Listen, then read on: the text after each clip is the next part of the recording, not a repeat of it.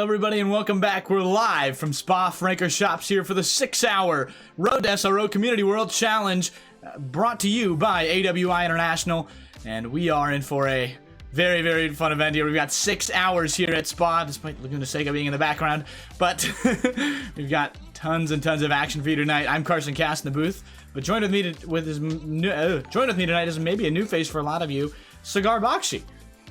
Hey everybody, I'm wonderful and ready for a new round here at Tracklicious, and we're at track Spa-Francorchamps, one of my all-time favorites, and we've got a ton of racing left to go. 6 hours are on the clock, and qualifying is just getting underway. Thank you very much for having me with you, Carson.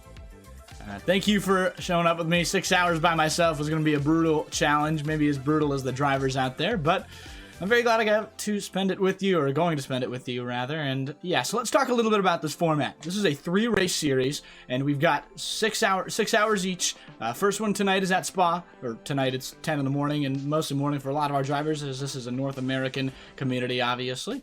But if you're European, don't let that shy away from you. Start at Spa, then we've got Panorama later on this next month, and then at the end of August we have, I believe it's the Nürburgring. Yes, it's the Nürburgring. So make sure you tune in. Make sure you participate in the next ones, because we have quite the prizes on the line. Cigar, what kind of things can these drivers earn tonight? Man, there are going to be a ton of prizes. The top 2 drivers will receive an AWI International Limited Edition Watch East. Those are rated at $10,000 for the pair, if you can believe that. This is on par with grabbing some Rolex watches of your own. Top 2 drivers will receive 1 month free of Coach Dave Delta coupons. Second place team will be receiving custom apparel. There will be random draws for 2 1 month each of Coach Dave Delta coupons, and a random draw for 2 50% off for 3 month of Coach Dave Delta coupons as well. So a lot of good prizes on the line. Over $10,000 on the line for these 42 drivers that are showing up tonight. Yeah, I believe that is right. If not, it is custom limited edition watches, so priceless, honestly, if you get through that section there. But yeah, this is not going to be the only race out there tonight, so if you're looking to win yourself a nice AWI International watch, I would absolutely go participate in the next few events. But as it stands, we're going to go jump out on track. Qualifying has just started. We're a little late today, but we're on board with Bogan Driver, one of the first drivers out there. You see that queue down to that other section. Trying to see who we've got. The other end, it's Christopher Tone's going to be our first driver out there in the Mustang. And the Mustang here, I think, is going to thrive, Sagar. I really do think the Mustang is going to thrive. Can't agree with you more. The deep braking zones that those Mustangs are able to extend will allow them to make great passing opportunities, as well as having straight line speed here. So going into the first chicane, I think we're going to see a lot of those Mustangs really stretch their legs up through Rd1 and into the Kemmel curves. Yeah, Christopher Torres is going to be the first driver out tonight, as I believe liveries have not fully downloaded, so I'm going to get right on that. I'm going to let you jump in here. I'm going to jump on board with Christopher Torres. Mr. Torres here. In 10th place right now. Let's see what Christopher Torres' best lap was out on the timing score. Mr. Torres, he was in P22 with his best lap being a 2:17.6. We do have some fair weather here right now. It's about 22 degrees, 27 degrees for the track temperature. Track is optimum already. So the drivers won't have to worry too much about scrubbing their sets in. They only have 4 sets total for this entire event. That'll be really interesting to see how people are able to negotiate how they're going to either double stint their tires, take a scrub set for qualifying, or double stint their scrub set. It's just going to be really interesting and spicy to see how the drivers play these out, over their 70-minute stints. So 70-minute stint is going to be the requirement. You're going to expect to see around 30 seconds for the minimum stop times per driver, and that'll lead us into the driver swaps, obviously, which will basically hand over a clean, fresh, scrubbed car, as long as they don't have more than 30 seconds worth of damage or so. And that'll be really nice to see. And Mr. Torres coming through what looks like the phalanges and into campus now. Seems to be doing pretty well on this lap. this just being an out lap too. So taking it nice and easy will be the most important thing. The other thing I want to talk about is cutting down of the tires. So I know in a lot of tracks like Donington Park, you'll often see issues with people cutting down their tires really early, right?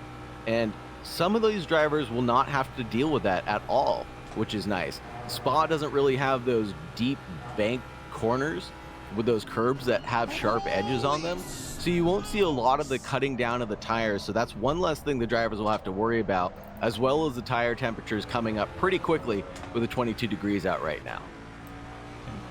I'm going to jump back in here. Thank you very much for the sub. Lost in Flame, that is massive. Thank you very, very much. Very much appreciate your support around the Track Legends community here. It's what allows us to have such great events like this. And yeah, what you mentioned about the double stinting and the lack of embankment, it's very, very true.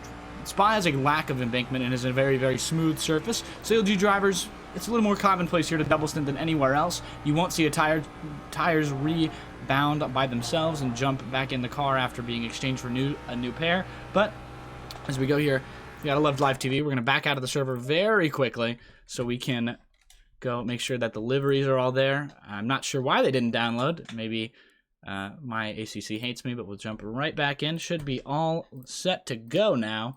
As I did, Struggle Bus livery is not there, and that is a very, very nice livery that I wanted to. Oh, and the Struggle Bus goes around, actually, Mr. Tones himself on that first lap. We talked about graining tires. Well, that won't help the cause. We've already got some 215s on the board. Sam Gaskell has a 215.9. And then it looks like Dyer has got a 216 for Felipe.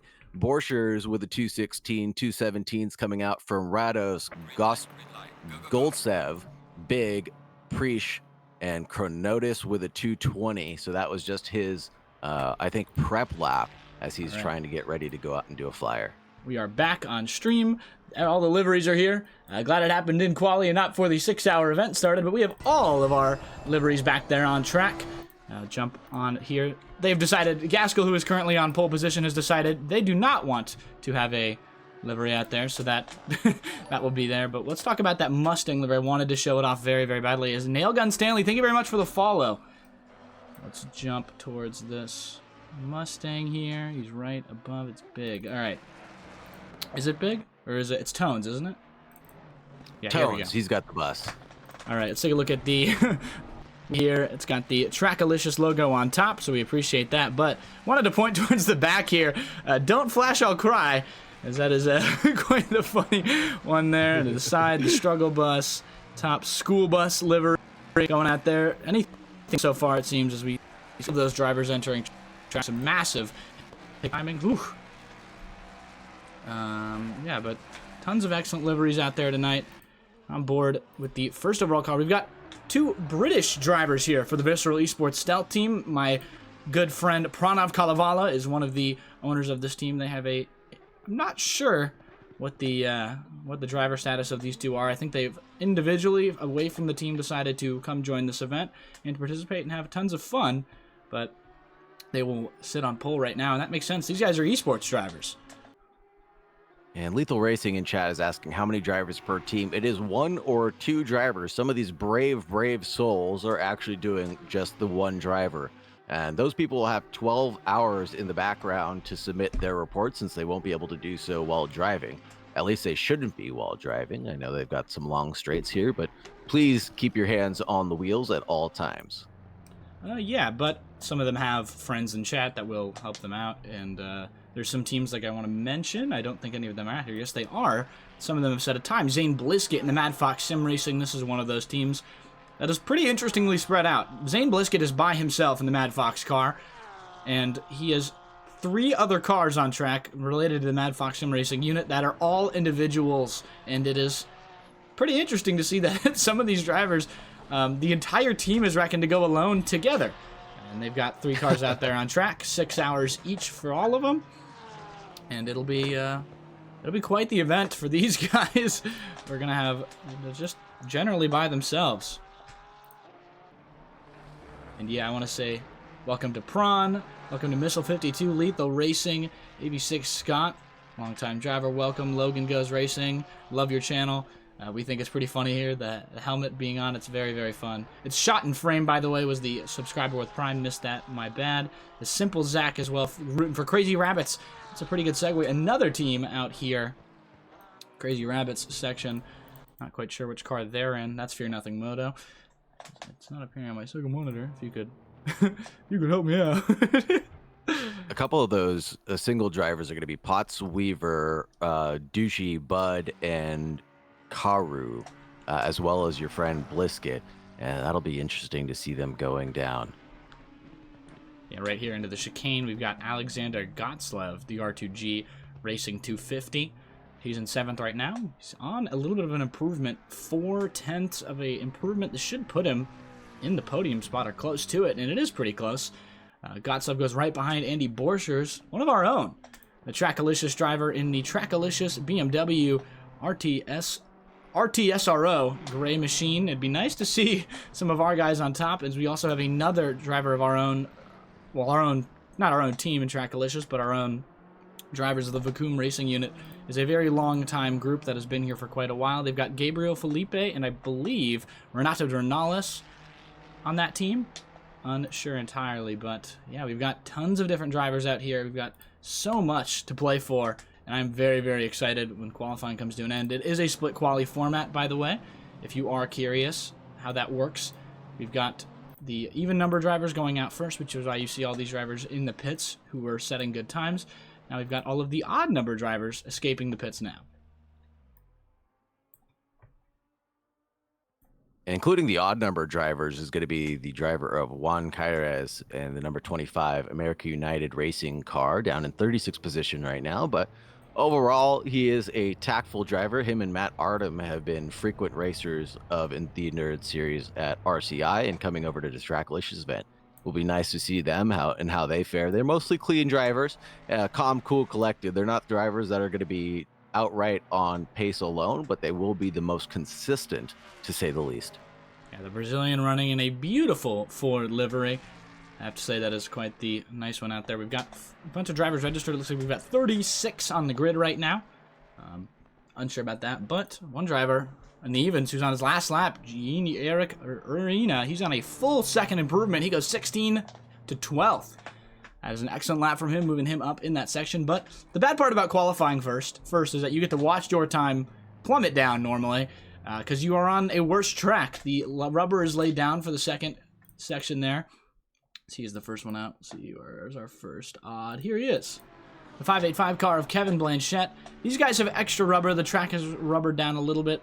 Better conditions, better racing, Trackalicious. As Kevin Blanchette in the 585, typically in, I guess, the Beaver car, but he's in the Crazy Rabbits Racing, which we saw some root for in chat. Yeah, love to see everybody in chat giving their support. I know the 24 Hours of Spa is raging on right now, but why not have both streams up at the same time? You know, you can watch that on YouTube or you can watch it on Twitch, as well as watching us on Twitch at the same time. You don't have to give a sub to AWS, but you sure got to give one to the Trackalicious team, right? Yeah, if you don't want ads, we have ads turned on to the minimum here, so we do try and provide as much racing that you guys can watch in terms of that as we can, but subbing definitely helps. Is 6 hours solo, that is absolutely nuts. Says, hello, Sword and Keyboard, welcome back. And yeah, it does think that it is the first 24 hours the viewership would be higher. I think as we go on, though, we'll have more and more drivers tuning in. We'll have guys who just get out of their car tuning in, wanting to watch. But yeah, we've got tons of fun stuff in the bag for us today for 6 hours. 12 hours solo 2 to 3 weeks ago. Jeez, Blisket. That is... that is frightening. Wow. Yeah, Blisket talking about doing a 12-hour solo by himself. That is insane. I've seen one person do a 24-hour by themselves recently at the 24 Hours of Nordschleife, but that was for charity, and I couldn't imagine doing that by myself.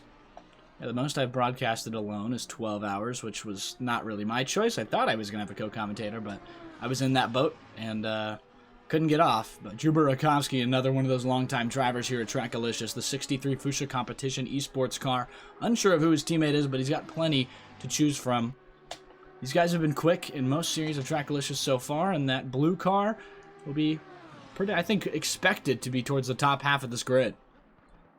And in 9th place right now, Matthias Preisch in the number 70 car He is the only of the even numbers left out there all by his lonesome, and he's gained about half a second, and that might jettison him up just one position. So that's how tight this field is that even a half-second gain into the 17s won't really do you too much. That's absolutely wild to think about. I don't know if he's supposed to be on track right now.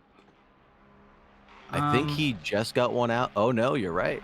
Yeah, I mean, curious to see Past why the he's halfway on track, or he's already set times. Maybe, yeah, I'm gonna I'm gonna let the stewards know a little bit about this. Matthias Pritchett, he's on an improvement, so we'll have to see where he starts. He'll go P8, but He does not jump sure if he's supposed to be on Brig in track. front. I guess. How long was his lap there? 2:17.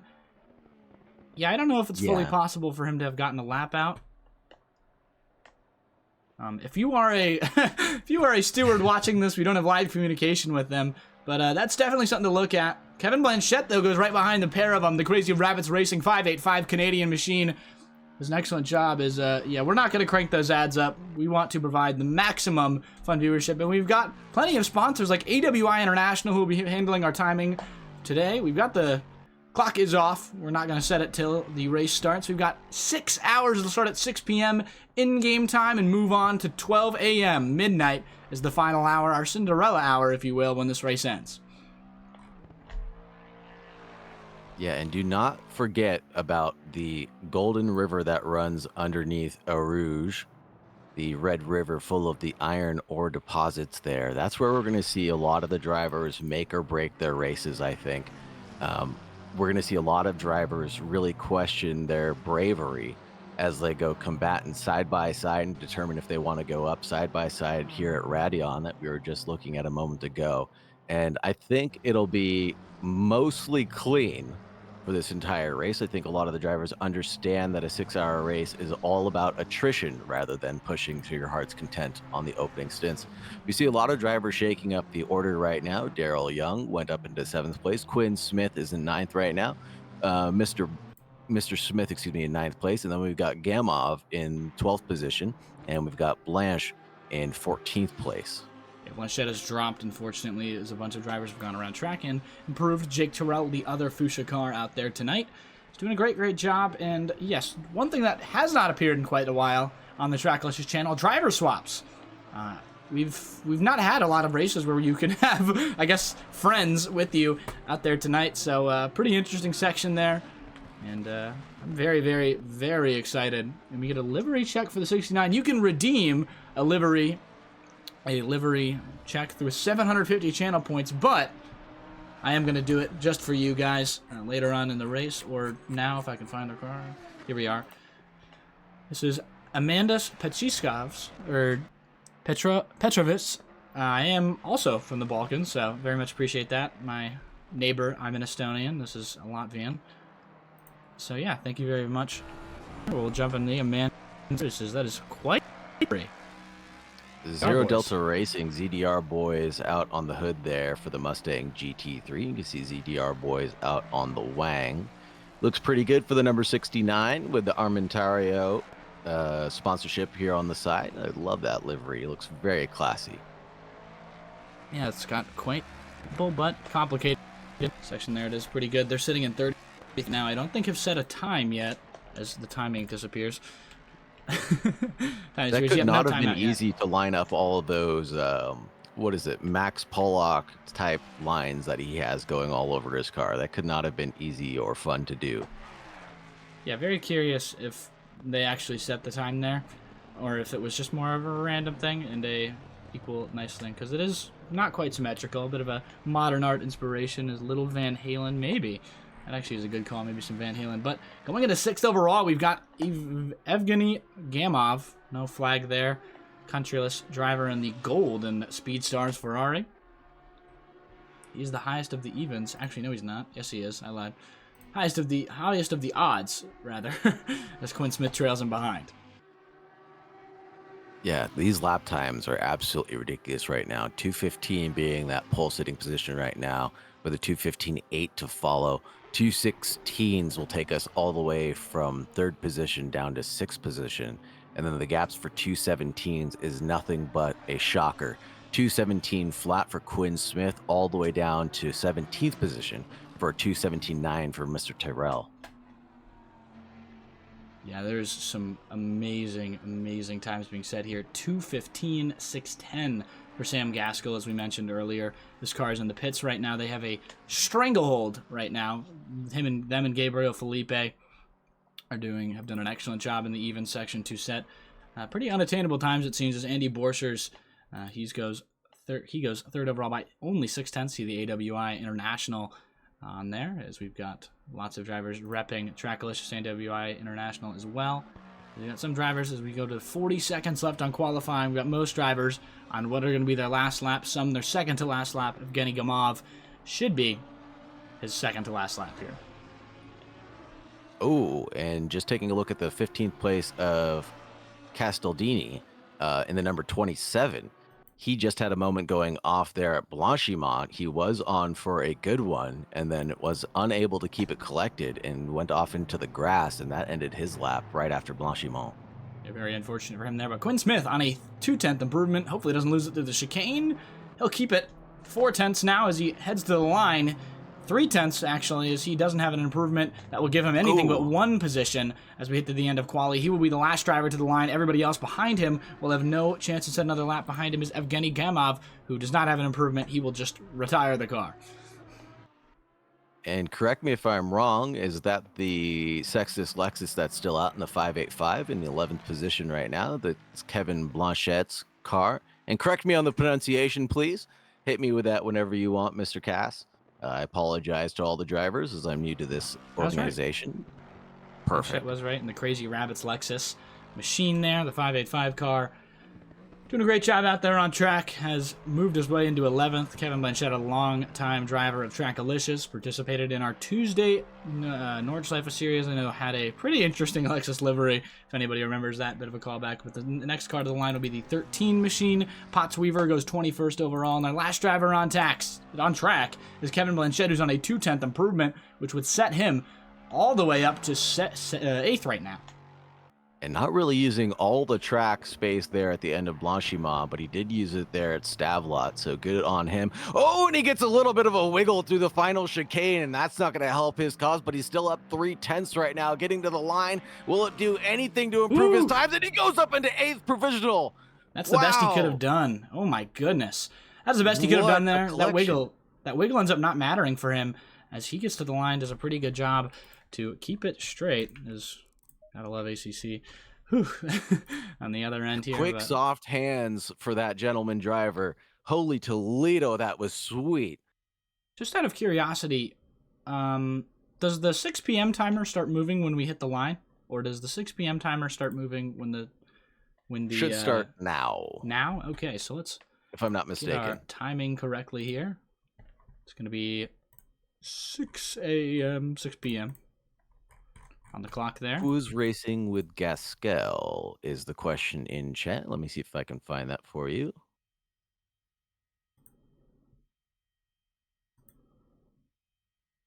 Still looks like 9, but hey, whatever.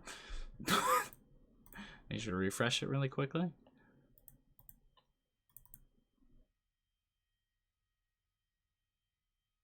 There it goes. There we go. We've got the timing. Woo!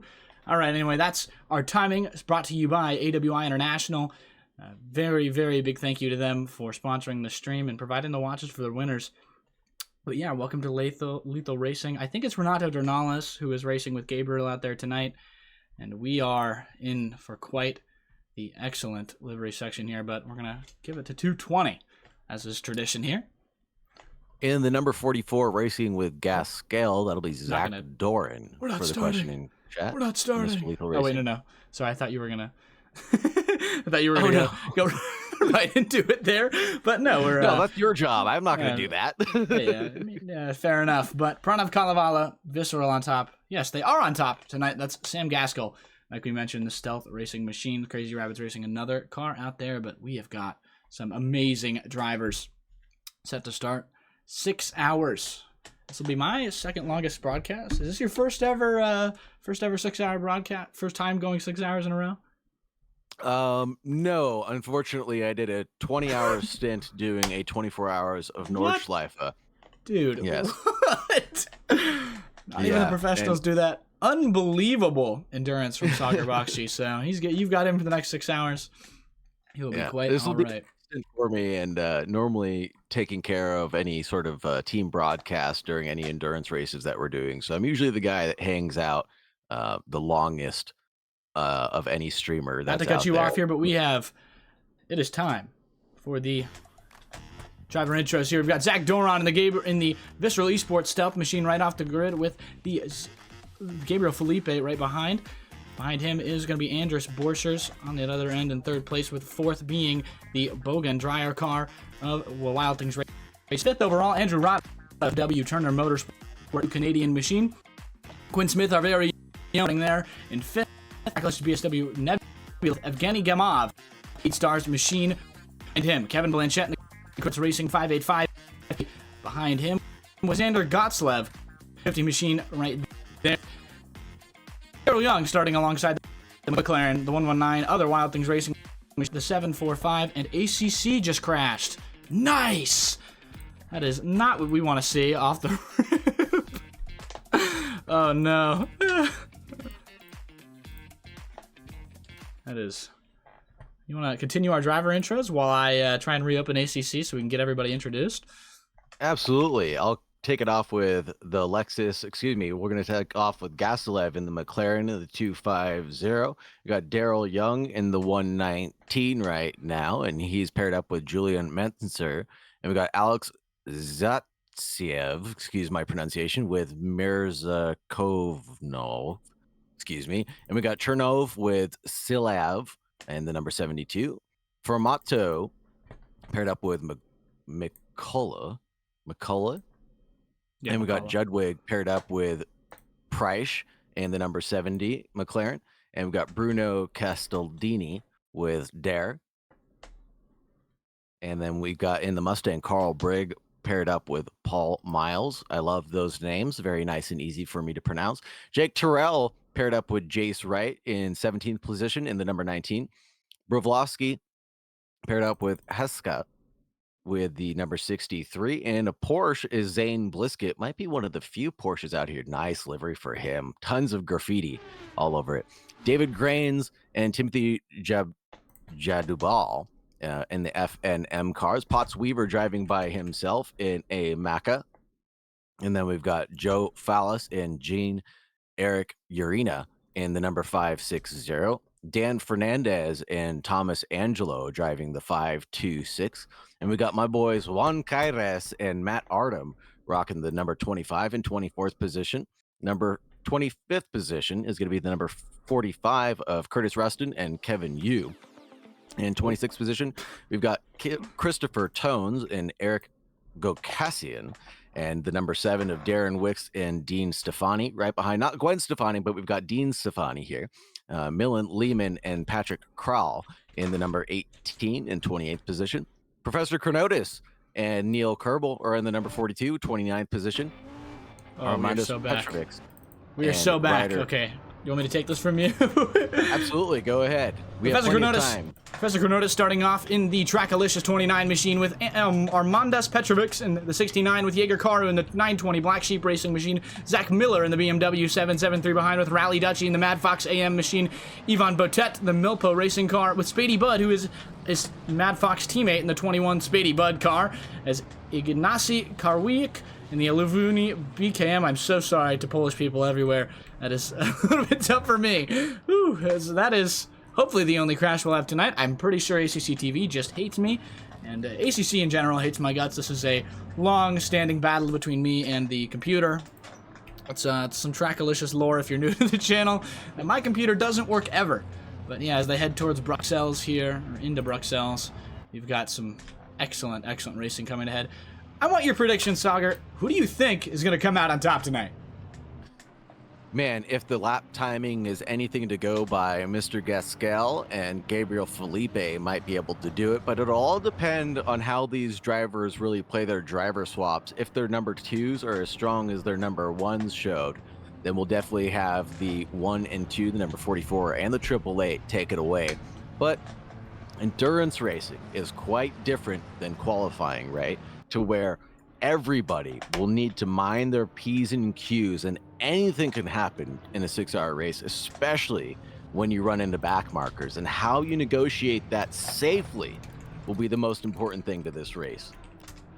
Yeah, as we head down our 4.352 mile outlap here, we've got Sam Gaskell on pole, as we mentioned, in the Stealth livery, and I think the Stealth is mentioning that they don't have a livery, and it is all carbon. So as the night goes on and we head into the night, as midnight approaches, we should have a session. So Lethal Racing, we've got 3 races in this series. We're starting speeding at Spa, and we're going to Mount Panorama next month in July. That timing here will be on the calendar, which we will check momentarily throughout the stream as we go on. And we've got the last one, which will be the what is it, Nürburgring 24-hour. It's only 6 hours, but the track is called Nürburgring 24-hour, as we've got our drivers heading through Frere.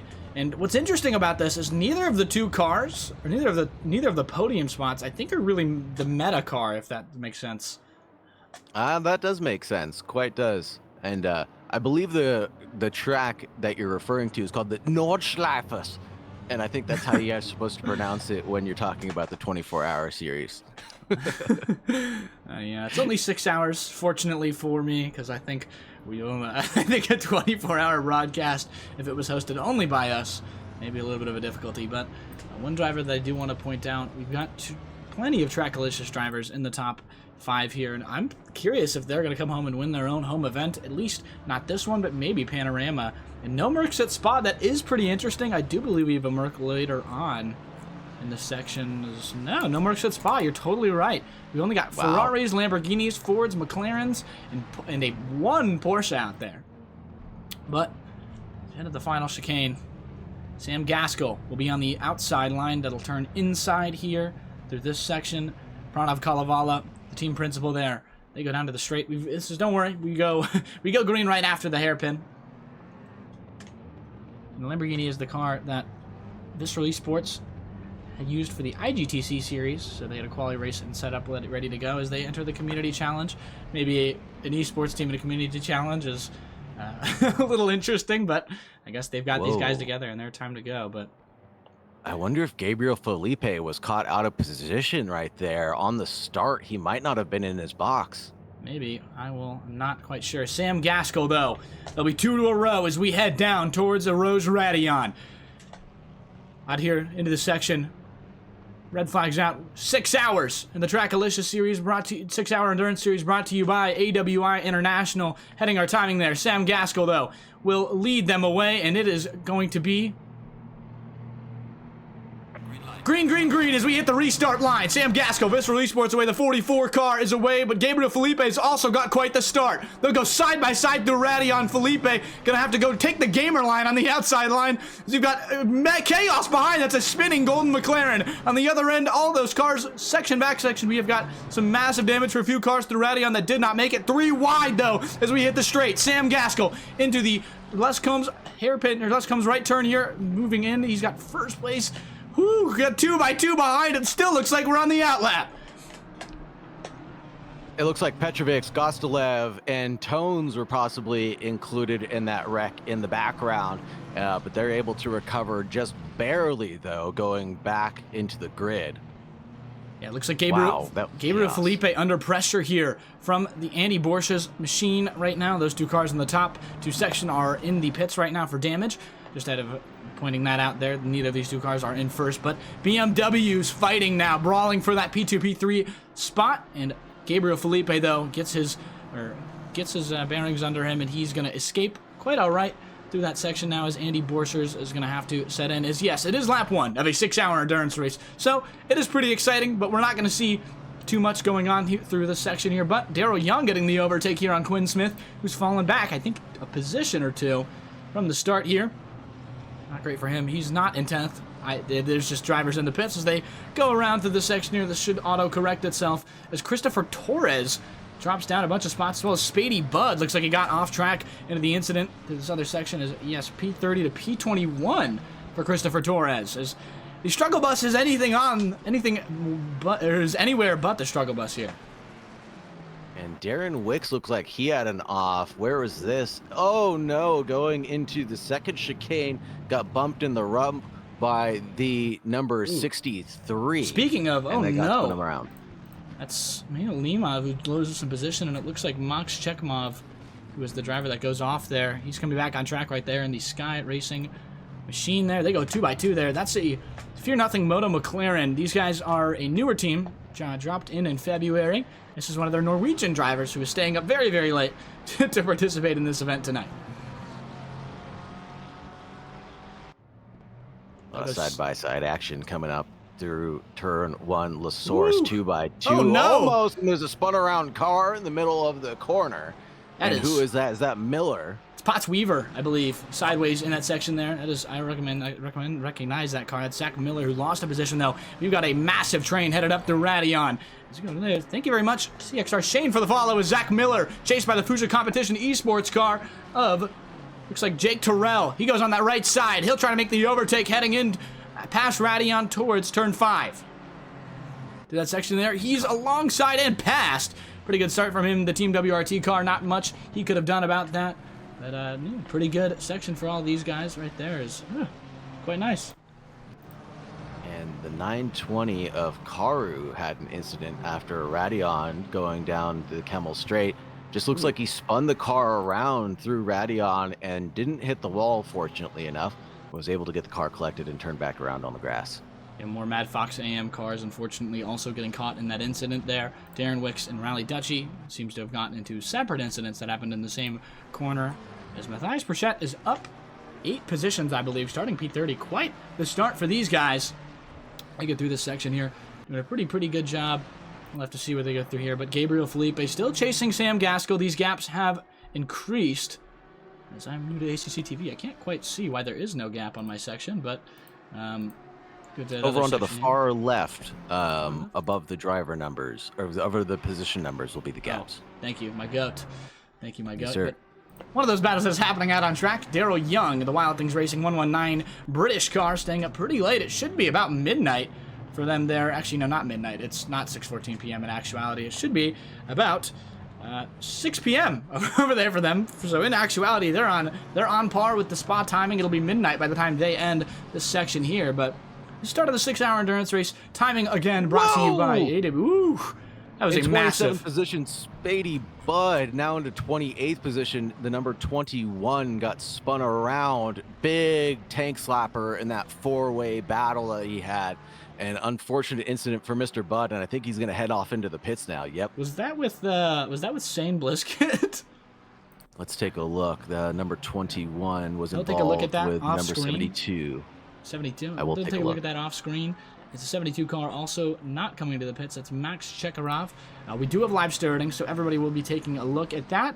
Curious if he'll report it later on throughout the section. But drivers throughout the grid trying to, I guess, even themselves out where they should be. Quinn Smith trying to get his starting position back, though. On this section, he's down 2 already as he chases Daryl Young, who's up 3. Tons of spots gained for a bunch of these drivers. Juan Carez specifically. And the 25 car is rocking in 12th. He's up 12 with Curtis Rustin up 12 as well. And Millen Lehman also up 13, as he's our biggest gainer so far tonight. And our biggest loser is Alexander Zatsiev, who is down 25, unfortunately. Started in 10th, it seems, or rather 15th.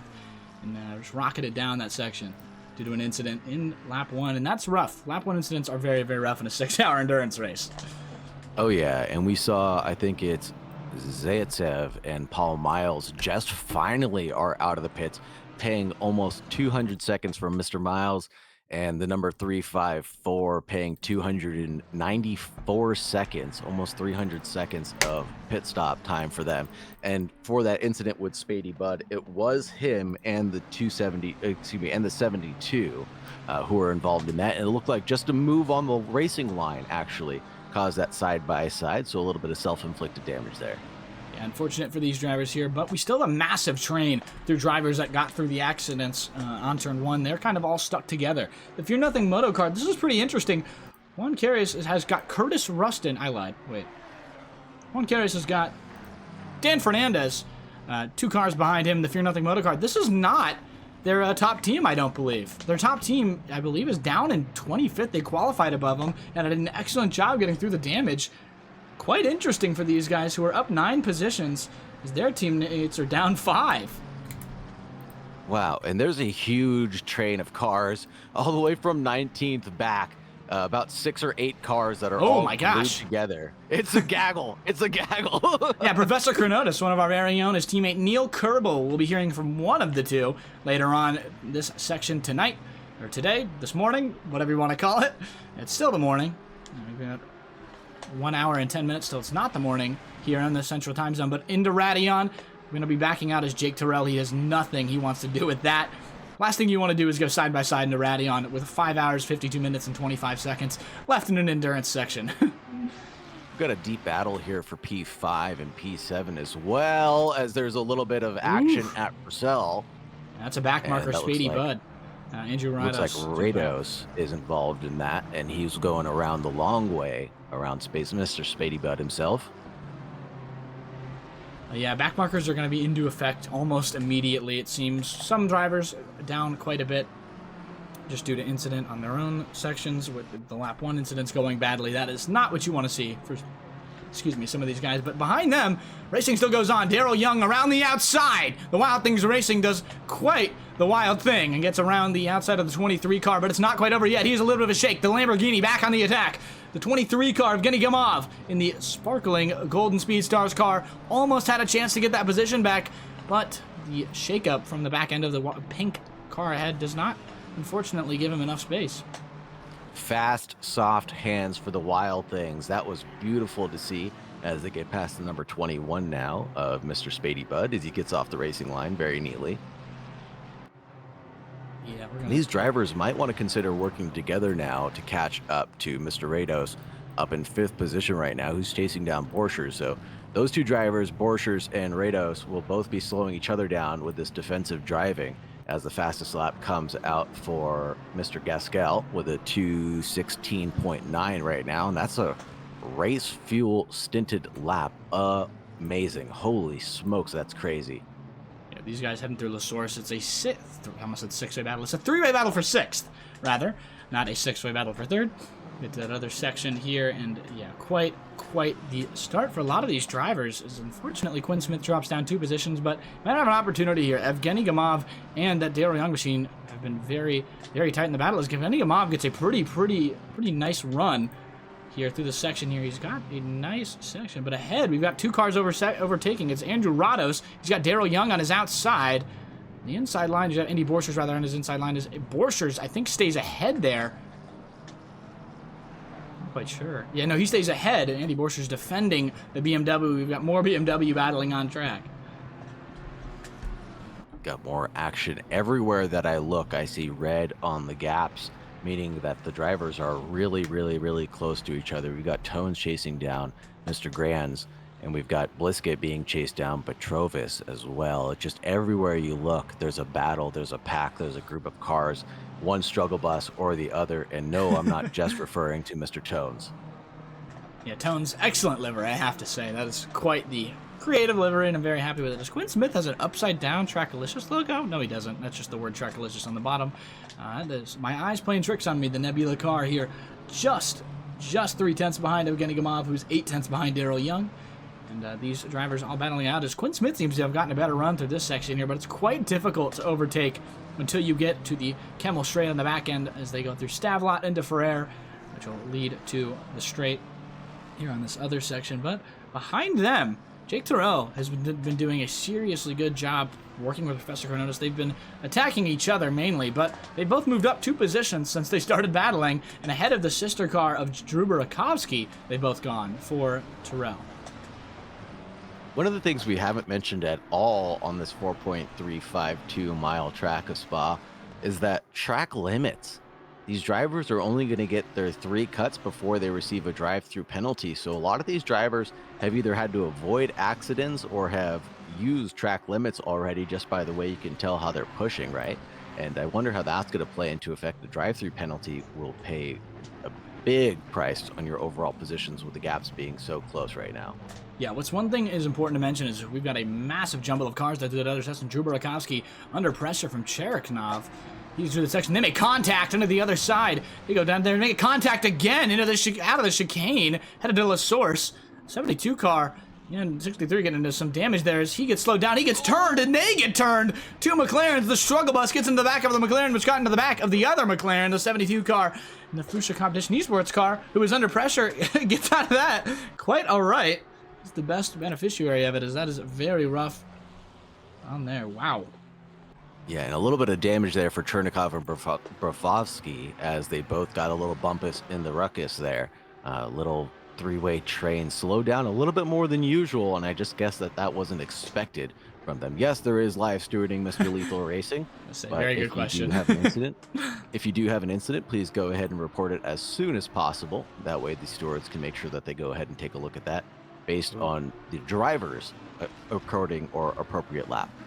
Speaking of track limits, Jake Terrell definitely just picked one up there. And with a 6-hour race and how hard I'm seeing some of these drivers push at Spa, this is absolutely going to be maybe a little bit of a fight for who can not get a penalty. And I'm just wondering, do you know if... Is it still where the penalties, you will have more track limits when the driver switches, and its track limits are on drivers rather than the car, or is it still on the car? So I know it used to be. It should be on the car, right? It should be on the car total, if I'm not mistaken. I'm not sure if there was a change in 1.19, excuse me, but it should be on the actual car and team to not get track limits. I sure hope so, because that would make the most sense. But on the other end, you got Bruto Castelli. He's putting pressure on Formato ahead. The Fear Nothing motor cars, who's maybe fearing an overtake here.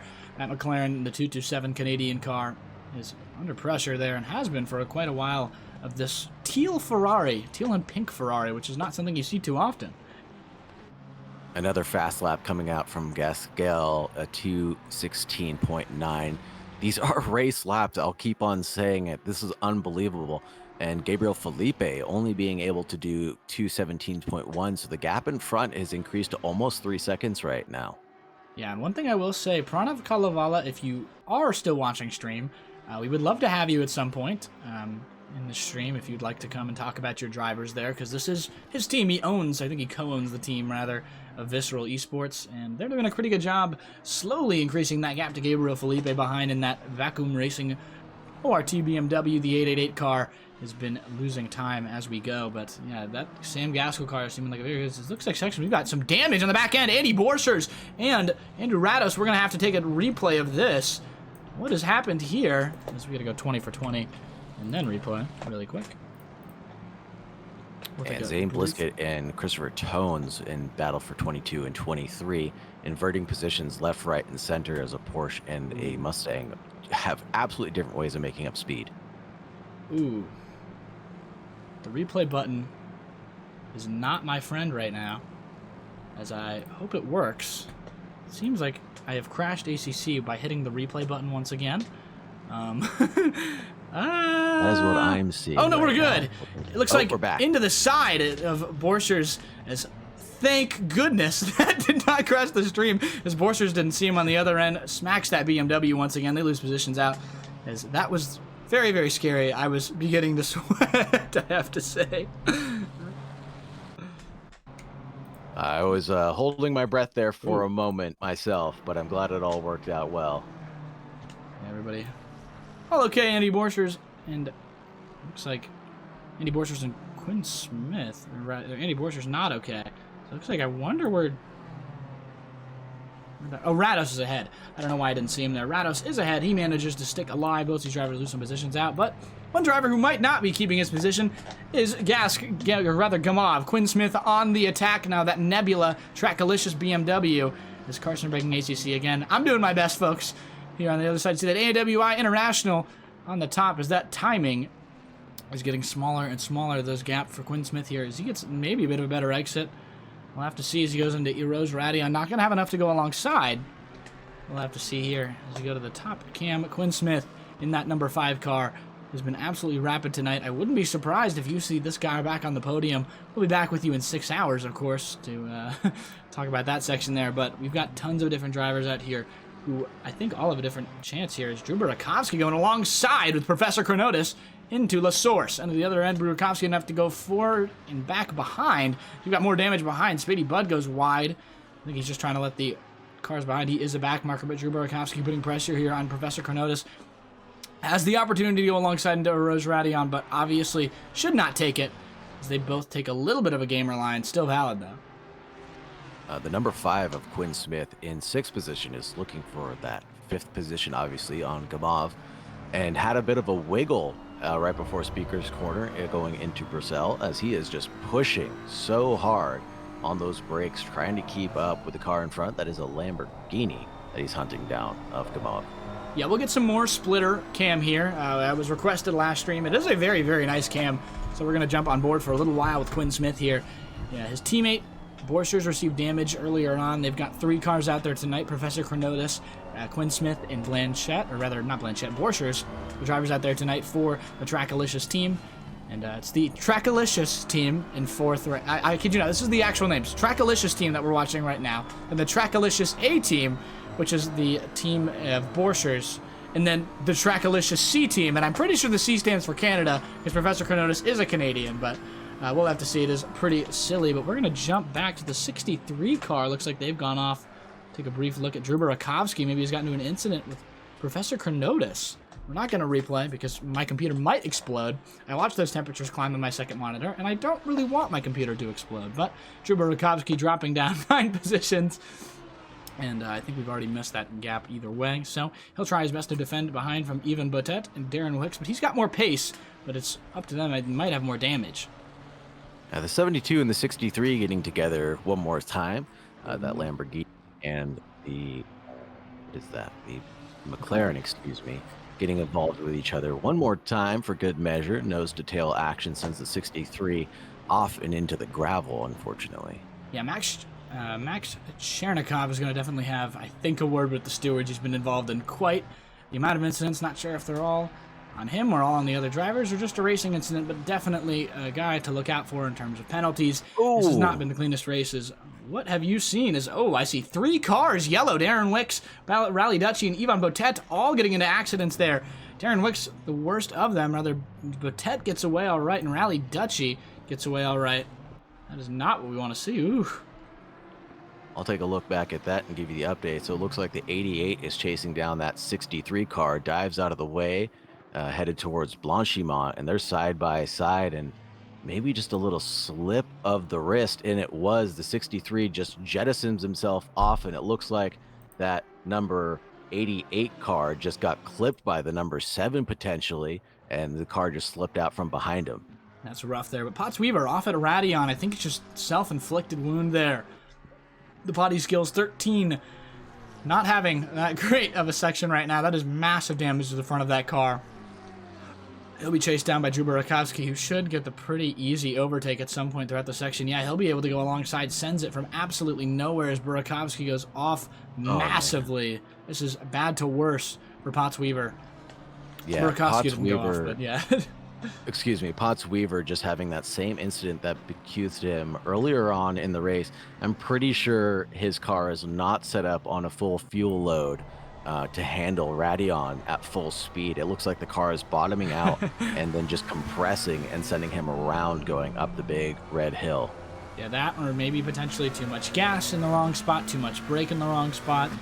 You should be able to get through these flat out if you do it correctly, but maybe just not the best section there is. Yeah, that is a very damaged McLaren here for Potts Weaver, who is struggling to get this car back to the pits. He definitely will be having to pit here, right here, and probably be the best for him in his times. But we go back. You've got Ivan Botet flying backwards on the other end. Doesn't hold his brakes. I think understandably might know that there's no cars behind him. Tries to correct himself there. And that purple Meeple Racing car is absolutely anything but show ready right now. Big battle for positions 5, 6, and 7 right now. You've got Gamov, Quinn Smith, and Blachant real quick. Yeah, right there, Quinn Smith on that outside line. Thank you very much for alerting me to this. The number 5 car trying to go around Gamov here. He's got the speed, but he might not have all the way the distance. He should be able to send it, have the favorable line. It'll go inside, but will turn out. Smith on the inside line. Blanchette chasing. They go through there. Almost contact between Smith and the Lexus there. They're alongside Smith, along past the Lexus. Kevin Blanchette closing in on the pair. Quinn Smith there in the Nebula Lexus car. Lexus is going to have this huge run, taking a look at a gap, anything to follow through, and a little bit of contact between him and the Lamborghini, but following that BMW through, rubbing is racing, I believe, in that instance is what it's called. Yeah, Gamov just pushed off there, unfortunately loses 2 spots in a matter of seconds here. Quinn Smith, Kevin Blanchette respectively move up to 5th and 6th each. And we'll jump on the timings charts there to get to, there we go, 2 relatives there. We've got a backmarker ahead of Miles with Young, Dreyer, and Felipe, all about overall quite some distance ahead of these guys. But it's a 6-hour race. Things can happen. Backmarkers can be unfortunately rear-ended by front runners, and that's typically what happens is in 6-hour race, just about anything. I do want to talk about positions gained overall right now. The big winners right now, Juan Caires, Curtis Rustin, both gaining 12 positions overall. I talked about that America United Racing team. Now it's coming to them. The race is in their hands. They've gained 12 positions over the first 23 minutes of this race. Same for Curtis Rustin. And Millen Lehman with 13 position gains, our biggest winner so far. Now these drivers really just have to focus on being consistent and not making any crucial mistakes. Speaking of not so great situations for some of these drivers, good situations and bad. It looks like Quinn Smith got held up a little bit by a back marker there. Now that Lexus is way, way closer to the back end, there are only 2/10 separating them. If you aren't sure about how short that distance is, that's the length of a human blink. And quite the short distance there. Mike is not here. He is here with his phrases that I steal in spirit. I literally mug Mike for all of the phrases he uses. I stopped using Noah's Ark formation because that seems to be the only thing he does, so keep it. There's Lexus, though. Oh, no. Very unsettled throughout Eroge. And Radion goes out wide, and now he's under threat. Kevin Blanchette here. He's got 3 cars behind him, 1, 2 a back marker. 2 front runners is here. Kevin Blanchette, the Crazy Rabbits Racing. He has the unfavorable line here as Dokar There's contact between all 3 cars. Blanchette into the side of the BMW, while the Audi, or rather the Lamborghini, absolutely sent out. And he's back on track to the escape road ahead of Blanchette. Wow, that'll be interesting. You see some flashing lights coming out from that Lamborghini. Not too pleased with the way that altercation went down.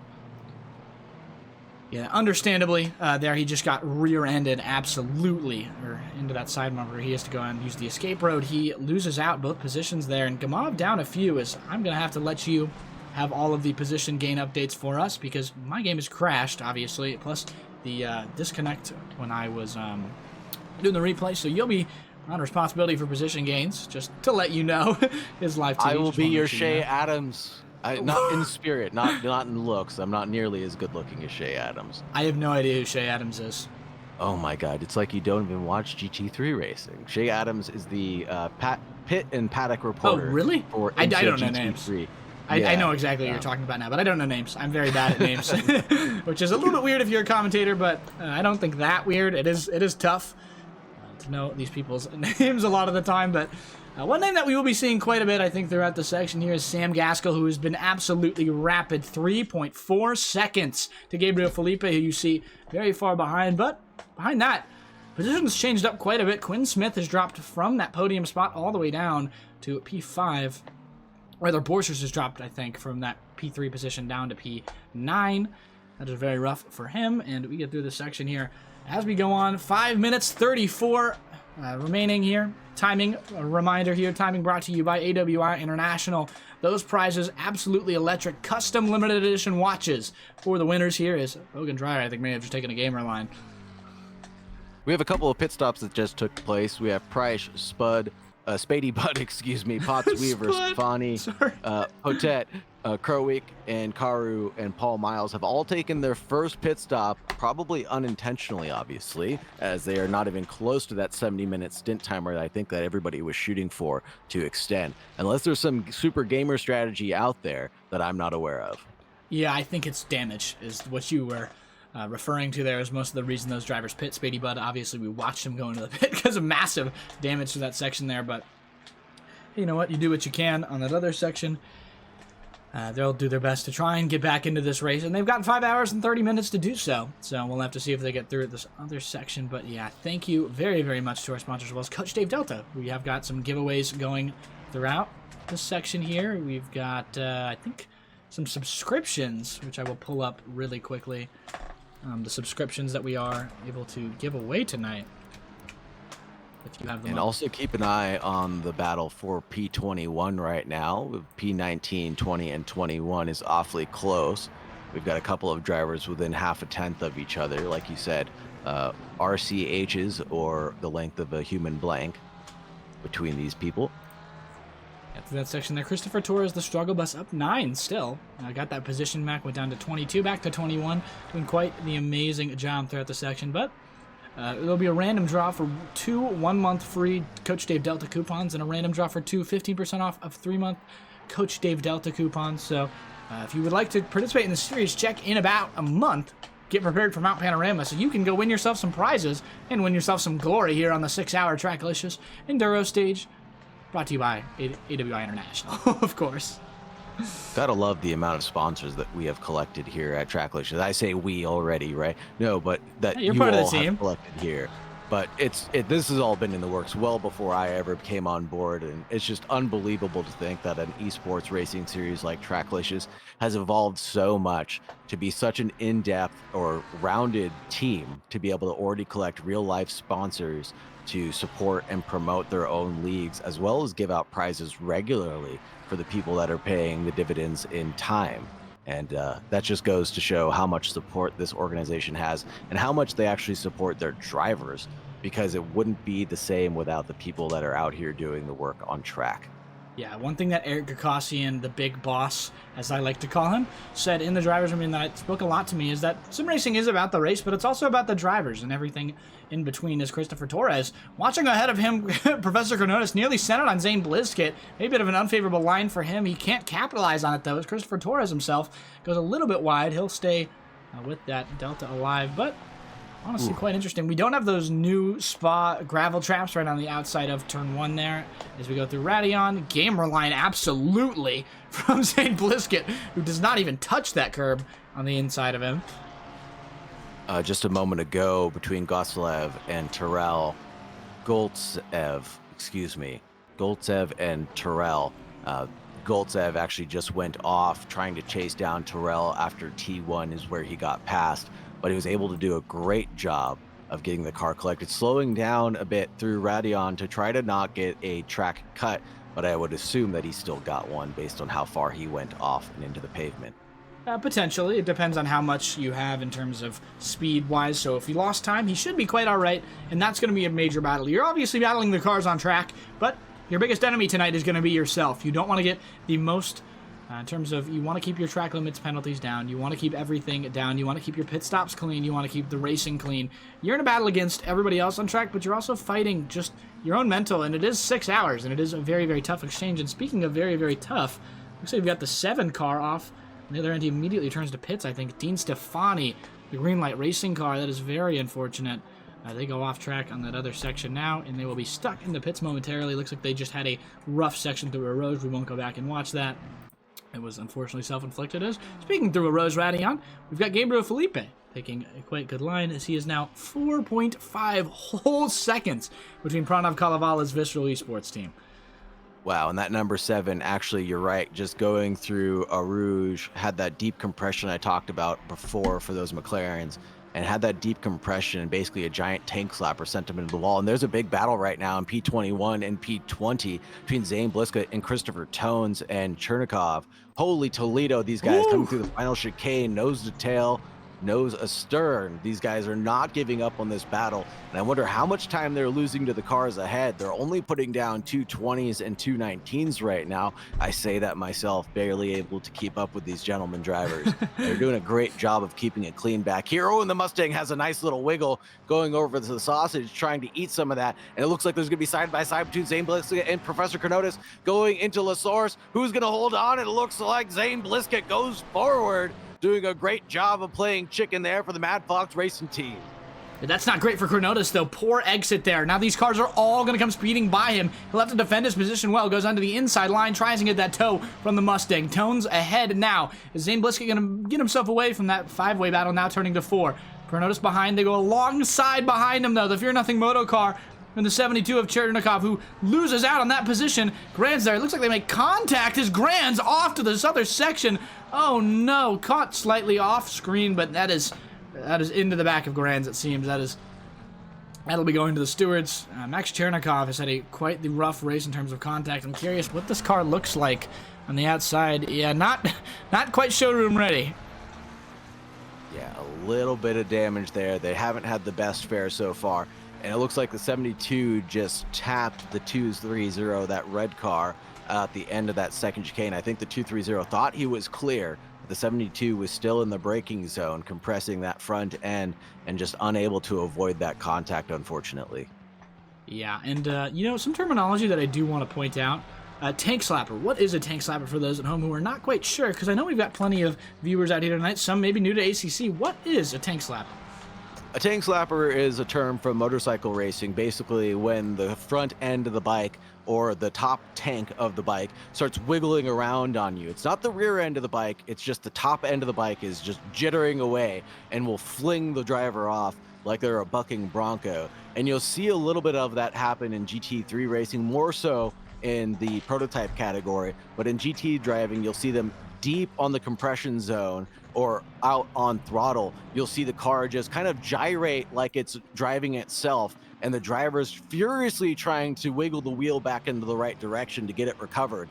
But unfortunately, you'll see them just go absolutely sideways, or you'll see them go round 360 all on their own, as if by magic sometimes. So hopefully that helps people understand a little bit more about what a tank slapper is. Yeah, it's the front end, essentially. TLDR, front end going absolutely wild on you. And through a road, that's pretty often just because it is a very difficult start on this track. It is a massive elevation change. But speaking of change, we'll look at the change of position potentially here as Jake Terrell looks to the inside of Dan Fernandez. Through Les Combs here, he's on the inside. It will turn to out here, though, but Dan Fernandez is fully behind already. That McLaren can do nothing against the Lamborghini ahead. That V10 engine will roar past the Fear Nothing Moto car, who will be sitting down at 14th or 15th now as Jake Terrell takes 14th from them. Wow, what a good recovery from Dan Fernandez already to be able to get back behind Jake Terrell. Really good job, and you gotta love people that are able to have an incident, whether it's on track or off track, keep their cool really is what they're doing. And driving forward and keeping good focus, as there's still nose to tail right now between him and Goslev.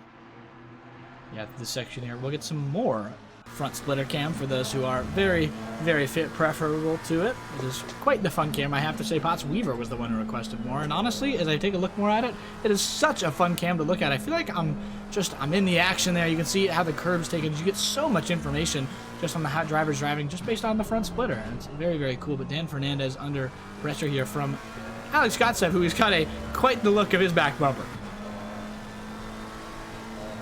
What just happened? It looks like Christopher Tones is still chasing down Blisket. Everything looks okay, and Chronotis is still getting chased down by Chronodev.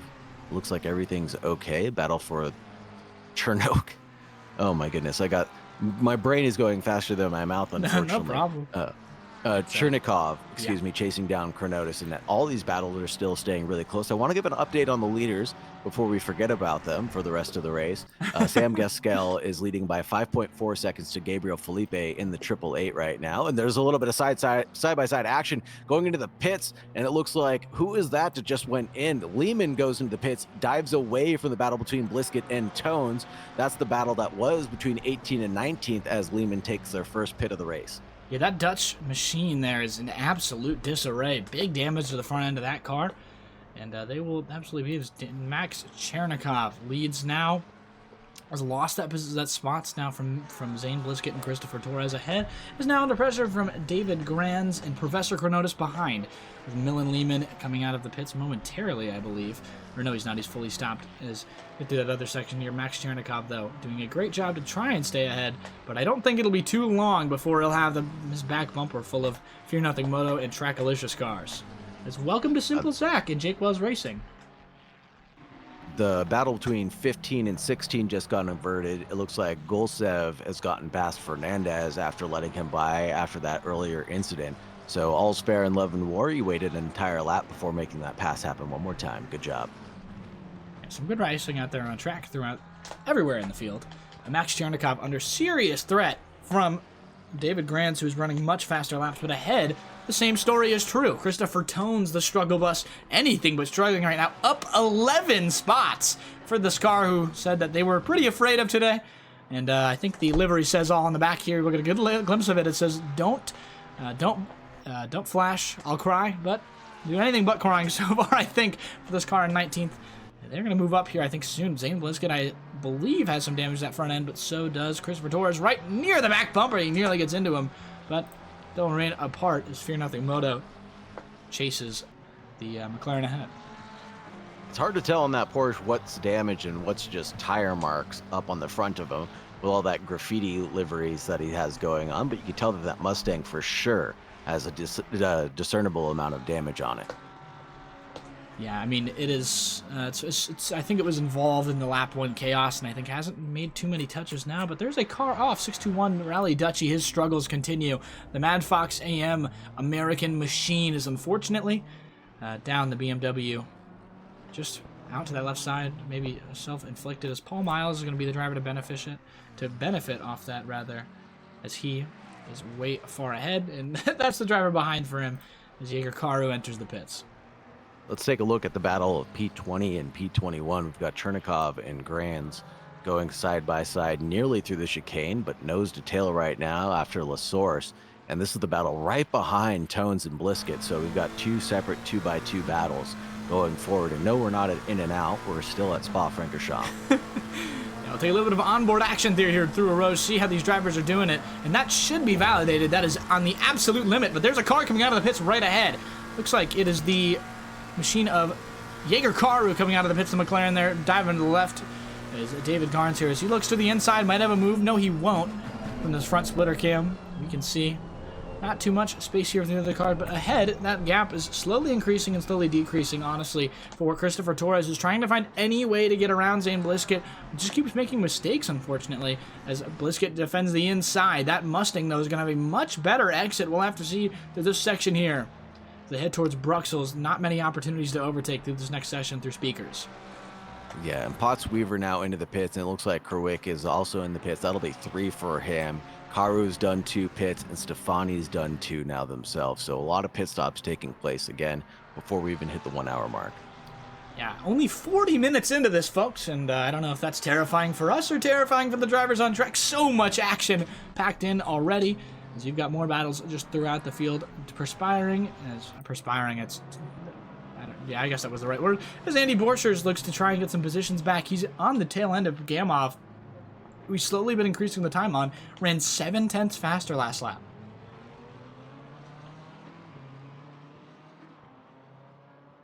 At what point in time are Tones and Blisket going to work together on this? Because they're side by side going through turn 16 and headed towards Blanchimont. And man, almost side by side, but they're doing a good job of staying nose to tail right now. That Mustang wants to get past, and looking back at the McLarens behind of Chernikov and Grains, the battle for the P20 and P21, side by side going to the chicane. No, trying to go for a switchback on Grains. Yes, but can't do it. He doesn't have the legs to make it work just yet. Sorry, I didn't get the camera work particularly great on that. The 230 No worries, car. I was only talking about 4 different cars in the span of 30 seconds. I completely understand. I scrolled past these two. Unfortunately, Grains is just stuck behind this car, though he is running faster, or was running faster, I should say. His fastest lap is 8/10 faster than Chernikov ahead. If you're nothing, Moto McLaren is going to be absolutely rough through the section here. As Kalavala, I can see he's back in chat. If you want to jump in, Prawn, at some point, I will. Hold on here. David Grand's there on the inside line. He'll have to use the grass to try and get alongside. Chernikov under threat here.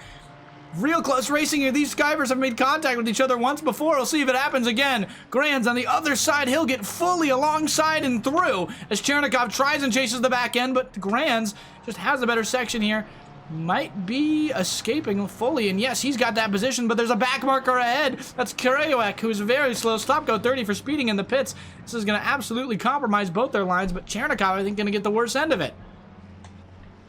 Man, 100%. That was a great battle, but it looks like Chernikov and Chronotis, not Chernikov and Chronotis. It looks like Chernikov, was just complicit in making that move happen before that corner. That way they didn't lose out more time than absolutely necessary. He knew that this is a 6-hour race and that this one position wasn't going to make or break his time. And potentially having someone off of your back might be able to give you that relief and that stress relief of just being able to drive your own lines and not focus on defending as much. Potentially, and he knows that this car he has is pretty damaged. through the section. He's been involved in multiple incidents. So I'm not sure where Chernikov is going to end up, but that position's not going to matter too much through the entire section. As I'm going to jump. Thank you, Jake Wells, for the comment, by the way. Welcome to everybody in chat. I was going to say, if you want to hop into an interview, probably not right now. If you have time later, I'd definitely be delighted to do it. But actually, you know what? Prawn, I'm going to have you hop in a few moments. Just jump in the green room, and I will get you absolutely set to go here through this section. Yeah, but we've got tons of drivers in the Tracklicious Racing channels right now. Ooh, that is absolutely a ton of people. I didn't even realize there. But, yeah, we've got tons of different drivers. We're going to have multiple in-race interviews throughout this section here. And throughout this race, we've got Sam Gaskell, who is the Visceral Esports driver here, coming up on back markers. He's been quick, and very, very quick. That gap now 6.3 seconds to Gabriel Felipe ahead. And we'll jump back on board with him later on. We've got some great teams. Jake Wells, fortunate to see you not out here. An excellent driver himself, long-time Tracklicious. Can we get on board with the number in the 20th position right now? That's going to be David Grands chasing down Christopher Tones, and he has unleashed the beast right now. His last lap being a 2:19 to Tones' 2:21. So we'll see this pass happen really soon now.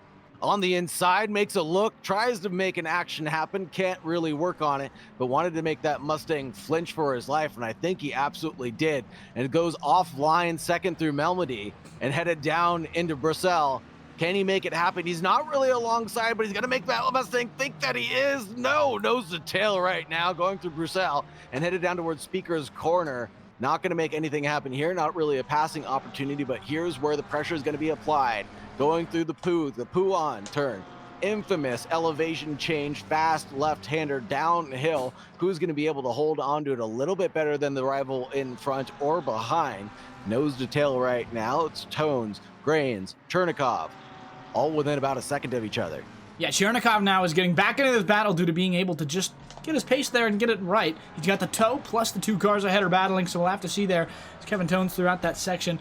We're going to jump in with Pranav Kalevala momentarily, by the way. I do want to mention that in a section, but we're going to just keep on with David Grands, as I'm going to see... Yes, okay. Making sure everybody is where we can see it through that other section. Yep, Pranav Kalevala in the green room, so we'll be with him very, very shortly, but David Grands now losing some time there. 4 tenths between him and the driver ahead, but we're going to come back to this battle momentarily. We'll jump on with Sam Gaskell and take a big watch with him as we welcome Pranav Kalevala to the booth. And Sagar, I'm going to have you talk to them momentarily, and I will be momentarily right back as we watch Sam Gaskell. Welcome, Pran, and I'll be back momentarily. Welcome, Pran. How are you doing, sir? I'm doing well. How are you?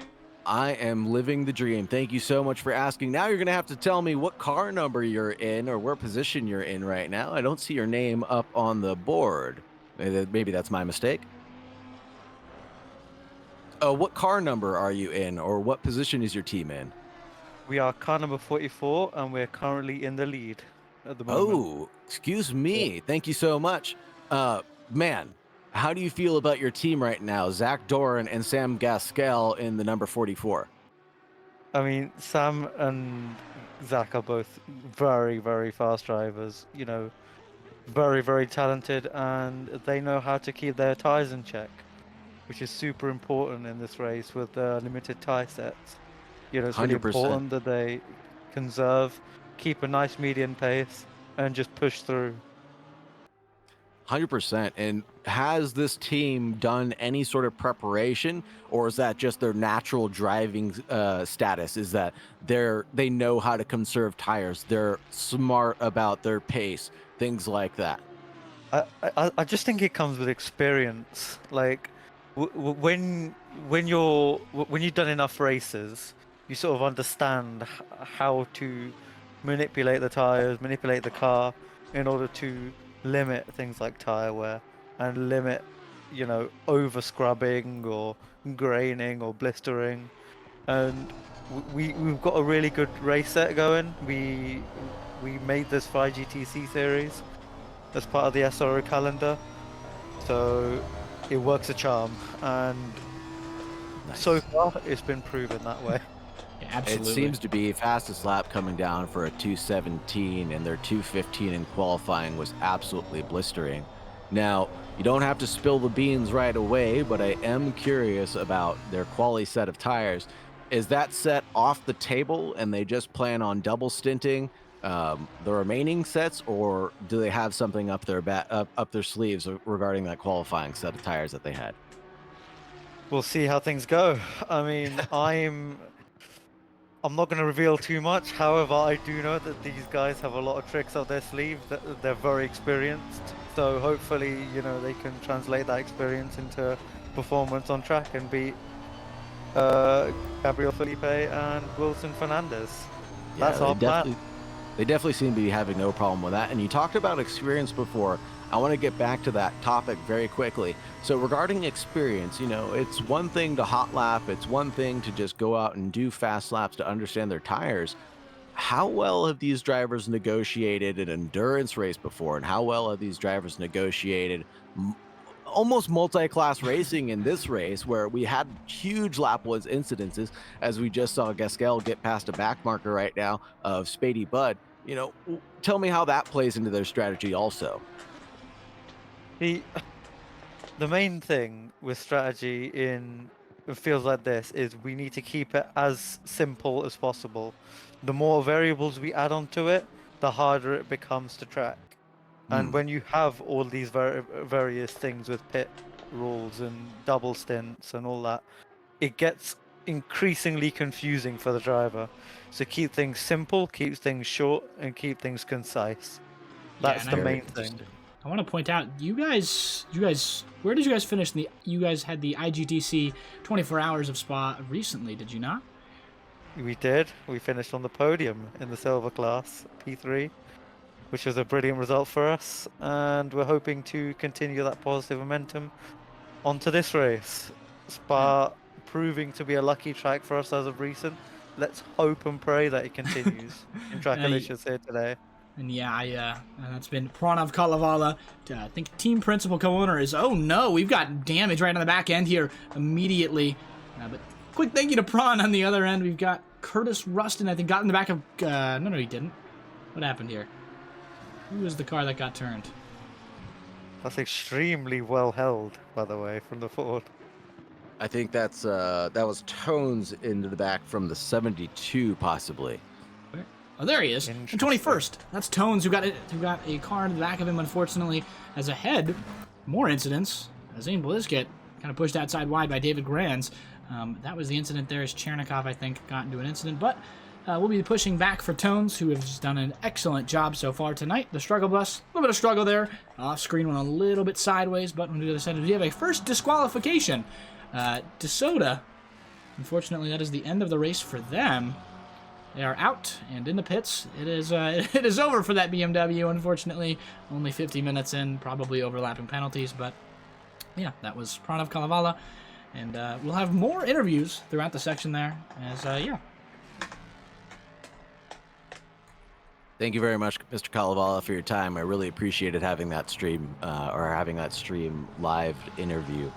That was quite enjoyable, and thank you very much for providing all of that insight to what your drivers are up to without revealing too many of the trade secrets that are ongoing. Really love to see how that all played out in your strategy.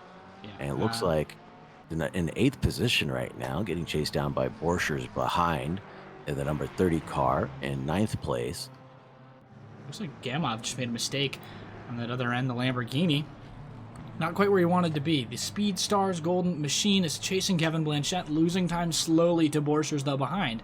And one thing I do want to point out for a lot of these drivers is that double stinting is very, very frequent here. And with only 4 sets of tires, you're going to have to, with 6 hours to go, 70-minute stint timers. I'm assuming you'll be saving 1 tire set for the last 70-minute stint, and the rest of them you'll be double stinting, is kind of what I understand here. But we've got no chance of rain so far in the next 30 minutes, but yes, this could be bad. There could be rain. It is variable weather. That is one thing to point out. Weather is fair right now, but could go anywhere. But as Gamov gets a little bit more of a distance, better arose Radion than Borchers behind. And it actually looks like at Stavlot up the inside went the number 23, the number 30 of Borchers on Gamov, and that didn't work out well as that door closed down on him.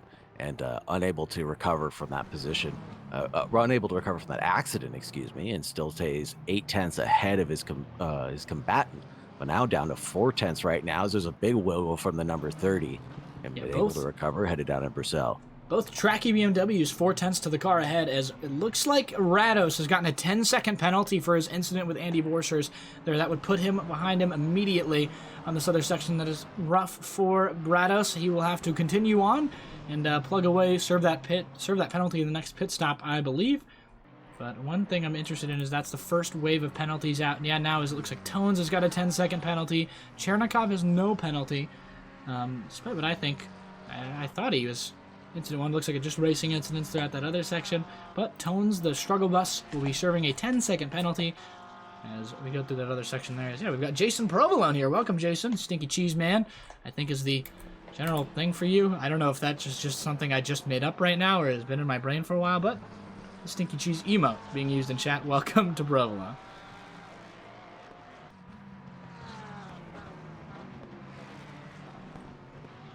Back there, Quinn Smith, though, putting serious pressure on the car ahead. He's on the outside line of the Wild Things Racing with his teammate ahead. Smith on the inside line again. They make contact. Nowhere for Smith to go. Makes sense there. They stay together as, oh no!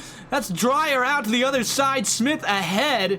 They get stuck, magneted together, and the loser there is going to be, unfortunately Dyer there, as Quinn Smith now chases his teammate, Daryl Young, ahead for that final podium spot.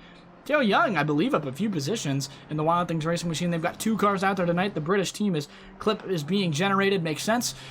Thank you, Mike, for the new streamer bot. That is a great reminder. You can use !clip to instantly make a clip of, I don't know how long, but instantly make a clip so you can have a highlight immediately. It is very, very fun. It'll post the link right there in chat.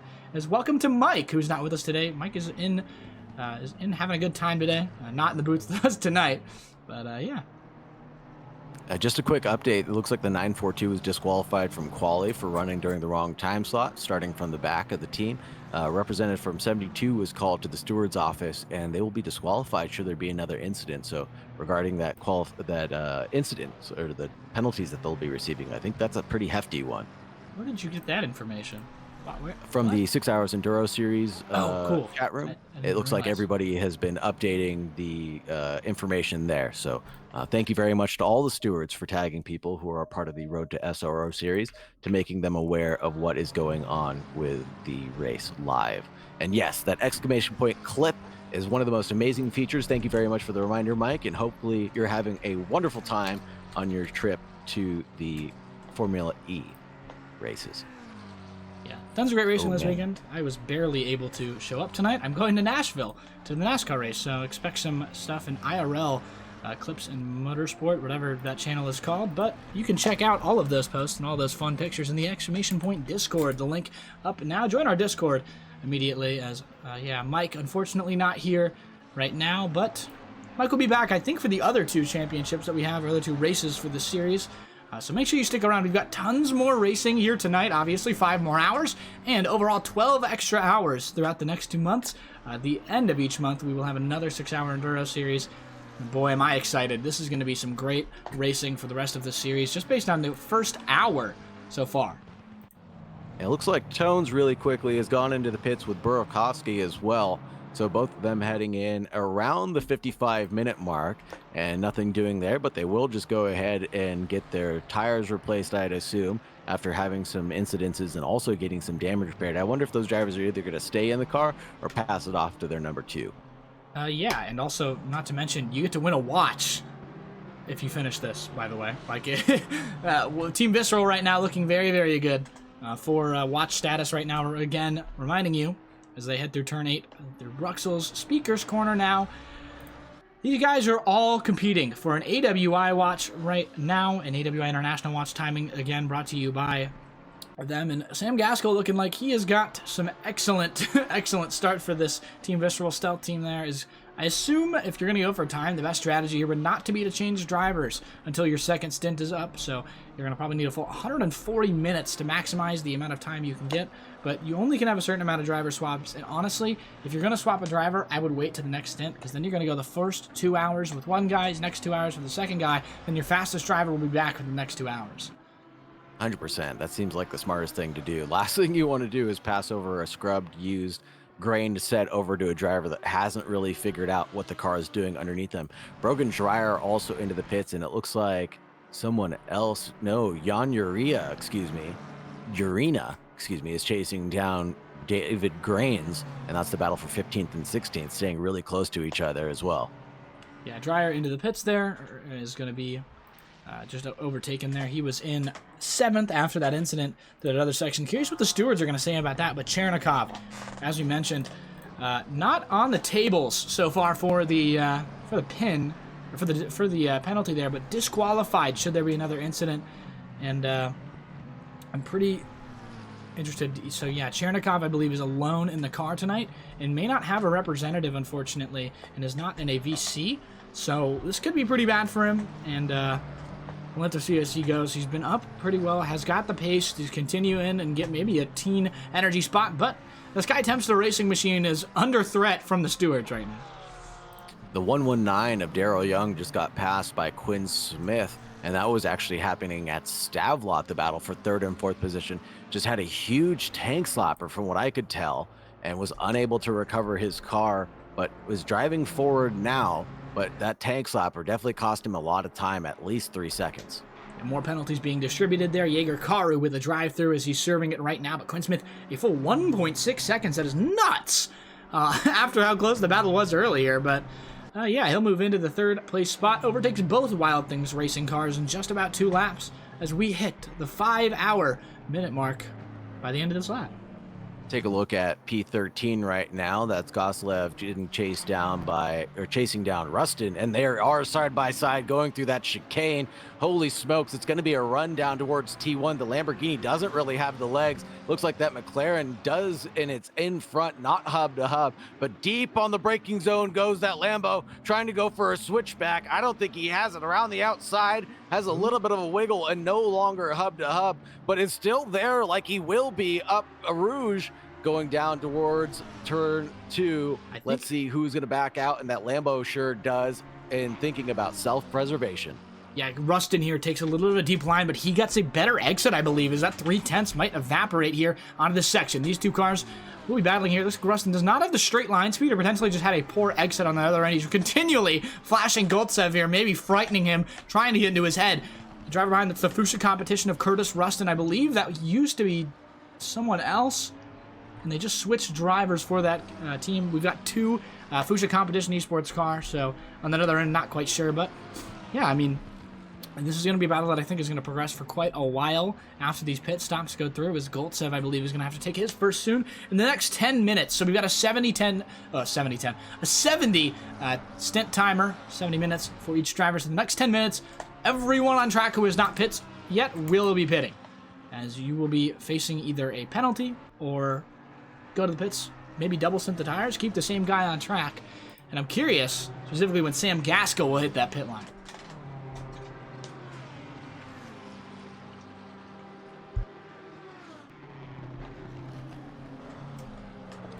Back there, though, we've got some other battles developing on track. The closest one right now is 0.8 Andy Borchers, slowly just trying to get his way back past Gamov.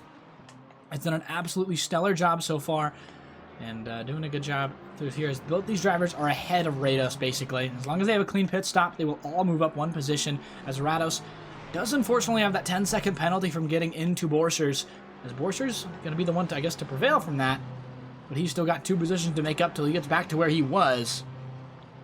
And and Terrell is off in the background. I'm going to take a look at that real quick to see what happened to the number 19 as he is coming through what looks like turn 16 and in towards Blanchimont. We've seen this happen before, and we've seen it happen again, and he goes through Blanchimont and just clips the grass and gets spun around.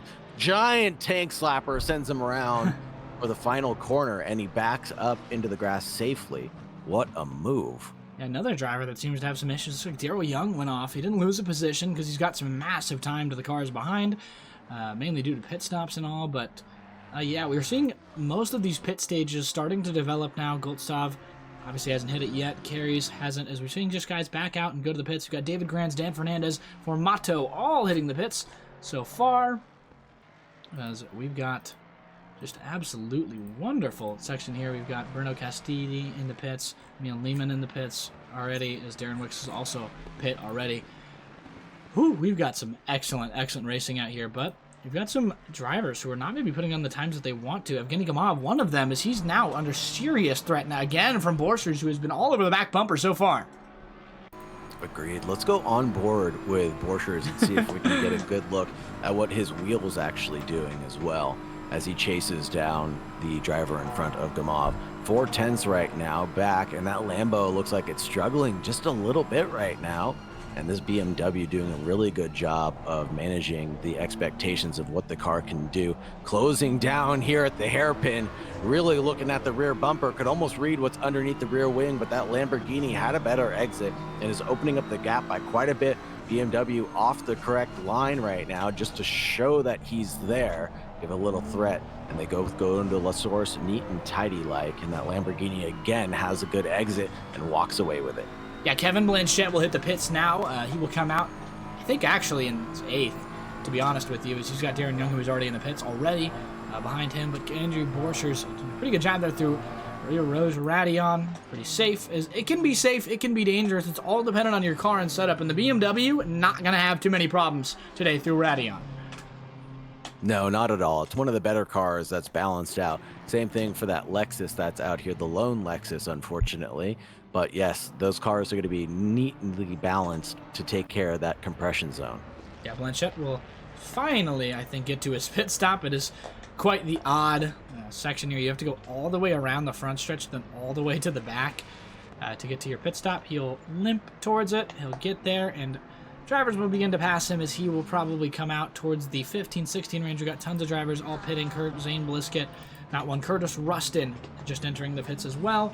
We've got tons of different drivers here who are going to all have to pit in the next 6 minutes, and I have to imagine Sam Gaskell will come in at the end of this lap. And it looks like the Fear Nothing Moto car has just inverted positions. That must have been a team strategy call, as David Grains and Dan Fernandez inverted their positions for just a moment. And I think that's just based on their personal best times that they're spitting out. Let's take a look. Yeah, so I'm trying to find it. What positions are they in? If you do not 21 and 22 are their positions right now. Yeah, I've got some background on these teams. We're going to do a little bit of an interview with their team principal later. As Fernandez, I believe, is in the Fear Nothing Moto car. I believe this is the higher team is in David Grant, so they're going to allow the better Fear Nothing Moto car to get ahead. They believe that this car is going to have the best shot out there to get to the highest position, but overall for all three cars, not the greatest showing, and just not even in their fault. They've had some damage, had some accidents. Grain's getting involved in a lap 1 incident, unfortunately, as well, and I believe they have one more driver out here. This is the Greenlight Racing car, not the right one. Paul Miles, maybe? Trying to find their car ahead here, but yeah, we've also got some diversity in the field I want to mention. Patrick Kral, the Stitsev Autosports car, Vadika Stitsev, another driver who's got some long history here. His esports team out here tonight. The 18 car, is Stitsev is not even in it, or I don't even think he's even racing tonight, but his team is out here doing quite well in 26th, has had a pretty good race so far. They've got some pace to make up, but not too bad of a showing for the Czech driver piloting the car right now. We've got under 5 minutes left on this pit stop window for these folks. I should say the stint timer. So these drivers are going to have to negotiate how well or how much they want to push this limit. If they're on a valid lap right now, it's going to be +2. If they're not on a valid lap, it'll only be +1 right now. So keep that in mind with a 2-minute 20 lap going around this track. The drivers will have to be very mindful about where they come in, and Chernikov now into the pits in 11th position, the number 72. And it looks like we've got more blue flag action going down, and as Borchers also goes into the pits. Well, Bliskett, Zane Bliskett. Yes, sir.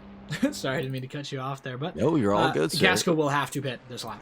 This will be either this lap or next lap. If it's +1, is Spady Bud, what happened to Spady Bud? I'm going to take a look at the replay and give everybody an update. Stand by. Gaskell will jump into the pits. We're not going to jump too much on board. I don't really want to. Unfortunately, watch Spady, who's not had the best 6-hour races. Sam Gaskell there. Real slow. Almost hit the wall there for the Visceral Esports car. That's going to be a bit of a hurt there as Gabriel Felipe enters the pits right behind. I assume Spady Bud just had a rough Rose Radion. as throughout that other Agreed. section there. Yeah. Beatty Bud clipped the curb on the inside going up the hill of Rd1 and then just went around like a frisbee. And unfortunately, he's got a lot of damage on that car, and I do want to see if he's even got the ability to drive straight in a line. One thing about Spady, who is a close friend of mine who I know, is that it does not matter if that wheel is straight or not. He will be driving that car. And let's take a look quickly. That is a good point, Spady Bud here. We'll take a little bit of an onboard with him. Oh, he's got so much damage he can't even take on Puan. Oh no! Onboard here, he loses the car, doesn't shift up, and that car loses it. Go to the other section. Don't really want to keep watching him. Don't want to watch that section there. Don't want to curse him too badly as Evgeny Gamov moves into second place. Him and Quinn Smith are the last two drivers yet to pit. Quinn Smith, perennial first for now. He'll have to pit in this lap in, as well as Gamov behind has to do the same. These drivers will avoid it, but Sam Gaskell and Gabriel Felipe, curious when these drivers are going to come out. Spady Bud, RTG, he's right ahead of Felipe there, but Gaskell, that car there is going to be the first one out. He's obviously got that first pit stall because he qualified in first and looking to convert a first to first. Not too often that happens in an endurance series, as he gets out first above Gabriel Felipe, as Felipe, though, almost there. Rough pit stop there for Gaskell, but Felipe just not enough there to get through that other section. A little bit slower for him. He's got 26 for Gaskell and 21 for Felipe. And yeah, 5 seconds though gained. It'll be a 2-second gap if he can get it right, as Gaskell re-enters the track in third, the British driver now. The rest of these drivers will have to make their pit stop. This is going to be Quinn Smith, Gamov, Rados, Juan Caires, Gostalev, Urena, Terrell, Chronotis. Most of those drivers are coming in already. The only reason they haven't for the other ones is that they haven't gotten into the pit lane yet. And yeah, we've got a bunch of drivers. It should shake out in a moment here, but I'm very, very curious. That is real tough for Gabriel Felipe, who's now got that gap down to 3 seconds. Sam Gaskell sits 44 seconds behind Gabriel Felipe, but yeah, I mean, or rather 44 seconds behind Evgeny Gamov, but that's not going to be enough for Gamov or Quinn Smith to come out on that right time. As Quinn Smith is in officially to the pits with Gamov, going to be doing the same, as he's only quite some distance behind is Rados, looks like he's gotten into some accident there, erosion, maybe not so great for him. He's going to be under threat though from Robin Katzberger, who will just speed on by, and that's our first driver swap in the top 10. We've got an Austrian here in the Wild Things racing car, quite late for him, I think it's getting, but yeah, a bunch of drivers out there tonight. I'm sure he'll take his stint right now, and hopefully get to sleep soon for that driver. We got the 621 car of Rally Dutchy off. We're not going to take too much of a look there. I don't want to curse these drivers too much or display the suffering that some of them may have been going through, unfortunately. Out of the pits is Juan Caires, who comes out in 12th. That's good for him. Should be remaining 12th. I don't think either one of Quinn Smith or Evgeny Gamov left too much of a section here. Is Quinn Smith exiting pit lane now? Or no, just getting in to that other section there. Sam Gaskell. Sam Gaskell's back in the pits. Oh no, what's happened here for the Visceral Esports stealth car? Oh my goodness, speeding in the pit lane. Sam Gaskell's got a stop-go 30. This is a massive wrench in the Visceral Esports stealth team plans. Not too happy from the camp of Pranav Kalevala, I have to imagine. Gaskell will move down to 4th now. It looks like he's immediately lost spot to Gabriel Felipe, who's going to be ahead massively throughout the section. As that's Potts Weaver sideways, or Jaeger Carter rather, sideways. Gabriel Felipe doesn't bat an eye. And yeah, I mean, wow. That is not good for the stealth car of Gamov. He's got to stop, go 30. And at Spa, that is one heck of a punishment. He's got basically a full minute in the pits right now. He's going to have more than a full minute, a full 2 minutes, I think, as that Lamborghini is going to limp to that line. Very unfortunate for them. And a quick thank you to everybody watching in chat.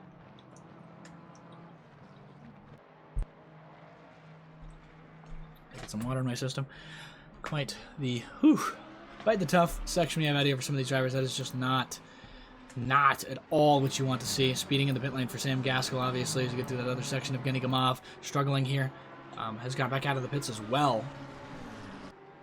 I believe he took another stop. I'm not sure when he did, but Gaskell now falling all the way down to 9th right now. I believe he's going to come out in the 13 to 15 range, which is not at all what they had in the plans, but won't be over just yet. They've got tons and tons of time to go. 4.4 hours, 45 minutes for these drivers in this other section. Formato through Rd1, as Gaskell should be coming out right now. Yes, Gaskell going to come out in 11th position, 11th position, yeah. Juan Carres is way behind. They'll keep it. All right. It'll be pretty tough there for Sam Gaskell, though. We'll have to see where he ends up at the end of this race. But Ali Raza, one of the drivers to benefit off that. He's going to be back on track. A familiar face for many. Climbed base camp of Mount Everest earlier this year in early June. Has come back to us and has been dominating many series so far, as he usually does. Ali Raza, back in the gray car with Andy Borchers steering that machine alongside, is also Quinn Smith. Does not get out of the car. They'll be double stinting here. Not sure if, in terms of tires, Ali Raza is double stinting. I'm curious to see. It looks like Ollie has not double stinted the tires, or has not double stinted the tires. They get new tires in that other section there. As Gabriel Felipe, what a stop from him, and what luck. He's in first now by a full 38 seconds to Quinn Smith behind. That is quite the start for these drivers. As Quinn Smith, yes, has pit. If you were curious, that is a massive, massive gap right off the rip.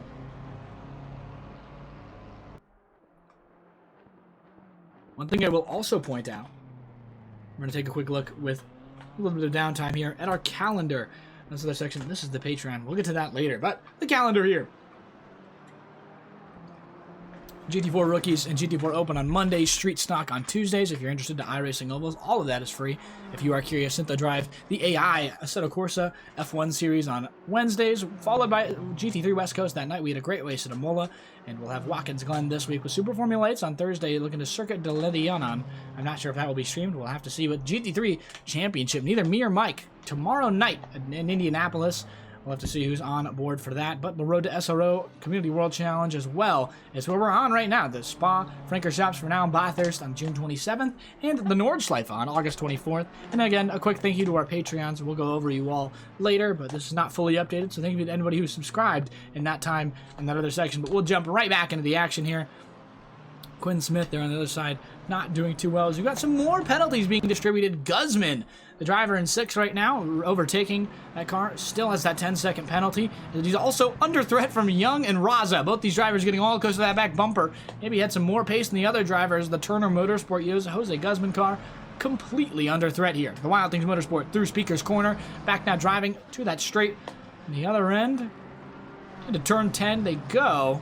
Shouldn't be too many opportunities through Puan, but it'll be quite all right for some of these drivers here on the other end. Is Ali Raza looking to just capitalize on this situation ahead. The Trackalicious BMW RT SRO great machine has been doing a great job so far. Had Andy Borchers in it, the German driver earlier, and Ali Raza, the Canadian, to this section now.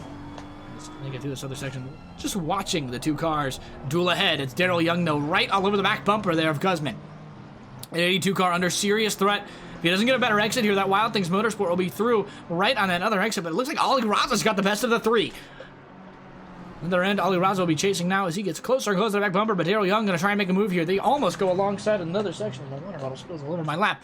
Daryl Young, Wild Things racing car, now under threat here. They go a little bit wide to that other section here. On that other end, he'll go alongside into the chicane.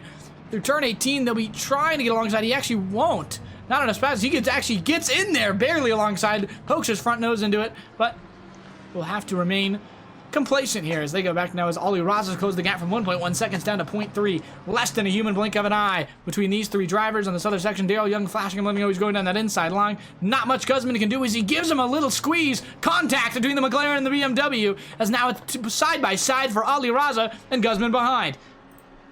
These two will go right on that other section towards the Rose Radion. Guzman probably going to be the one to have to back out here. Looks like neither, though, are going to be willing to give too much as Guzman has to go all over that curb on the other end. As welcome, Joe Kalele, you've come at a great time. Our leaders, unfortunately, have suffered a speeding in the pit lane. As Mike would say, practice your pit entry. Sam Gaskell, formerly leading, now in 11th spot. Gabriel Felipe, 40 seconds at anybody else. The Vacuum Racing ORT looking for one heck of a watch win right here. The 88 car did an excellent job as yeah, I mean, we have got so much action out there on track for a 6-hour race. I'm so excited. You see that timing in the top right. Quick reminder, timing brought to you by AWI International, the supplier of those watches. A Armenian-based brand. And yeah, very, very nice to sponsor us and to give these drivers opportunity. Those prizes will be as follows. And first, we have the watch machine. The watch with the winners will win. And then second place, we'll be getting custom apparel, which I don't even know what that means because that has not gone over with me at all. But custom apparel, that'll be pretty cool. Sagar is currently off the booth right now, but when he gets back, I think he knows a little bit more about me. Gabriel Felipe through Lost Source, doing a great job. But Ali Raza putting some pressure on that pink Wild Things racing car, because I'm gonna drift.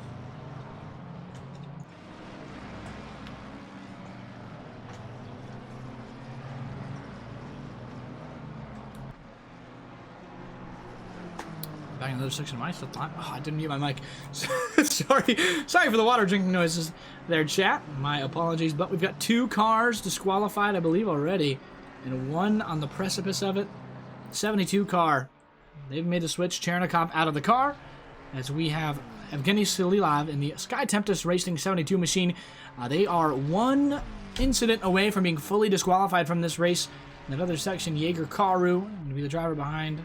And they're in 21st. They've got a 10-second penalty already. 1 more, and it'll be just over for them. Those penalties, obviously, you can keep up in the Discord. And exclamation mark Discord and chat, as we've got some interesting sections out the other side.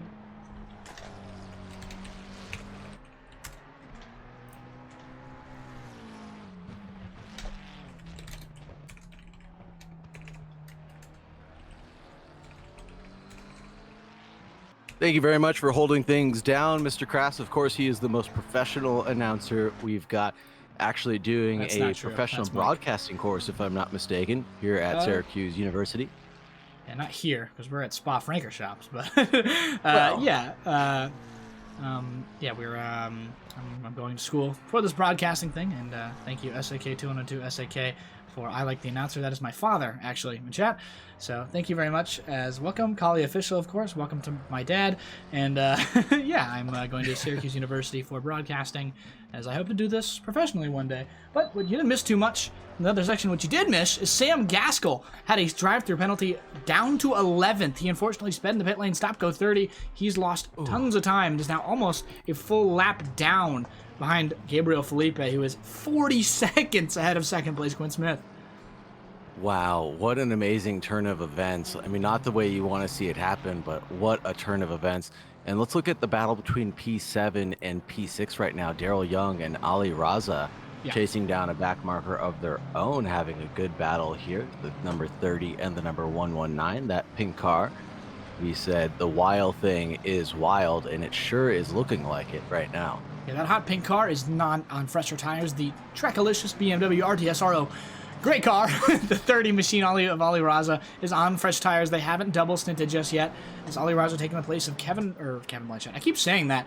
Of Kevin Blanchett, who's in third right now, by the way. That Lexus is up massively. And like you mentioned, not enough Lexus out there tonight. I like Lexus. Not enough for me.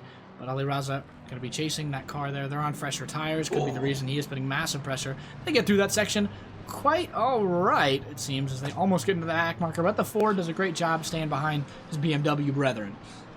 Bump in the rump from Zane Blisket in 17th position. Bumped Dan Fernandez in 16th from the FNM team as they chase down Urena. And that was really close side-by-side action through the poo. And there's contact there. That's a pass with avoidable if I'm not a steward. I don't know what I am doing. But I think that position might have to be given back up. And Zane Blisket may face a little bit of a penalty for that situation. But he's chasing down Urena. And with that penalty being applied, you just drive on forward and avoid what happened behind you. And still, Raza and Young still chasing each other down. This battle between 7th and 6th is getting really spicy, headed through Lacombe. Yeah, it's a long side now. On that inside line is Ali Raza, the Wild Things racing car. A little bit of contact between the BMW and the McLaren, trying to keep alongside that hot pink car. Unable to do so. Pushed back out to that outside line. Ali Raza will take 6th overall, and a Wild Things car will be probably chasing for some time here. They've got weaker tires. That car will have to be a little bit more complacent with where they are, but they've got tons of pace. Very, very interesting to see where he goes. Ali Raza, obviously a long-time driver at Trackalicious, dominating series overall. As yes, shot in frame. Shout out to my dad. You did claim a livery deep dive. Who are you going for on that livery deep dive, my friend? Because I need to know who you want to look at. As yes, Gaskell had good race pace. Should be able to claw back up the field sooner or later in that sense. Absolutely true. That Team Visceral Esports car is closing in very, very slowly on Castellini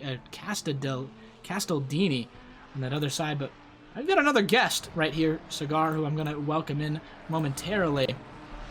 Trying to grab him in here. Welcome to Tyler McCullough, correct? Yeah, I give you bonus points. Yeah, it just says T McCullough on your Discord, so I'm not quite fully sure. This is, how would you introduce yourself to the fans here at home, McCullough? So one, I want to start with, I'm like stoked to be here. We've been following you guys for a little bit now, but we've already been tied up with participating in other leagues, so I'm like really, really, really excited to finally join a Trackalicious event, and out of all of them, it being a SRO qualifier event. So I am the actual owner and creator of Fear Nothing Moto, which we're primarily a North American team, but we do have drivers out in South America, Canada, Norway, Germany, so we're pretty much getting anywhere and everywhere now. We're probably about like 10 or 11 deep right now, and it's not like we want to grow profusely, but we're kind of a good group of guys. We like to sim race, and we all get together and get along, and this is what we enjoy doing, so here we are. Yeah, very welcoming community, I have to say. Quite nice to be around. You DM'd me and instantly gave me all the information I need, had it very handily. So if one thing you are is very efficient, I have to say. The 526 car. Tell us, you have 3 cars out here tonight, correct? Or 2? Yeah, so no, we've got 3, so it's me and Michael Formato, which I think we're in 9th position right now, fighting back and forth for 10th. That is true. There's Dan Fernandez, which is out of North America, and Angelo, which is out of Germany, and then we've got David Granez, which is out of Norway, and then Timothy Jadubal, which is out of South America. Yeah, that is an absolutely massive grid. You guys are North American based, but I think you have like 2 drivers who are actually here tonight that are North American. That team is entirely sectioned. Is the Norwegian driver from Norway? Because I have to say, it is getting quite late for him. Yep. Yeah, no, he is absolutely cracked out, dude.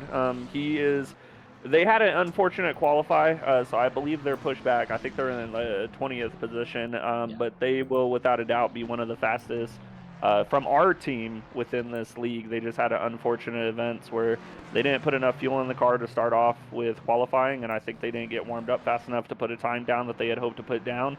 But David and Timothy are actually our 2 fastest on the team, one of our 2 fastest.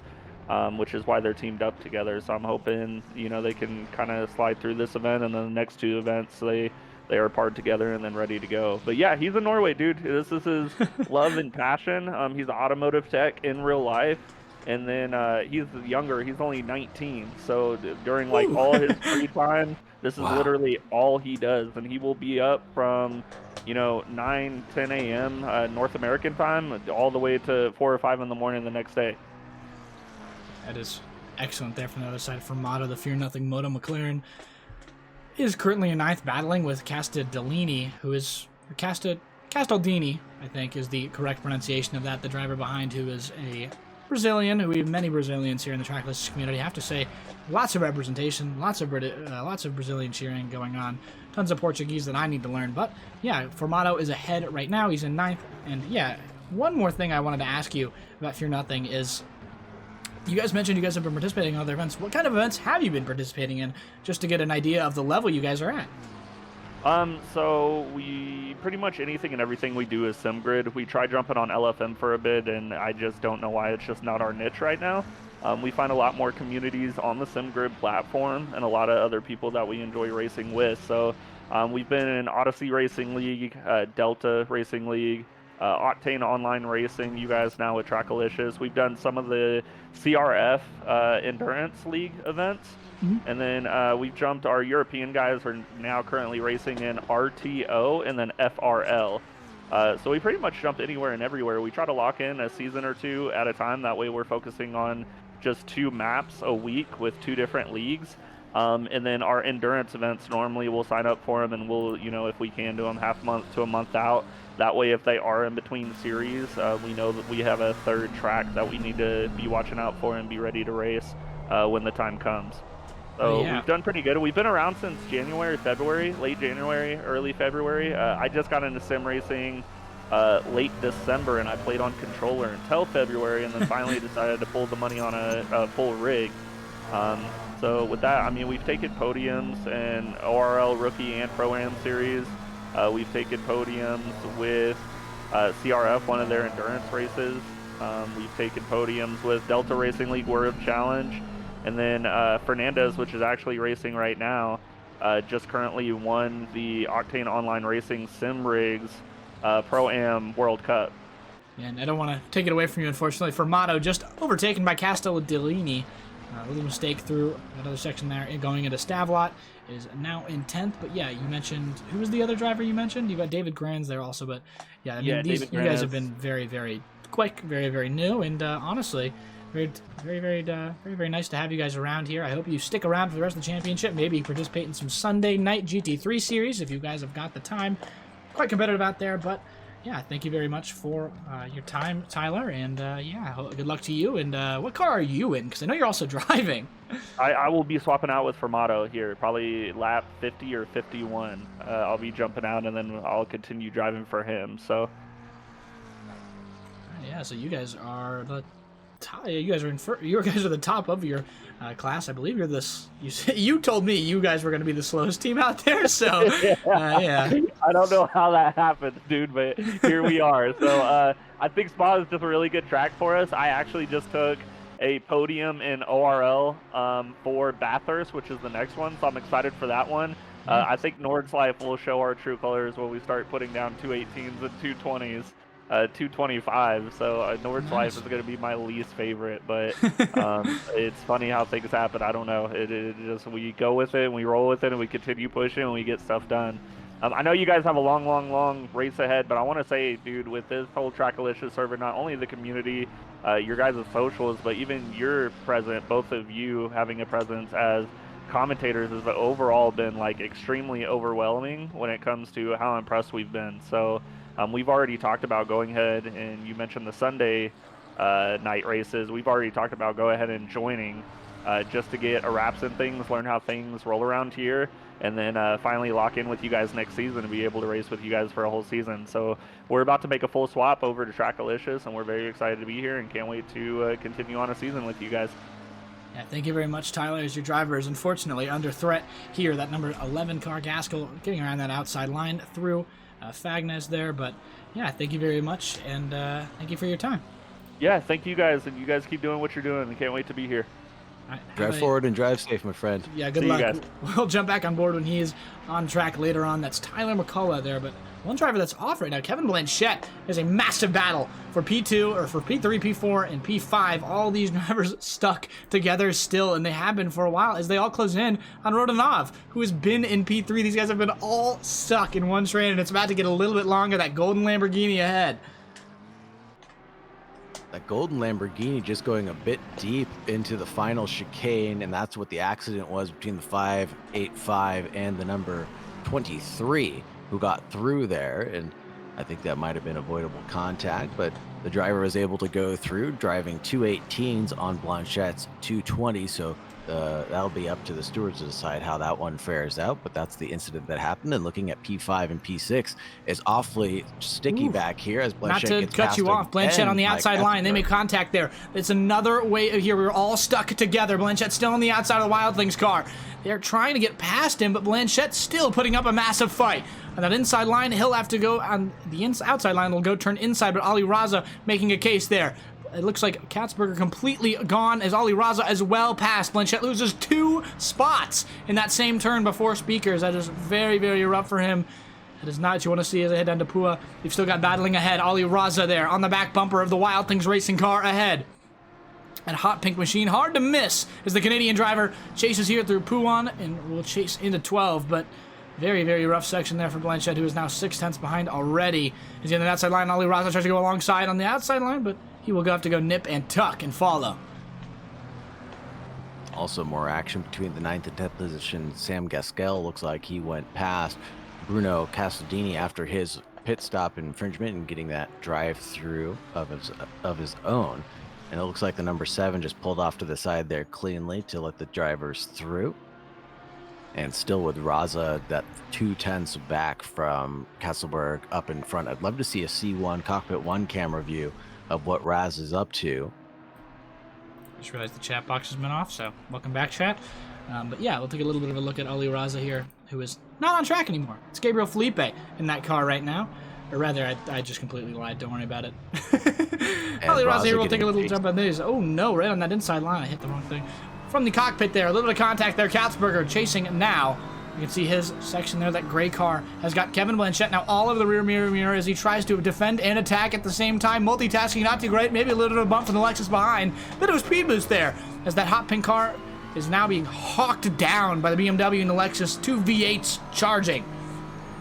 What a nice little sandwich we have here, and you can see that rear view just absolutely filled up by that Lexus, as he beautifully described, chasing down another hot pink car out in front. This is an epic battle, and we'll see something happen going into the corners after the Kemmel Straight here just in a moment. Yeah, I have to go down here, go down to Helicam. Want to see what's on the inside, though, but want to see the whole battle. Kevin Blanchett there off the outside line. Outside line for Ali Raza. He swings around. It'll turn inside, real close to another section there. Whew, a little bit of the back end going loose. The Ali Raza on the McLaren car trying to keep it ahead, and he will. Kevin Blanchett, though, following on the outside line. This is the Fear Nothing moto car you would think is there with how just, oh my goodness, how scary it's been for these two cars. Ali Raza there goes ahead as Kevin Blanchett can't keep it ahead. Kevin Blanchett, though, chased by Katzberger, or rather chased by young Katzberger's teammate. The 585 Lexus now in a hot pink sandwich. This is crazy. As much as these drivers are trying to battle it out between themselves, they've dragged Young into this now, and they're going to have to do some running, as Young's best lap time is a 2:18 to the 2:20s up in front. So quick, fast, in a hurry, and the Wild Thing teams are going to have to work together here to make something happen so they don't slow each other down. Right, the alliteration on that back end there is Crazy Rabbits Racing. That car, it's the highest of their team. Not sure where the other ones are on track, but he's the best right now. Kevin Blanchett was in 4th all the way down to 6th right now, and he's threatening to lose to 7th. Young all over his back end. Just a 10 separating these two drivers. A better exit could be doomed for that 6th spot for Kevin Blanchett for now. 4 minutes, 26 seconds remaining in this race. We have got some hot pink sandwich action on that Crazy Rabbits racing car. Who's got some hot pink on the front of that car? A bit more of a pastel, though, into Blanchemont. On the other side, that 585 car should be under threat here as he's putting threat on his teammate ahead. Katzberger, the Austrian, has to look in his rear mirror. Kevin Blanchett, though, into the back end. It goes the Wild Things racing car, who waits momentarily. Oh, no. And our current leader is so far ahead. That is a really, really excellent question as Dale Young gets past. So Gabriel Felipe was in elite company exclusively by himself with Sam Gaskell in the Visceral Esports Team South. But the problem is right now is Gaskell got to stop and go 30. These two drivers would be neck and neck about only 2 seconds apart. But Gaskell having to fight back right now. He unfortunately got a speeding penalty in the pits. And as Mike would say, practice your pit entries, folks. The Visceral Esports Stealth Team, the 44, just unfortunate section there. The Visceral car will have to be fighting back now for the other section. But Gabriel Felipe lands 46 seconds ahead of Quinn Smith right now, who himself is 10 ahead of Rodnov. And in chat, they asked, how come the current leader is so far ahead, that 46-second gap? And I'm going to claim that to be due to the consistent lap times that Gabriel Felipe has been able to put down. His best lap being a 2:18.1. That was his last lap around. Compared to Quinn Smith, his best lap is a 2:18.8. His last lap being a 2:20. So consistency really playing a key here in checking out from the rest of the field. And that 46 seconds over the past hour and a half nearly is basically why that's come to be so. I will say, though, Sam Gaskell is putting down some absolutely quick times. If Gabriel Felipe isn't putting down good enough times soon enough, he will be absolutely under threat at some point if he makes any sort of mistake. And yes, that's Felipe's specialty, is consistency. Lethal Racing with a great point there. Gabriel Felipe is a long-time track Alicia's driver. Has a flair for the bigger cars out there. Drove the Bentley last GT3 season, I think in the BMW this GT3 season, in the BMW here as well tonight as the other Iros Radion will hop on board. More of a TV style format. Excellent job from him there, and we mentioned the BMW not going to have too much trouble through that section there.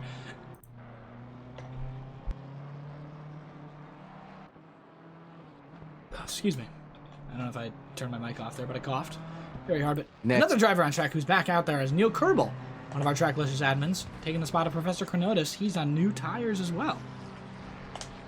Next closest battle out on track is the Neil Kerbel, Dan Fernandez battle in 17th, 18th, 16th. Those guys are about a second away from each other right now and driving neatly from what I can tell. All of them are improving on their lap times, so not really worried about each other at this very moment, but they will be shortly. Yeah, Kerbel should close in here. Kerbel is an excellent driver. Basically, coins the West Coast Wednesday series if you're interested in that. We chose the calendar earlier. It's a late night series, 11 p.m. Eastern. Late night for the West Coast, or late night for the East Coast.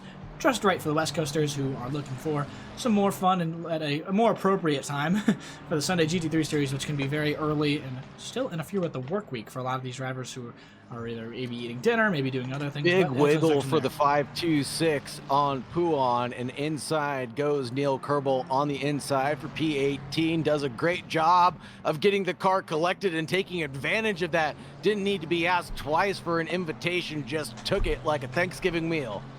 Yeah, absolutely. Clipped it and sent it there. A massive thing is, excellent clip in the chat. Excellent job there from Kerbel. Oh, we both just, okay. We both were. That's cute. Jigs. The other section, though, he's going to put pressure on the Urena ahead. That BMW there is under threat. That nice yellow BMW, I have to say. I'm not sure what's on the side of it. But Kerbel has a bit more pace than that OSHA-colored Ferrari there. A Professor Chronotis staple, but Kerbel in the wheel right now here as he goes to the other section. Going to maybe have a chance to overtake here. We'll have to see from the helicam how far. Not too close. 4/10 there, but they're all going to be in the section here. Kerbel running faster than both these two drivers. Should be interesting here if he can get himself around the other side as Kerbel. Safe line there. Not going to go too much. See Potts Weaver off to that other side in the pits. He has to serve a penalty. Or did serve a penalty already, is Kerbel. Going to try the outside line, the BMW coming towards him. Kerbel has to make a little bit of evasive action. He should have the chance for the switchback, though, but the Fear Nothing Moto car goes slightly alongside, preventing it. The Dracolicious 42 car now going to be chasing the Radion, and he's chased by Fernandez behind the Fear Nothing Moto cars. Both having very rough sections through turn 13 and 14, have been losing time altogether to everyone there. It seems like that might be just the team's bane throughout that section, but the Tracklicious 42 car doing a great job to keep him behind. Is now 5/10 between these three drivers. Yeah, that 296 really looking steady through Arouge and Radion as well, losing out on a bit of time to that BMW as it stretched its massive legs going down the Kemmel straight, but closing in here in the twisty bits is where it's going to matter the most, on the braking and on the throttle through some of these tighter chicanes, and having an advantage somewhat at the Puon turn, one of my favorite corners in all of racing, has to be said. My favorite corner to say is definitely Piff Path. You don't get too much of an opportunity to say it because typically not too much happens there because it's the second turn of that little section there, but Kerbel, Sure. some serious pressure and slowly closing in. Has got a 10th here through Puon. He will have the advantage because he is in a Ferrari. He can take a bit of a tighter line there. Has a bit more acceleration off that gun. You'll see him moving about 2/10, I believe, through the section, unless he's done it worse than that. BMW ahead, but yeah, I mean, it's very, very different. And that's the beauty of GT3 class racing. It's just the variance in cars. We have a bunch of different cars out there on track, completely different in the way they're built, in the companies that build them. And at the start of the section, we've got the Ford, McLaren, Ferrari, Porsche, Lamborghini, and one more, the Lexus, out on track. They're all different manufacturers, constructed entirely different under one regulation, and it is a super fun thing to see all the time. 100%, and the way that they make their speed up is going to be the most important thing.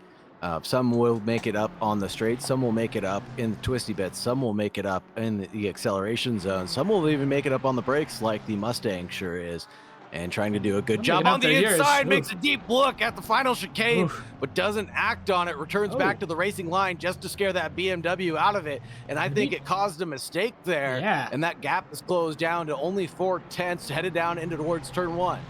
Yeah, that BMW went massively deep on that other section. Sorry for interrupting you. Kerbel going to have another look on the outside, though. Might have a bit of a better exit if he can find it here. Maybe going for a switchback. On the other end, he'll go nip and tuck behind the BMW. Not much he could have done there, but that gap going to slowly decrease. He's got that other section now. Kerbel chasing through the Rose Radion. He'll be right on that back bumper. Both the drivers cannot afford a mistake right here. The BMW, not too much trouble. The Ferrari, the same, and the McLaren, all three going nip and tuck. Arena does a massive job out of that section. He gains 5/10 as Kerbel goes too slow. Fernandez chasing behind. He's not going to be in the inside line. He should get fully alongside. And that other end headed down towards Les Combs. Combs on the other side. Fernandez fully through. That is rough for Neil Kerbel, who will be back on the attack here. What amazing commentary on an amazing battle, I must say. You were so eloquent in describing that hectic situation that was just unbelievable to watch as these drivers are battling it out as if they're battling for the lead of a race in the last 5 minutes of one. But we still got 4 hours and 18 minutes left. We missed the nice timer. But all in all, doing great things. Let's take a quick look at position gained one more time. Juan Caires with 10 positions gained overall. Kevin Yu with 13 positions gained overall. That'll be the biggest winner right now. Neil Kerbel with 11 gained. And unfortunately, Carl Big. Speaking of Neil Kerbel, not to. Oh, never mind. He didn't make the overtake. I was going to. Never mind. I thought he had an opportunity to go alongside. He did not. Kerbel going to be chasing here onto the Kemmel Straight. Continue.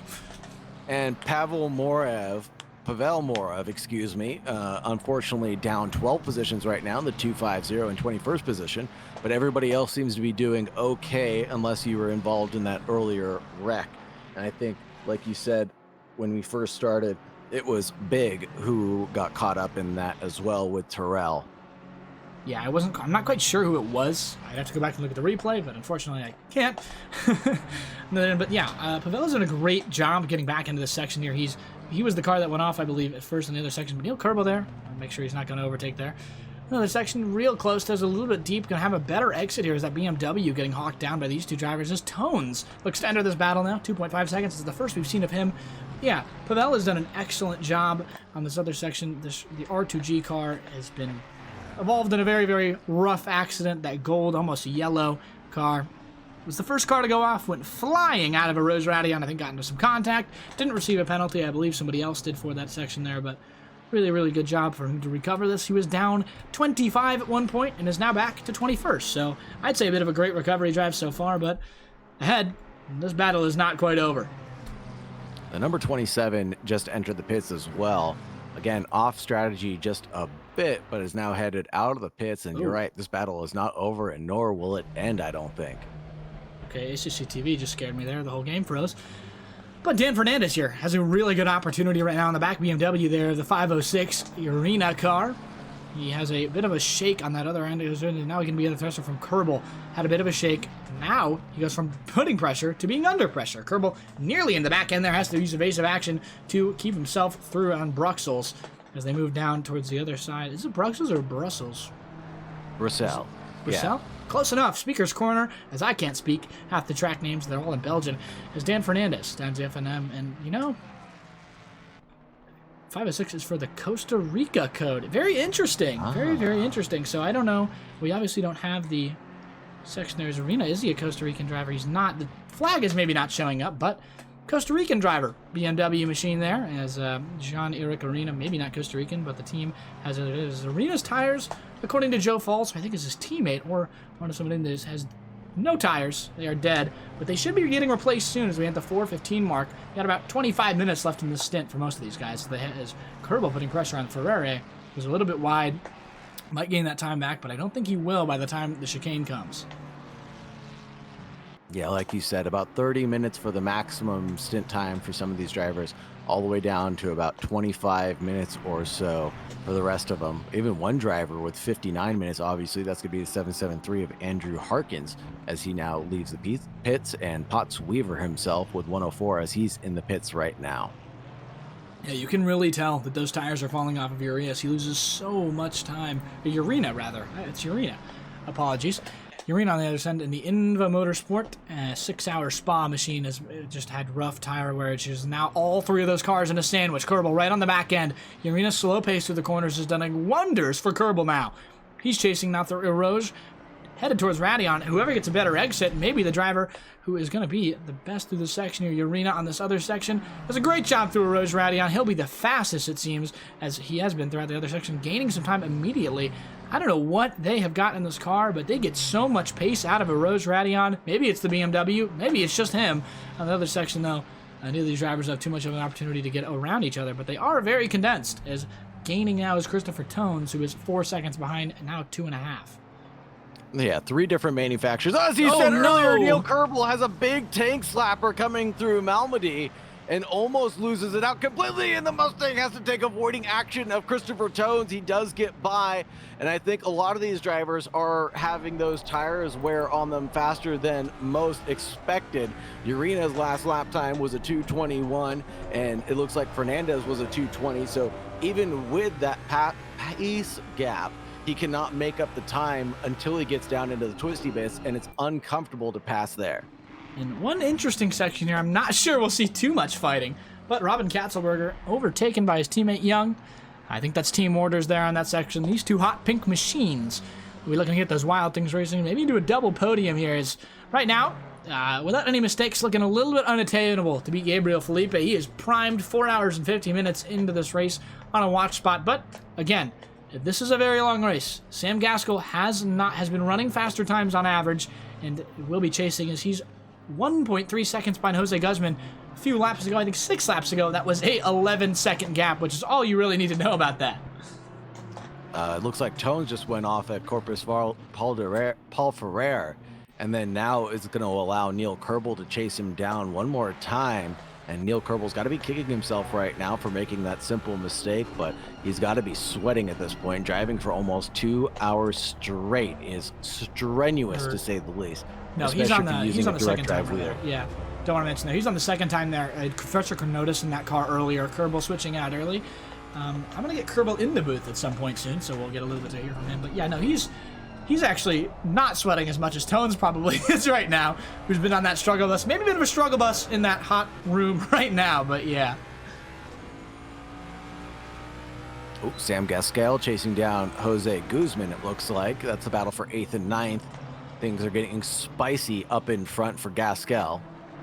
He's doing a great job of catching back up to the pack and sitting back to where he belongs, or where he deserves to be, I should say. Almost alongside at Corpus Paul de Rere, but no, can't do it through Blanchimont. Will he be there? No! Has to back out just a little bit off throttle, and headed down towards the final chicane. Makes a look towards the inside. Not sure he quite is hub to hub. He is there hub to hub, and the Lambo's being able to take the corner well, and does a switchback of his own to force the BMW to go outside line, and that's how it's done, folks.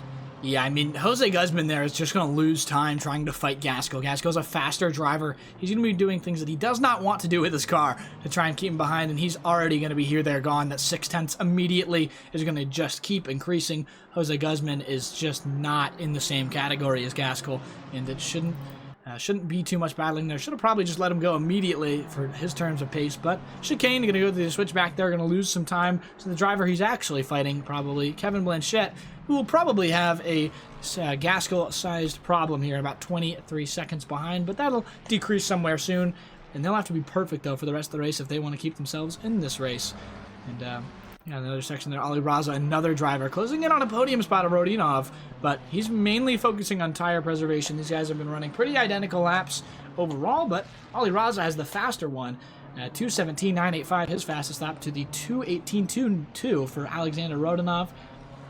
As yeah, a little bit on the interesting part of the fast lap parts. Our fastest laps out there have been quite different in the sense of different drivers on there. Gabriel Felipe, obviously having the fastest right now, I believe. No, it actually is. Is it Gaskell? Gaskell has the fastest lap of this stint that he's on, since he's taken 2 pits. But I see 2:17s up. I see that for Gabriel Felipe, and I see a 2:17 for Raza as well. Only a jet of 10 Gabriel between Felipe those two. with a 17.847, correct. And it looks like Pottsweaver getting another dose of commentary's curse. And we talked about it before and looked at him again, but I think he had another spin somewhere on track. Yeah, we didn't talk about him too much, luckily, so I'm not sure how much of it is on us, but we see some blue flag action here. Pottsweaver ahead, that 13 car. I think he had to serve a penalty from lap 1. So, curious what happened to him there, but I'm pretty sure it was just serving him another penalty. Had a 10-second extra pit stop. Thank you to MRT Vitor for the follow. Thank you very much. You got 4 hours of wonderful racing continuing. Sorry, I don't think we talked about Pottsweaver, but I know we looked at him a few times, and I think that's enough to get the commentary's curse to, like, in action, and that feels like what we did. Yeah, I don't know if it's working, exclamation mark curse. I don't think we're ever going to try and fix that. It just never works. It keeps breaking. Well, it works when Eric is streaming. I'm not sure, excuse me, when Mike is streaming. I'm not sure we set it up properly for Eric's stream, but exclamation point curse will be working soon enough as it's a StreamAbot application. Maybe. Dingbat Dave, thank you very much for the follow. Oh, Chasing Visuals, thank you very much for the sub with the Prime. That's absolutely amazing. Thank you so much. Dingbat Dave! Hello, brother. Thank you very much, and thank you very much for the hydrate. I definitely needed that. I was gonna say, where was the sub? I didn't see it on my end, but coming through now. Chasing Visuals, thank you very much. Holy smokes, Mike in with us here in spirit. Not on track right now, or rather in the booth. He doesn't really race anymore, but yeah, I mean, thank you very much. Your support, continued support, helps us get sponsors like AWI International. And this event is by them, timing by them as well. You see that clock in the top right. The winners will receive 2 AWI International watches. So keep that in mind, folks. They're competing for real-world custom limited edition watches, as well as second place getting custom apparel and some other rewards being distributed there. Ali Raza goes a bit deep there. Shouldn't affect him too much. It is a BMW.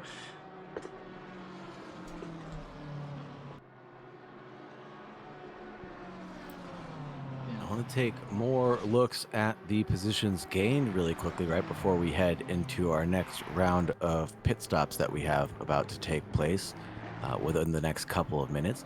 Position gains still hold fast for Kevin Yu. What about just clucking away at it? 14 positions gained, started in P25, now sits in P11.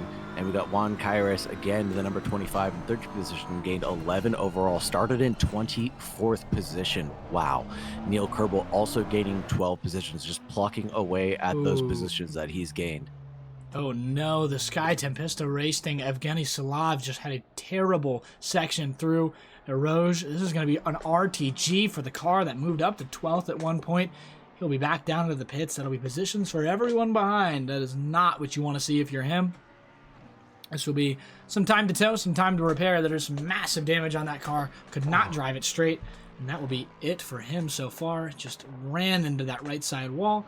We're not going to replay it. Don't want to do stuff for him. But we also have something that we would like to take a live on board of. Ali Raza putting pressure on the podium right before the second pit phase here. On the outside line, has a little bit of a better exit. He's got absolutely massive run on another section. In the inside, he's got it. And through Bruxelles, he'll be alongside. He'll have a poorer exit, though. We'll have to see that. But he's fully past one turn, and it's over for Radonov. Maybe has a little bit slower tires, but Ali Raza chasing it from 8th to 3rd, folks. Wow, that was an amazing pass, and what respect from both of those drivers to know how to be complicit in that overtake. It takes 2 to tango, but it also takes 2 to make an incident happen. Regardless of whose fault it is, you know, there's always something to be learned. To allow that gap to be so narrow and have that trust in each other, absolutely fantastic to see that high level of driving between these two. Yeah, I mean, just excellent, excellent stuff from Ali Raza there. Driver that we expect nothing less from.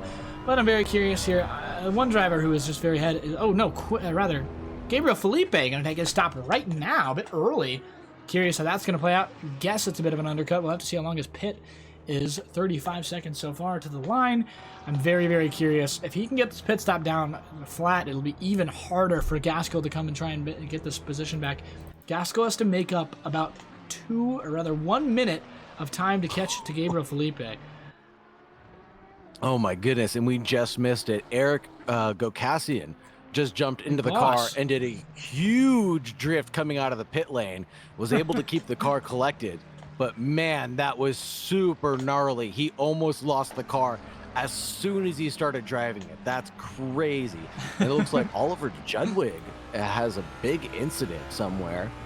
He's got significant damage down in 21st position, and he loses it again at Speaker's Corner. So that car, I can't believe he's even looking over the hood right now. Yeah, so that car got into an accident by itself at Rose Radion. Didn't mention it too much. I figured it was going to be a rough section. But Eric Gokassian going to be the second driver of the struggle bus. I kind of forgot that was his team tonight.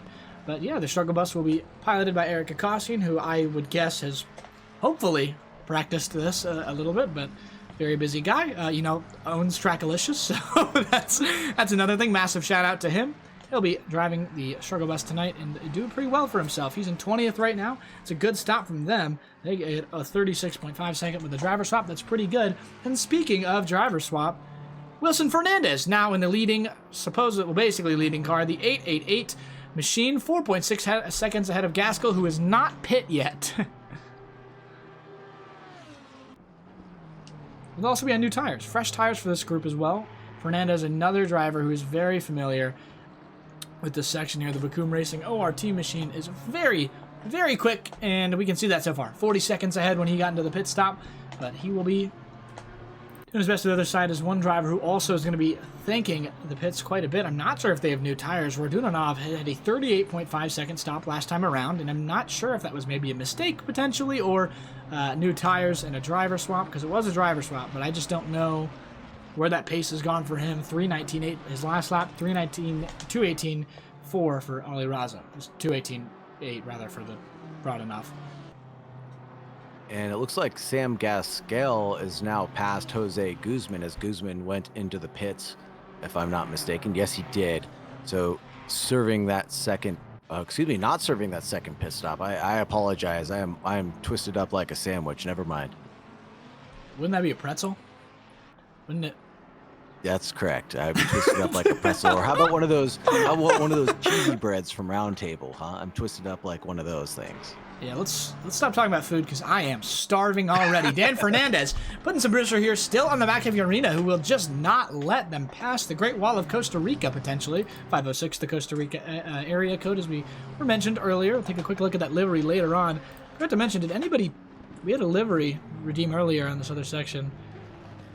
I don't think anybody claimed that one. And have we not reached the part of the stream yet where we talk about obscure things? I mean, I feel like one more pit phase, and we can talk about the interesting length of Spa in its former days. Is 4.2 or whatever the jeez 4. Leave me alone. 4.352 miles in length. Not quite too large for the initial makers of Spa, which just tried to make this basically a drag strip after drag strip. But Jean-Eric Urena has just been doing an excellent job throughout the section, as I believe the livery deep dive was claimed for a livery request earlier on in the stream. And twisted like a sandwich, I do have to agree. I don't know what kind of sandwiches you're eating. Sir, I apologize, Mr. Scott. I apologize. My brain. I need more coffee. Someone redeem a hydrate for me. Oh my goodness. And would that make, now that we're back on the pretzel topic for a moment, I would like to say, so is Suzuka a pretzel because it has an over-under section? I mean, if you made it into a bread dish, I feel like it would be. But interestingly enough, Neil Kerbel all the way back into this battle for P14. Not to cut you off because I do like talking about pretzels, but Neil Kerbel all the way back into this P14 battle as he gets contact behind Jake Terrell going into his back end, the back marker there, trying to get around him, but can't really drive into the back of the guy you're trying to get around. Kerbel, slower pace as Terrell was a faster driver, but succumbed to some massive damage earlier on. Very long pit stop for them, but the Fuchsia Competition Esports car will be through and will be putting pressure, I assume, on the two drivers ahead as Kerbel chases P14 ahead of Urena, as that car has just been absolutely cooked on tires, but absolutely rapid in that other end. As we take a look, I think Sam Gaskell is closer. Yeah, he's 3 seconds away from Wilson Fernandez, so that should tell you about the pace right now, about a second a lap. And unless we have 60 laps left, which I'm not so sure about, we definitely will, rather. But when you have 60 laps left, maybe one to look for towards the last 1 hour mark for Sam Gaskell. He's got plenty of time to get back into this, but we'll be switching drivers, I assume, at the end of this pit phase. And Wilson Fernandez driving that 888, so he has taken his second pit stop already. So that will show you how big of a gap that is. Gaskell will drop way back down into the order, and you can tell how much he's been held up. Holy Toledo, that Lamborghini of Terrell went off trying to get past, who is that, Dan Fernandez, as this driver tries to unlap themselves, getting blue flags, but also being a blue flagger, trying to show his pace and regain some of those positions that were lost earlier. Trying to get on board there. Jake Terrell just trying to find his way past. He's faster than all these drivers. And the blue flag, maybe just letting him know there's a blue car right in the rearview mirror. Oh my goodness, Terrell does great work there for, looks like, Kerbal there. Kerbal gets alongside. He gets through on that other end. Thank you to my camera work, which just prevented me from finding that fully. But Kerbal around. He's in P15 now, getting around Fernandez, who was massively held up by a blue flag ahead. And honestly, that's not too much to blame on that blue flag. He had the right to get through there, and he was putting pressure. He was the faster driver. He got through all clean, and Kerbal going to take advantage of that following the Fuchsia Competition esports car. Yeah, and surprisingly, Jake Terrell has not taken a second pit stop yet, so this is just on-track incidents or on-track pace that he's got. His 220.1 matched up to the 221s of Kerbal and Dan Fernandez, so he did a good job of navigating that, and 221 still out for Urena. So he's got, like you said, the right to be there and the right to try to regain those positions as we see Bogan Dyer head into the pits right now, and Zane Blisket goes forward. One of my favorite liveries here out on track in the 996, doing a great job of driving forward after being involved in some nasty incidences in this second stint that he had.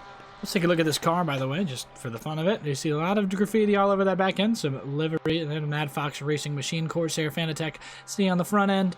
I love that wood grain he's got on the front, the shark graffiti on the side, the vinyl top. It's just absolutely gorgeous. There's so many beautiful things that are incorporated. The LED lights up on the side, the endurance lights that he has, the Mad Fox Racing. Definitely a team I would go to for a livery if I ever needed one as well. Yeah, massive in that section there. They're very, very prevalent on that. They have almost a new one every season, which is very commendable. I've seen some guys run the same livery the entire time I've been here, which there's nothing wrong with that. There is nothing wrong with that. But some variation is great. Fuchsia Competition Esports having some red cars. That section there, Urena finally gets that pit stop. I assume he'll be out of the car and be getting a new driver with a new pair of tires on there. That other section is Ali Raza has found his way to his teammate Quinn Smith ahead. These drivers have been very, very quick. Ali Raza so much quicker than everybody else on track. It feels like he's in second. He's going to overtake second potentially, depending on team orders. We're seeing a lot of 10 minutes left on the stint timers pop up. 9 minutes now for Formato, David Grains, and Dan Fernandez as well. So they'll have to negotiate how they want to make this pit stop happen very, very, very shortly.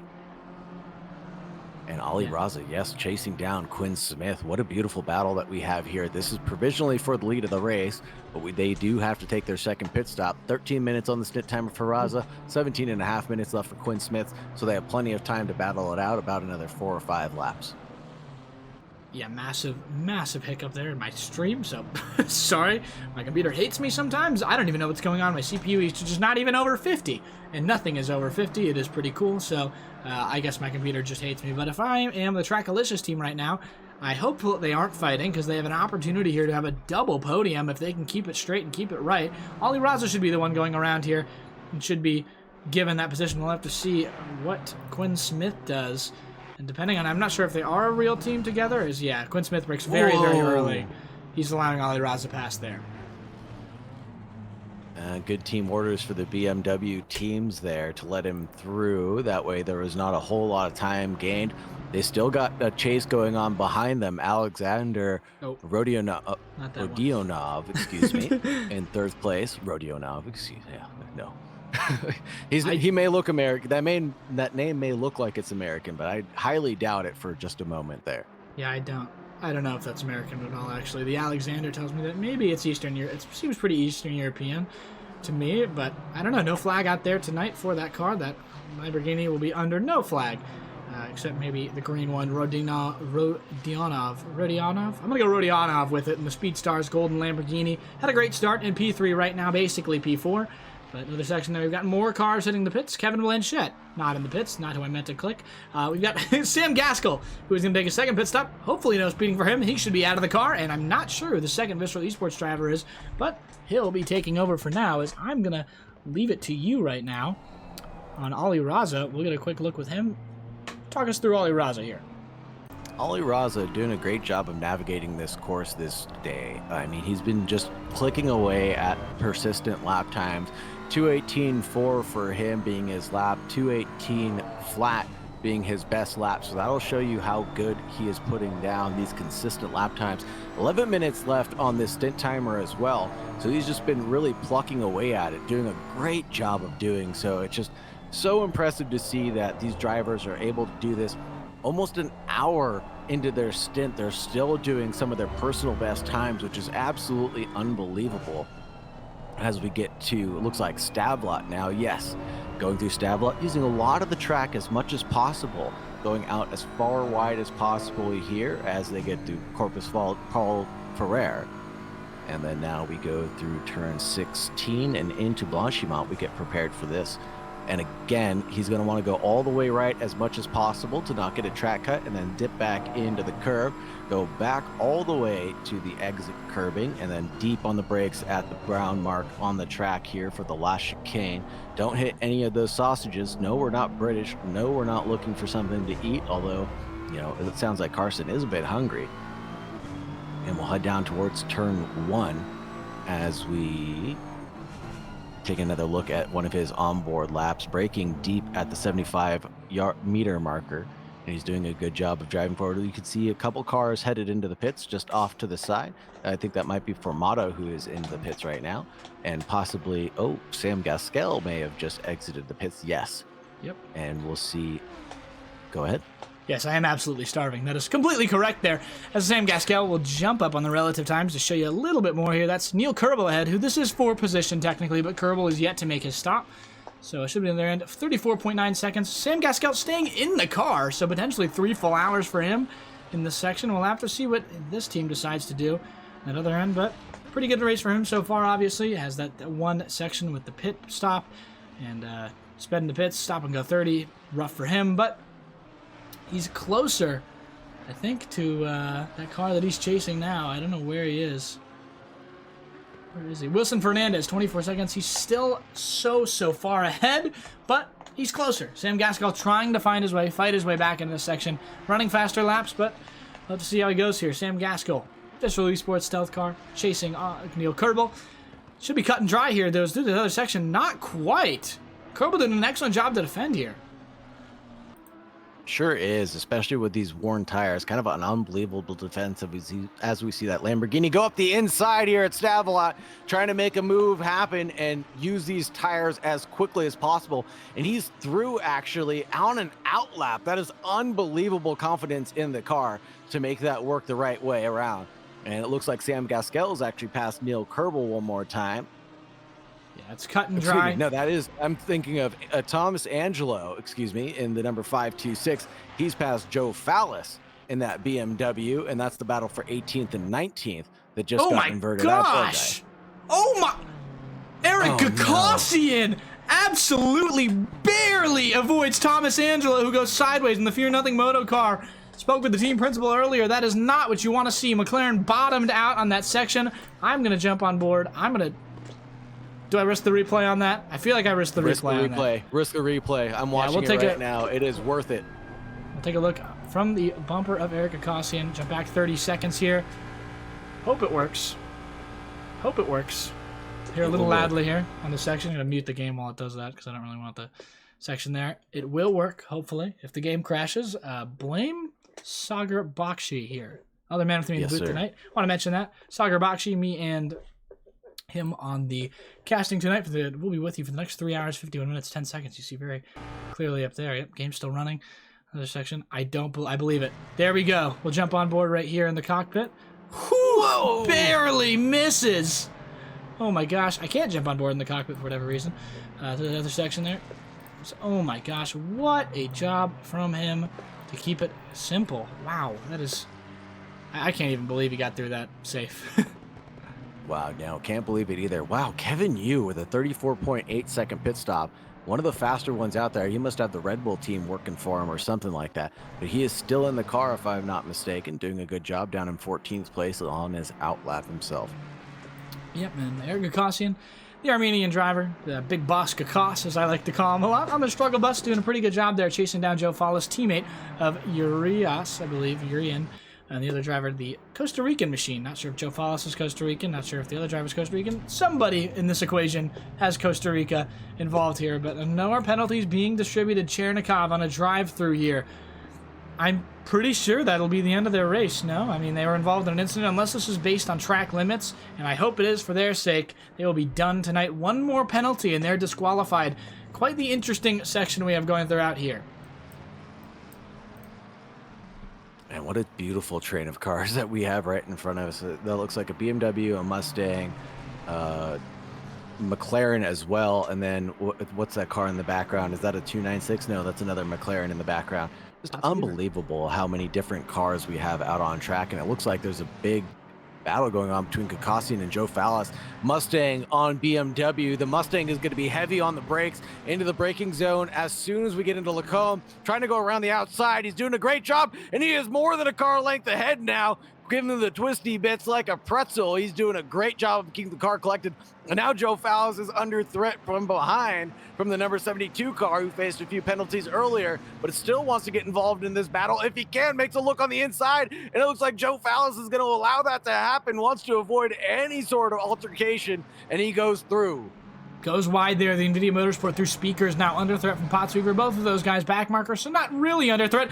Oh no, ahead. Gakosian pushing the back marker off. A little bit of an advantageous look from Chernikov. This is not the guy you want to be battling with. Stewards are definitely taking a good look at Gakosian, the struggle bus here, trying to keep himself ahead as Chernikov just, oh my goodness, nearly in the back end of Gakosian. Tries it again on the inside line. Not great. It's around. Oh no, almost around goes Gakosian. Brief tap from Chernikov. They go alongside. It's a back marker, and Gakosian into the side there. They're still battling it out. It's a back marker here, folks. That blue flag not going to go up. I'm Gakosian. I'm just going to black off. Let him go. That is not what you want to see, and that might be the end of the race for Chernikov if I'm going to the stewards, as he goes wide on that section. They'll be alongside again.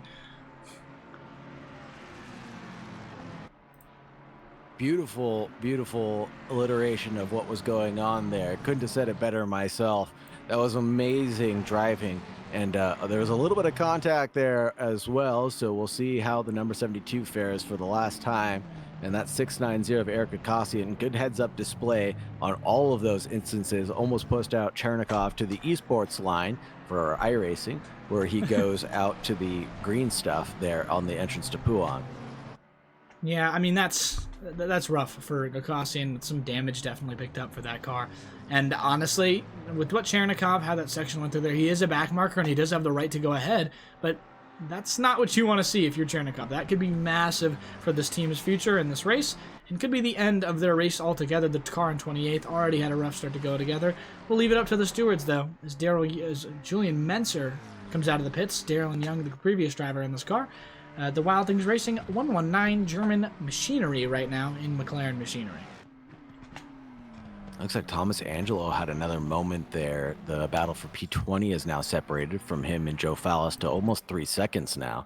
Yes, it is a live stewarded race, Mr. Dingbat Dave. So the stewards will be able to take care of that live. You'll see all the penalties being popped up on the far left-hand side of the screen. And thank you on the timing tower. Deadhead JGB. That's interesting. That is quite a name. Grateful Dead fan, potentially, as Thomas Angelo looks to try and get his way back with Pottsweaver in that section ahead, but honestly not much he could have done, or not much he can do right now in this section. I think on older tires, he's yet to pit. Or no, he's on new tires. He's on fresh tires. Everyone here is on fresh tires. Should be on fresh tires in this section right now. Yeah, especially after going through their second pit stop now. Everybody should be on their second set of tires. Oh, Razov's down to 2 minutes on his pit timer. Where is he out on track?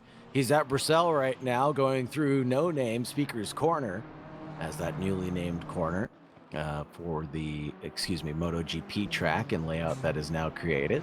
Yeah, but it's got to be this lap that he comes in. A lot of the drivers under 10 minutes. Rodionov, Smith, Guzman at 4 minutes, and Blisket at 250.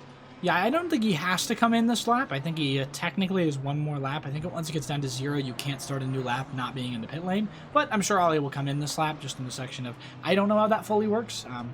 Not too much endurance. Oh no, we've got a car off. Quinn Smith not off. It's Dar. Dar was involved in an incident, I think, with Quinn Smith ahead. Both these drivers moving massive time. Quinn Smith slow is back on track and back on the brakes. That is not good. I jumped back, but I think my computer might genuinely explode. I'll take a look at the action and tell you exactly what happens. Looks like Quinn Smith was approaching Stavlot now, and things look neat and tidy. And that teal, oh my goodness, that teal Ferrari just made a huge lunge and touched the back of the number 5 car. Not sure who's the pilot of that teal teal vehicle. It is. That Quinn it is- Smith? it No, Quinn is- Smith was the individual. I'm gonna find it. I'm gonna find it. I'm gonna find it. I think they just pitted. I'm gonna find it. I'm not gonna find it, am I? I will take care of that for us. It's a. Find out who the pilot is. Not quite sure on this section, but tons of drivers out there tonight. Quinn Smith into the pits, as well as Ali Raza, double track Alicious in the pits. Alexander Rodionov will take the lead with that section. He will have to come in at the end of this lap, but that'll give the lead right back to the Vacuum Racing QRT car, who is now behind Goltsev and McCullough. McCullough back in the car. We had interviewed him moments earlier as he gets a pass Fernandez, trying to keep himself ahead. This is what's going to be the best for Sam Gaskell here, who's out of the pits right now. He is a combined over a minute down. Going to be a very, very tough section for him to get through. But he will be quite all right, I think, in the end. I think maybe he has a chance at a podium spot, but that penalty might genuinely just end their race. Wilson Fernandez would have to get into some serious accident here or have a speeding penalty of himself to get through there, but Wilson Fernandez is going to be the driver, I think, to look for. Gabriel Felipe, not really known to make too many mistakes overall, to be honest with you.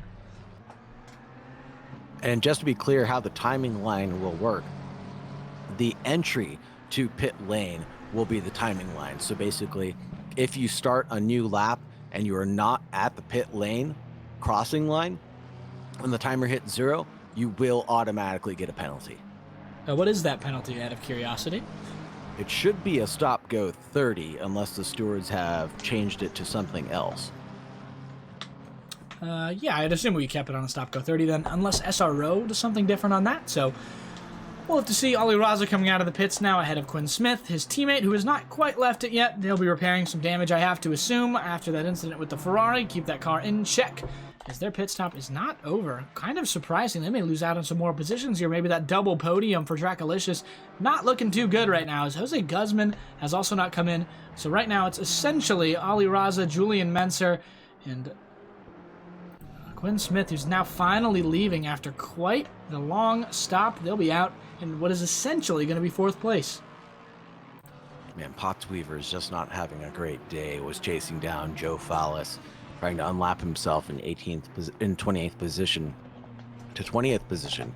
Just unable to do so and got spun around all on his own, if I'm not mistaken, at the first cornerless source. Yeah, unsure what happened there, but Andreas Borscher's going to be back in that car here. He'll be driving now, as Wilson Fernandez does remain in that car for the Vacuum Racing ORT car, obviously. Has already made their pit stop, and Andreas Borscher's a full minute behind. Wilson Fernandez has leapfrogged his way back up towards the front of the grid. He's in 2nd place, just got past Tyler McCullough, who gave him a little flashy, I think, there, as Wilson Fernandez is chasing down by 28 seconds to Rodionov, who's in 1st position, but hasn't taken a 2nd pit just yet. Yeah, I mean, that's going to be a section. Fernandez is going to be chasing everybody ahead of him. Hasn't pit, and the driver behind him is pitting right now. Guzman into the pits. They have a 10-second penalty. That is turned to a drive-through, and they will have to pit, then come back to the pit. So that will probably be the end of their hopes in the top 10. They will have to go through once again, and that top 10 is condensed enough to be a serious problem. On that other Big end, spin from yeah, I was Fallis going to in the say, I just saw background. that. Fallis into the wall there. That's going to be positions up for Aguila or Terrell, and potentially Goltsev is coming up on that incident right now. No, he's way too far. 30 seconds behind. Ooh, endurance racing at its finest. Guzman came into the pits with 15 seconds left on his stint timer, by the way. Absolutely ridiculous. Neil Kerbel's coming in with about 20 seconds on his. Absolute animals right now with how much they trust their driver times. Because what if you get into an incident, right? What happens if you just lose out that 10 seconds of a gap? Absolutely ridiculous how much faith these guys have in their abilities to drive around the track.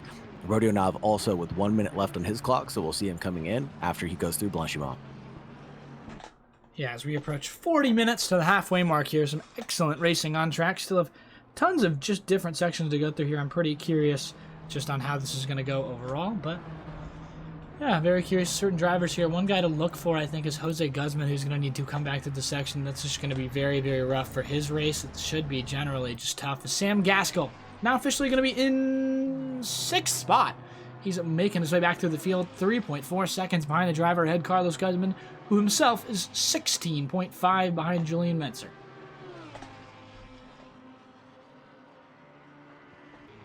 Man, look at these gaps. They're definitely starting to expand by quite a bit, but Thomas Angelo is chasing down Gakassian. Gakassian, the big boss, Gakassian, in the 6.90 in 17th position, doing a good job of closing down that gap. He's got about 3/10 in hand to Gakassian in that Mustang. Yeah, the Fear Nothing Moto car right on the back end. As we see, it's getting a little bit darker out here tonight as Jose DSQ. Quite interesting. That is a good point. See, maybe our first DSQ, another DSQ in the other section. Yes, Jose Guzman is out of the race. Got another. He sped in the pit lane. It's over. Wow. Wow. That is nuts. It's over for the Turner Motorsport car who sped in the pit lane, and the Turner Motorsport car is done. That's the end of the race. At Spa-Francorchamps, still be back, potentially at Panorama, but that is not what you want to see. Had a great race going, and by their own hands, they unfortunately have lost it there. Too many had the drive-through, had the speeding in pit lane. Their race is unfortunately done, but one that is not quite over is Thomas Angelo, who is looking at the other section. 3 hours and 40 minutes to go for these drivers as the timing goes to the other section. When the clock strikes midnight on that timing by AWI International watch on that right side, you will see the end of this race. So approaching the twilight hour of the night and into the day tomorrow, in-game time, of course. This is going to be really exciting to see how the drivers will fare on this now purpose-built racetrack in the dark. Driving in the day is one thing, but when the temperatures are dropping so much, we're down into 17 degrees. We started at 22 and 27 degrees Celsius for the track. So unbelievable. We've dropped almost 10 degrees track temperature. So the drivers are going to have to stay on their toes about their tire pressures and negotiating how they want to keep on pumping them up or pumping them down, especially if you're double stinting these tires. Man, that's going to be challenging to kind of predict going forward how you're going to have to manage these tires into your second stint. And of course, all of the information in your top right of your screen. You see that weather timing. The clouds have gone cloudy. The sky has become cloudy now, so there's no sun on the other section there. As we The are clouds now, have become clouds? Is that what you were trying to say? potentially, maybe, but right on the. We can go a little bit into the fun facts here. I think now is time to open the dock. This track is right, I believe, in the Ardennes. Right, very known for its unpredictable weather. Is trying to make sure Angelo doesn't do something while I'm not looking at it fully, but right in the Ardennes, and it is well known for its extreme weather changes. The only one becoming right now is overcast. You see those beautiful foggy clouds in the distance. As you get to the other section, 30 minutes is going to be your timing for the weather up top, and honestly, rain is not out of the question. We've got 3 hours and 30 minutes. We've only got the time to when 3 hours strikes. So we've got 3 hours for chaos to ensue. It is Claw Bristle. Thank you very much for the follow. I've got my fingers crossed and praying for nighttime rain action. That would be the spice of my life to shake up everything on the tower right now. It would just be absolute calamity. Yeah, and Gaskell really needs it as both of these drivers together have gotten real close to the back bumper of Guzman. Sargisian taking over for Quinn Smith in the Shrekalicious car as they got some damages. Yes, is Jean, were you in the, you're in that yellow BMW, I believe, correct? The 506 car? I think we called you, because we know 506 we were told is the Costa Rican area code. We called you the Costa Rican wall of defense. There's Alex Sargisian putting pressure onto Guzman ahead, who took over for Kevin Blanchette. Sargisian chased by Gaskell, though, on that back end now. We've got quite the sandwich going on for the P5 position. Sargisian looking to that outside line on Kevin Blanchette, rather. Carlos Guzman on the other side. He'll go down, it'll turn to the inside. He might have the room, but the Lamborghini on his inside, it'll go 3 wide into La Source. No contact until the end. Quite clean. It'll go 3 wide down to Eroge. We'll have to see this other section there. Carlos Guzman going to have to back out, luckily. For the BMW of Sargisian ahead. They'll move out. They all go rank and file, and Guzman loses 2 spots. That is not what he wants, but Sam Gaskell does a pretty good job to that other section there. The Visceral Esports Stealth car going to move ahead, but he's still got a chance here. That gap now nothing. Less than a tenth between these two cars. Inside line, Gaskell will have it. It'll go inside, turns outside here for him. To that other engine through Piff Paff. Now, Lescombes through Piff Paff. He goes, loses that back end partially, but slides in front Oh my goodness, through Malmedy, he will have the positions. 2 positions for Gaskell, 1 for Sargisian, and back down to none for Sargisian, who loses that spot down to 6th once again. And Carlos Guzman, the real loser, unfortunately, of this position. The Crazy Rabbit's car in 7th. Whew. Wow, what a great call. And man, this isn't NASCAR, but it sure looks like it. This isn't an oval, but it sure looks like it. 3 wide into La Source, unbelievable. No contact there, but these guys are absolutely on edge, chopping it up with the best of them. And apologies on the pronunciation, just pronounce it Guzman. So thank you very much on that. Is Brogan Dyer putting pressure on Daher, which was the car that got an incident with Quinn Smith earlier. I don't think Daher was in the car. I think they've switched. That teal Ferrari chased by the hot pink machine and the Wild Things Racing through Bruxelles into speakers now. As they go into Pouan, this battle will continue to rage on. As that looks like that McLaren is more pace, but pitted an extra time. Maybe they had damage. It's just they had a drive-through penalty, unfortunately, for them. Mr. Guzman doing a great job as well, all the way back up into 7th position after falling down the tower. Doing a great job of now involving himself in the lead battle of the race. Obviously, Sam Gaskell was one of the leaders of the race at one point in time. So if he can stay in touch with those drivers, he'll be doing all right.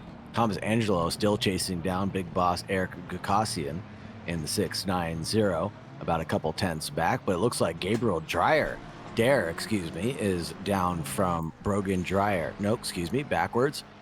Brogan Dyer is ahead of Dare. Yeah. Great section there. Thank you very much, THP. Loving the commentary he is. So take that pat on the back. Thank you very much. I saw Logan Racing saying there was a league he watched that had a phonetic spelling of all the names. That is pretty funny, actually, on that other section. That is pretty fun. Is Guzman, yes, we see, by the way, on that other section. Guzman, and I think the other one I assume is Guzman as well, Jose Guzman. Also another driver here that has unfortunately been DSQ'd on that other end. They're remaining in the game as the 82 car just left the game as soon as I checked it, but they have not, unfortunately, have that section there. But Thomas Angelo putting pressure on the boss, Eric Gukasian here. This has been going on for quite some time. Angelo lost some time, but he's back on the attack here, trying to find his way around through Bruxelles. Gonna have to go nip and tuck, unfortunately, but there's a Ferrari, or rather a Lamborghini ahead of Gaskell. They're approaching back markers here as Gaskell, Sargisian, and Guzman all look to try and get past these 2 drivers who are having a battle of themselves. So we'll have to see what intricate scenario goes here as Fear Nothing Motocar dives out to that outside line, giving the outside line through speakers to Gaskell and into Pouan. Pretty good job by Angelo, who will now lose some time, unfortunately, to Gukasian due to it. And Gukasian not on the ideal line going through Pouan. And I wonder how this is going to close down the gap. It's huge. Ooh. Closing down on the gap as Gukasian did not get past in an ideal place. And now they return back to their battle that they left off with just 3 seconds ago. And now furiously battling away. Beautiful camera shot here to show how close that gap really is. Yeah, we jump on the rear end here of the struggle bus. Anything but struggle right now. I think they're up 14 slots off the start. 690 Armenian.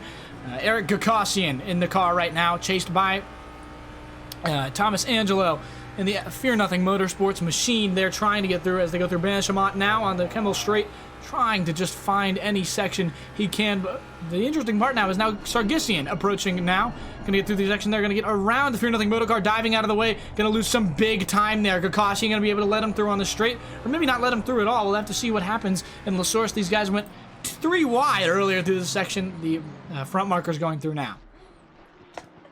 And Matt Artem getting chased down by who is that in the Lamborghini behind. And he might get past up here. That Mustang not getting the best run into Lacombs, and they're side by side. And there's a little bit of contact there as Matt Artem has to go off in the 14th position.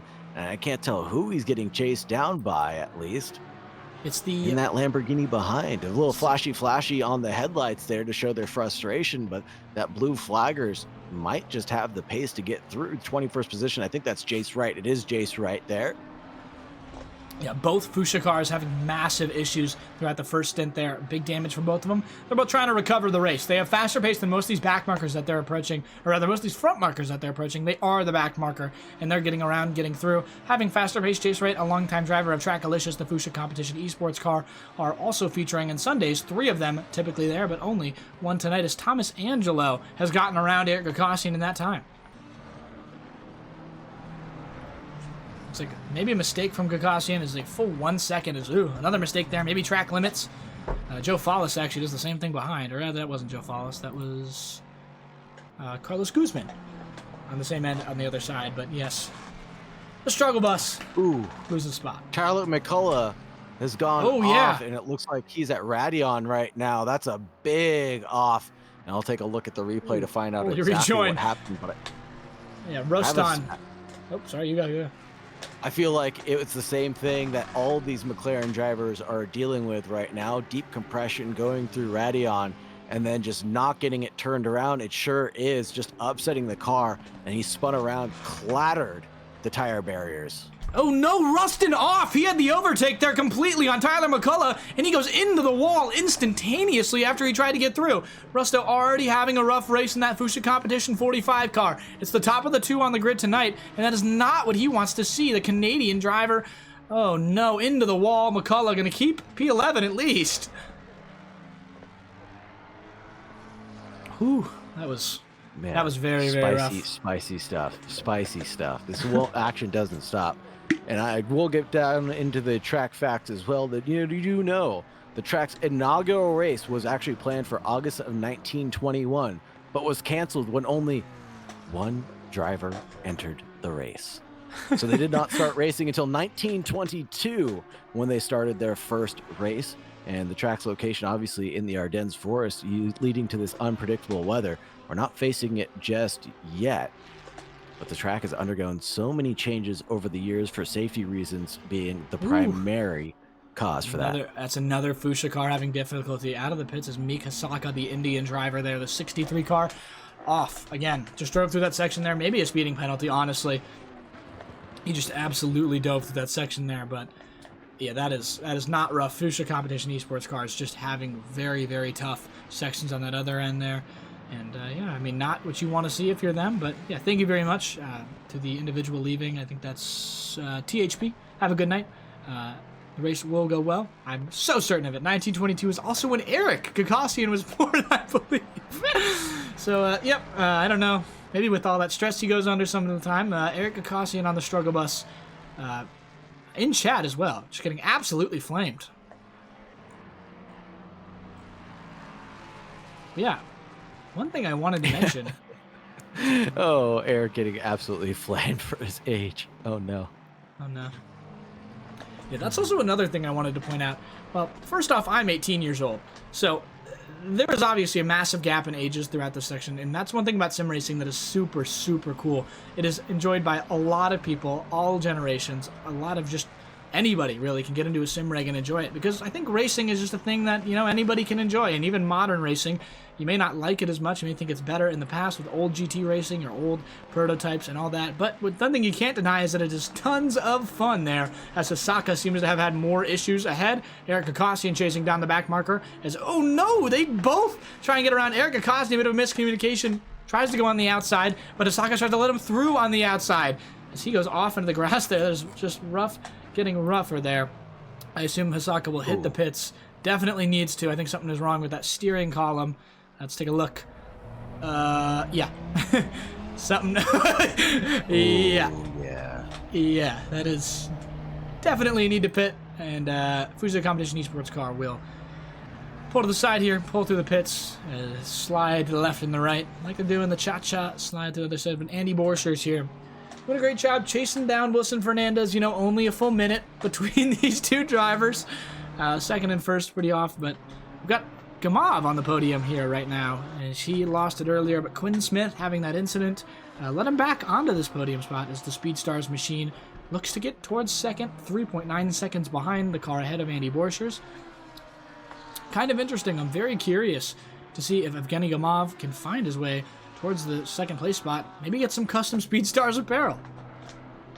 And Curtis Rustin is doing an amazing job navigating his way through lap traffic now. I know he had a little bit of kerfuffle earlier with one driver, but now he's doing very well to get past the rest of them. Doing a great job of keeping it calm, cool, and collected, and driving forward for Mr. Rustin down in 12th position. Yep, he's chasing McCullough ahead, who is the driver, obviously, who he was trying to pass, then just unfortunately gave it too much on the TC. And I am very curious if he's running no TC. He is he's running TC1, I think. I don't know how to tell on a Lamborghini, to be honest with you. I think it's TC1, but unsettled there, unfortunately. ABS2, and very, very rough on that section there. Had to go off and slid into the wall. Some damage, I'm sure, on the front of that Rustin car as his teammate Mikasaka is in the pits right now for the Fushi Comp official on Instagram. You can see there on the back bumper there. But yeah, also, one thing I'm going to plug, check out Trackalicious on Instagram. We've got plenty of content being uploaded there. Shorts, you will be sure to see shorts from this race ahead here, but definitely go check that out if you're looking for more Trackalicious content when we're not live. And keep tuning into the stream and the Discord and the SimGrid and all of those things. Exclamation point SimGrid, exclamation point Discord. Go check out all those things. Go check out everything. And that other section there is Gabriel Dar, our 13th place driver, is off again. We've had some massive damage. Spa is unfortunately not a forgiving track, but it used to be even less forgiving. Spa used to be very, very long, and thank you C36KM7 for the follow. Gabriel Dar actually just coming out of the pits, so no harm, no foul there for him. Just may have crossed the white line by a smidge. Julian Menser, that was the escape road he used. Completely missed his braking zone. Just took the extra line there. Wanted to point that out for those that saw the hot pink car fly off track, but yeah. What happened to Fallis? Yellow flag for him after he headed out of Stabla towards Blanchimont. Yeah. Looks like I he think just that went might wide. have just been, just a bit of wide exit there. I'm taking a look at the camera. Oh no, he had a big tank slapper that sent him super wide and into the grass even. Amazing that he even kept that car running straight for Joe Fallis. These guys have had a great race. They had an excellent defense we saw earlier from the driver of, oh gosh, I'm going to get that name. Give me a second. It's coming to me. I'm scrolling up in chat because he spoke earlier. I'm going to find it. I'm not going to find it. You can take it. What I do want to talk about, Spa. How long? Spa is obviously very long. Over 4.3 miles on that other section. How long was did Spa used to be, Sauger? Oh man, Spa used to be a lot longer than this and used to be on public roads. The track was originally 9.3 miles long, and after World War II, the track underwent for changes for safety reasons and using public roads as well at one point, just like Le Mans. Ooh, no.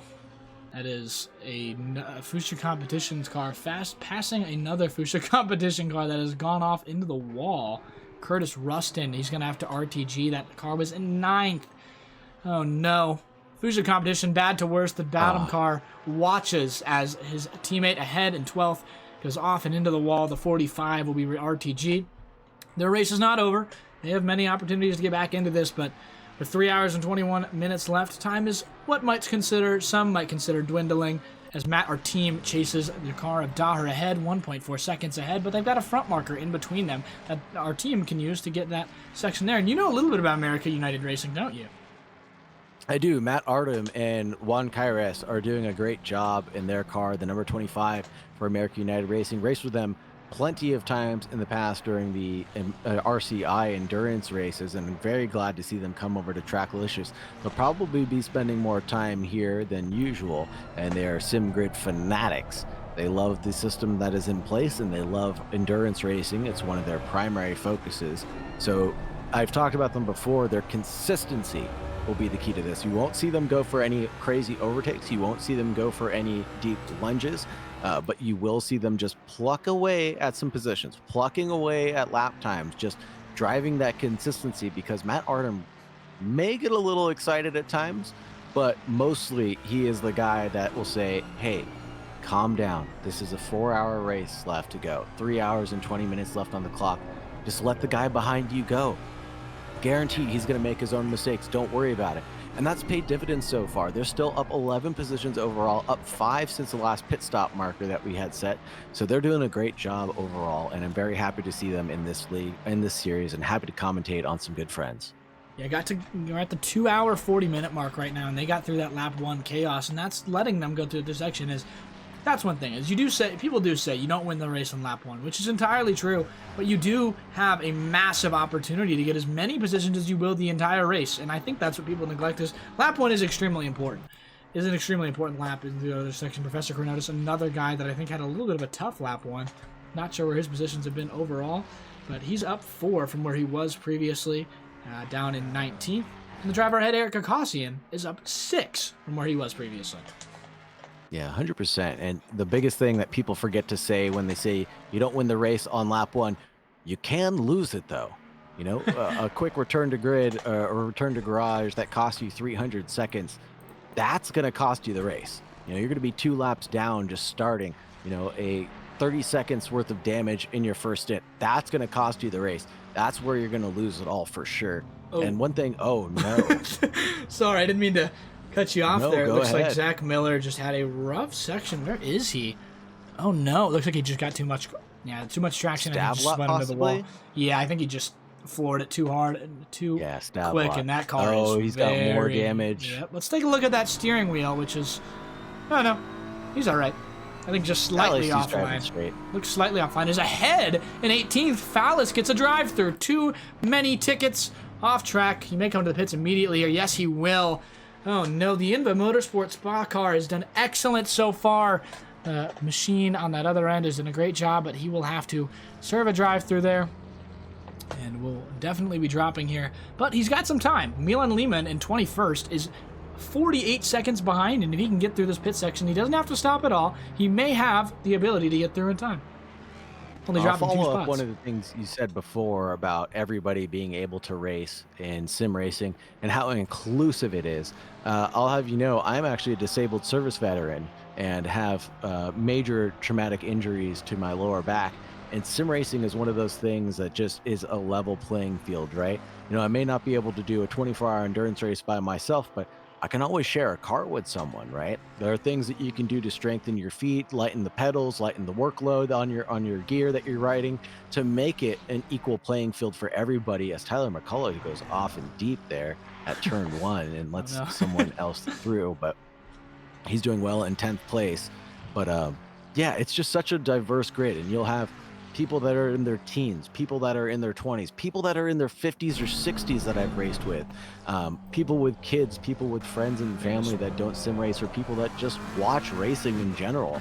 And then you'll also run into people that have never watched racing before in their lives, but they're avid drifters in Assetto Corsa, or they're avid, you know, just drivers in ACC. They have that knowledge just through practice alone, whether they like the sport or not. It's something that everybody can get behind and really everybody could love. I guarantee you that if you gave your rig over to a teenager or to one of your family members and told them, hey, just go drive LA Canyons for a bit, or hey, just take a couple laps around Spa so you know where they're racing at Formula One this weekend, or the Red Bull Ring, they will have a phenomenal time just enjoying going around the track a couple of times at the snail's pace. So 100% to back you up on the inclusivity of sim racing. It is quite amazing. Yeah, it is very, very nice to see. We see tons of drivers from all around the world, in different parts of the world, where some nights it's, I mean, I'm pretty sure, I'm going to check Norwegian time, I haven't already. Fallis and Wright, P19 and P20 inverse positions right now. Fallis chasing down Wright, 2/10 back, headed towards Puan. Yeah, coming off that section there, he got through that drive-through penalty. He did a great job. He's now at least ahead of the 21 car. Jace Wright was behind quite a bit, but obviously caught up here in the section. Yes, thank you, Neil, for the watch graphic. That had nothing to do with me. That had everything to do with Eric and Sagar Bakshi, obviously in the booth with me tonight. Just had that massive stint there. Speaking of massive loss to the back end there for Joe Fallis as Zane Blisket chases. The 11 car doing a great job out there tonight. Already had a drive-through, I believe. No, he didn't. I'm completely wrong. Had to take an extra pit stop for damage he did. No, he didn't. I'm thinking of someone else again completely entirely. Either way, Joe Fallis, the 506 car, under threat from Blisket, but he is a back marker either way, so they'll probably just let him by, but yeah. I mean, speaking of which, there's a Norwegian driver on track right now. It's 8:26 p.m. They're a half hour behind the actual in-race time. And here goes Blisket, about to make that move. Flashy of the headlights, not close enough to make anything happen throughout the chicane. Oh my goodness, and Blisket almost goes into the back of Fallis. into the chicane. I think there was a little bit of miscommunication there. That body language of the cars was definitely not clear as Fallis went deep into the outside line to try to give Bliskett his line, and now into La Source. I think Bliskett is going to make his move happen here, but Fallis is just like, nope, I'm going to keep driving now. I gave you your one chance. Yeah, I mean, he doesn't have to let him go by unless he's fast enough, and through a Rose Radion, Bliskett will likely remain hot behind. I have no recollection of believing that would not be through the other section, but 63 car ahead, by the way, if you're curious, back towards the other grid. Did have some damage going through a Rose Radion, but Zane Bliskett there, just real close. That 996 car, the back marker, gonna get through on the straight, gonna let him by Fallis. It's the best thing he can do. Doesn't want to deal with somebody who's ahead of him, but I mean, he's not fast enough right now. Fallis gonna have to deal with Bliskett, who's now trying to deal with a front marker, even closer behind, and that one will be a little bit easier to let by. Yeah, really interesting how that plays out. Oh, big swoop from Zane Bliskett. Holy smokes, that was really close to having an incident. And we got a little flashy of the pink car behind, trying to also get through on Fallis, and negotiates that pretty well there in the background. Doing a good job of also getting out of the way for Fallis. And you're right, the lap times are going to be pretty clear here shortly, as Bliskett, I believe was on an out lap that last lap around. I could definitely tell if he was. That's 222 for him. And yeah, he is just blazing right now. And I think those tires still need to come up to temperature before he can really shake and bake. Yeah, he was spinning that car every which way, sliding, slipping, and not what you want to see. But Wilson Fernandez, by the way, still ahead. He is losing time, technically, to Anders Borchers in second right now, who is only 53 seconds behind, was a full minute at the start of this section here. So 7 seconds here, but a guy that you definitely want to see, who has cut down that 22-second gap. And down to 3 is Sam Gaskell looking towards past the back marker. He's got Menser 2.7 seconds ahead after what is a massive comeback for him. Looking for a podium spot, and he might just get it. And Menser actually just got past the driver we were just looking at, of Zane Bliskett. So really close driving from all these people, and the back markers playing their dividends right now. Oh, no. Bad to worse for the Future Competition Esports car. I'm not going to jump on board the 25 drive-through for them. Or the 63 rather drive-through for them. Looks like they got a speeding ticket while going off at a Rouge. And not great either way, because I think they also got into an accident because of that speeding ticket there. But the Fallis and Bliskett are behind for Menser, so we'll be a little bit better off this gas now. Gaskell gonna have to get through traffic. Menser already through it, 2.5 seconds separating the two of these drivers, with 2 cars in between them. Massive sandwich here, and only 2 of them on the same lap. Wilson Fernandez still in the lead by 52 seconds to the number 30 car. But Sam Gaskell, like you said, is chasing down, his last lap being a 2:18 flat, still faster than the leaders up in front. Menser's only running 2:20s right now. I say only, but he's running 2:20s right now, and hopefully can pick up the pace as he gets through the back markers and get some clean air in front of him again. Yeah, Apple, I don't think I mentioned, but welcome either way.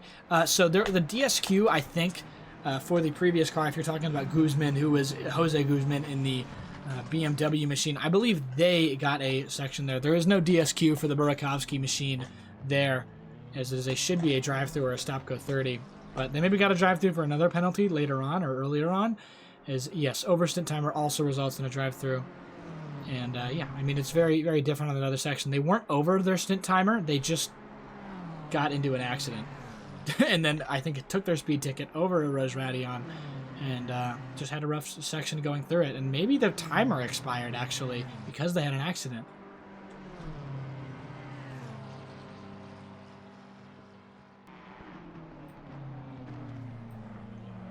Curious to see what happens. A lot of action still going down.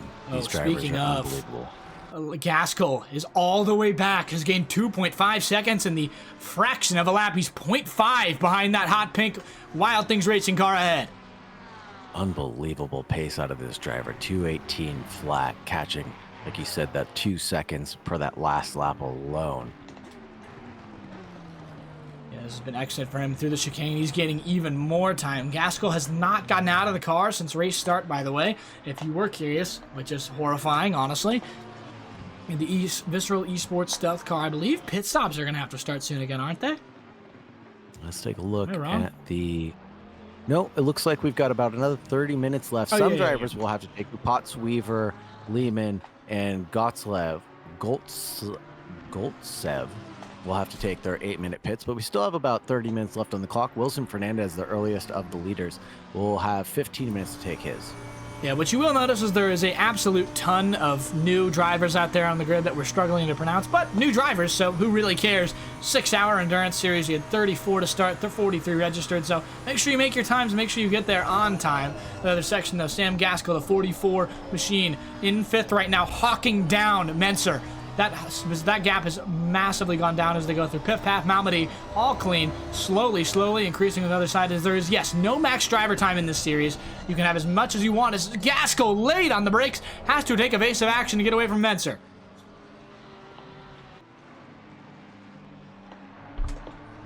Oh, Gakosian into the pits. Whoa! Who's that in 21st position right behind him? Lehman right behind. And they're literally nose to tail right now. Holy smokes. Other end, don't mean to cut you off. They're nose to tail in the pits right now. The collision will not turn on, so it should be fine for both of those guys in the pits. Gakosian stuck with a McLaren, literally, on that other end. Sam Gaskell, though, down to 2/10 now. It'll come down to whoever gets the better exit through this next section here. Through campus, now into turn 14. He gets around. He'll be alongside into turn 14, Stavelot. Gaskell alongside and through, but he goes a bit deep, and it won't matter. Menser can do nothing as the Visceral Esports stealth car gets right on through, right on by, and back fighting for a podium spot. He's 24 seconds behind Gamov. Thank you for the, oh my gosh, thank you for the raid. It's over 9,000 RPM with the raiding party of 1. Hey. So thank you for coming into the stream, I guess. Raids. Raids are raids. Raids are raids. We appreciate the support either way. Chasing down Petrovic right now in the battle for 18th and 19th position. We also got a little battle behind between Paul Miles and Rustin and... not to cut you off here, but Jace Wright on that inside line, he's got the overtake going. That Mustang dealing with a little bit of a pest on the inside line, and Jace Wright will cut and drive through as Petrovic goes off on that outside line. Pretty easy for him. And Zane Bliskett getting passed by Dare while all this is going on. And Gakosian is out of the pit lane right now. I was so worried if Eric got into an accident. I was like, no, he was doing so well. He's been on quite the streak of no accidents, no big accidents, unless he raced in West Coast Wednesday and got a shunt at a Mola, question mark. I don't think he did. But the struggle bus, not struggling too much. They're up a bunch. Absolutely excellent start from them. Did great for them. And a driver that is off is Millen Lehman, who slowed down a bunch to let those drivers ahead by. So got to appreciate that. Good backmarker behavior. Head down to driver 20 in 23rd position. Matthias Price chasing down Paul Miles. And they're just 2/10 away from each other right now. And also battling for Rustin out in front. So Rustin in that 45, who had to return to the garage, if I'm not mistaken, a little while ago. 3 pit stops to his name. Almost the leader of the 3 pit stoppers. And should take the lead of them at the end of this race due to him returning to the garage earlier. So his pit stop timer just working out in his favor. Yeah, the car ahead is going to be putting pressure on him here. The British Mustang of Paul Miles trying to find his way here. No team name, but they'll remember his name here. Trying to get that overtake on Rustin through the chicane. He's going to let Prachete back into this battle a bit. Loses a 10th or 2 through the other section, but he gets a much better exit and will keep himself ahead. Miles chasing Rustin here. Those lap times are all almost the same. Only 5/10 between all of them. Through this section here, as they all hawk each other down. Bit of a sandwich here. It'll happen in endurance racing. Eventually, you all come out with your friends on the other section here, and there's going to be some battling here and some disagreements into Rose Radion, I have to say. And deep battling down the entire pack of people here. No one's giving up an inch because they know that they'll give up a mile. We've seen it before. And drivers who give up 1 position typically end up losing 2 or even 3 at some times. Here's Paul Miles trying to make this move on Curtis Rustin towards Stavelot. They're actually, Lacombs, as that Mustang is deep on the brakes, closing down the gap on that Lamborghini. But deep behind, it's Matthias Price looking to make a move on any opportunity that he can get a glimpse of, but not able to quite do so, headed down into Bruxelles. Yeah, that livery is not easy to miss on the other end. Is welcome to Godzilla. Welcome to... A lot of people in chat. People just joined. It's over 9,000 RPM who just raided with himself. So thank you very much for tuning in. The raid does matter a lot to us. The 506 car is off again. Joe Fallis, oh no, right at LaSource. Nearly gets into D'Angelo, who's ahead of him on a front marker. Ooh. Not great there. We're not going to rebound it. I think he just lost it. Going through Eroge, or rather not going through Eroge, going through LaSource as he heads to Eroge Radion. But Matthias Perche still putting pressure here on Miles and Rustin ahead, trying to find any way he can to get past the 81, who is defending and attacking right now. Doing a little bit of multitasking, trying to keep himself in 22nd while keeping himself ahead of 23rd. And I'm going to keep my eye on the Kakasi and Jace Wright battle for 17th and 18th while you watch this one, because we got a 3-way and a 2-way at the same time. It's a little bit closer and into a better opportunity for Jace Wright, who's been running much, much faster. I do want to point that out as he's flashing those lights. He's back on the lead lap with Kakasian, not on the lead lap, back on a lap with Kakasian as he's got much more pace here. Oh, maybe head back to the 23 car on the inside, yeah. side by side action going into the final chicane. No, backs out of it. Doesn't want any action of that to go down. And that Mustang goes backwards really quickly and the Ferrari goes forwards. Yeah, that's really interesting there from Miles, who maybe that's just not knowing your car fully in the sense of he could have broke way later and that British driver would have gone alongside. And yes, it is 3 hours remaining, but you don't want to give up a position where you don't have to.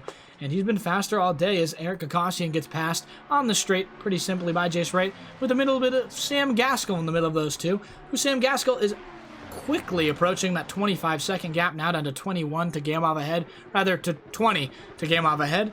The second there is Andy Borchers is also getting chased down by Gamov, who is closing in on him as well.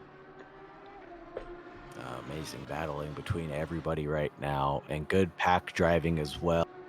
Unbelievable that those three were able to stay basically within a second of each other, second and a half maybe, and keep it driving forward. Just unbelievable determination from these folks.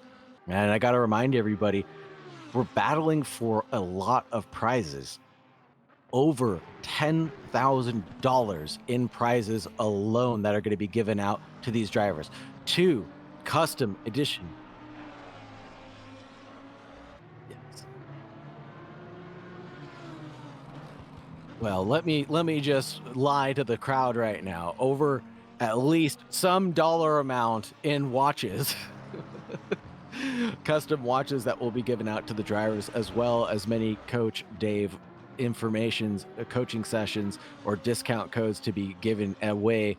It's absolutely amazing how much sponsorship this league and this series has gotten, and that's why these guys are battling so hard. Not to mention, this is an SRO qualifier, right?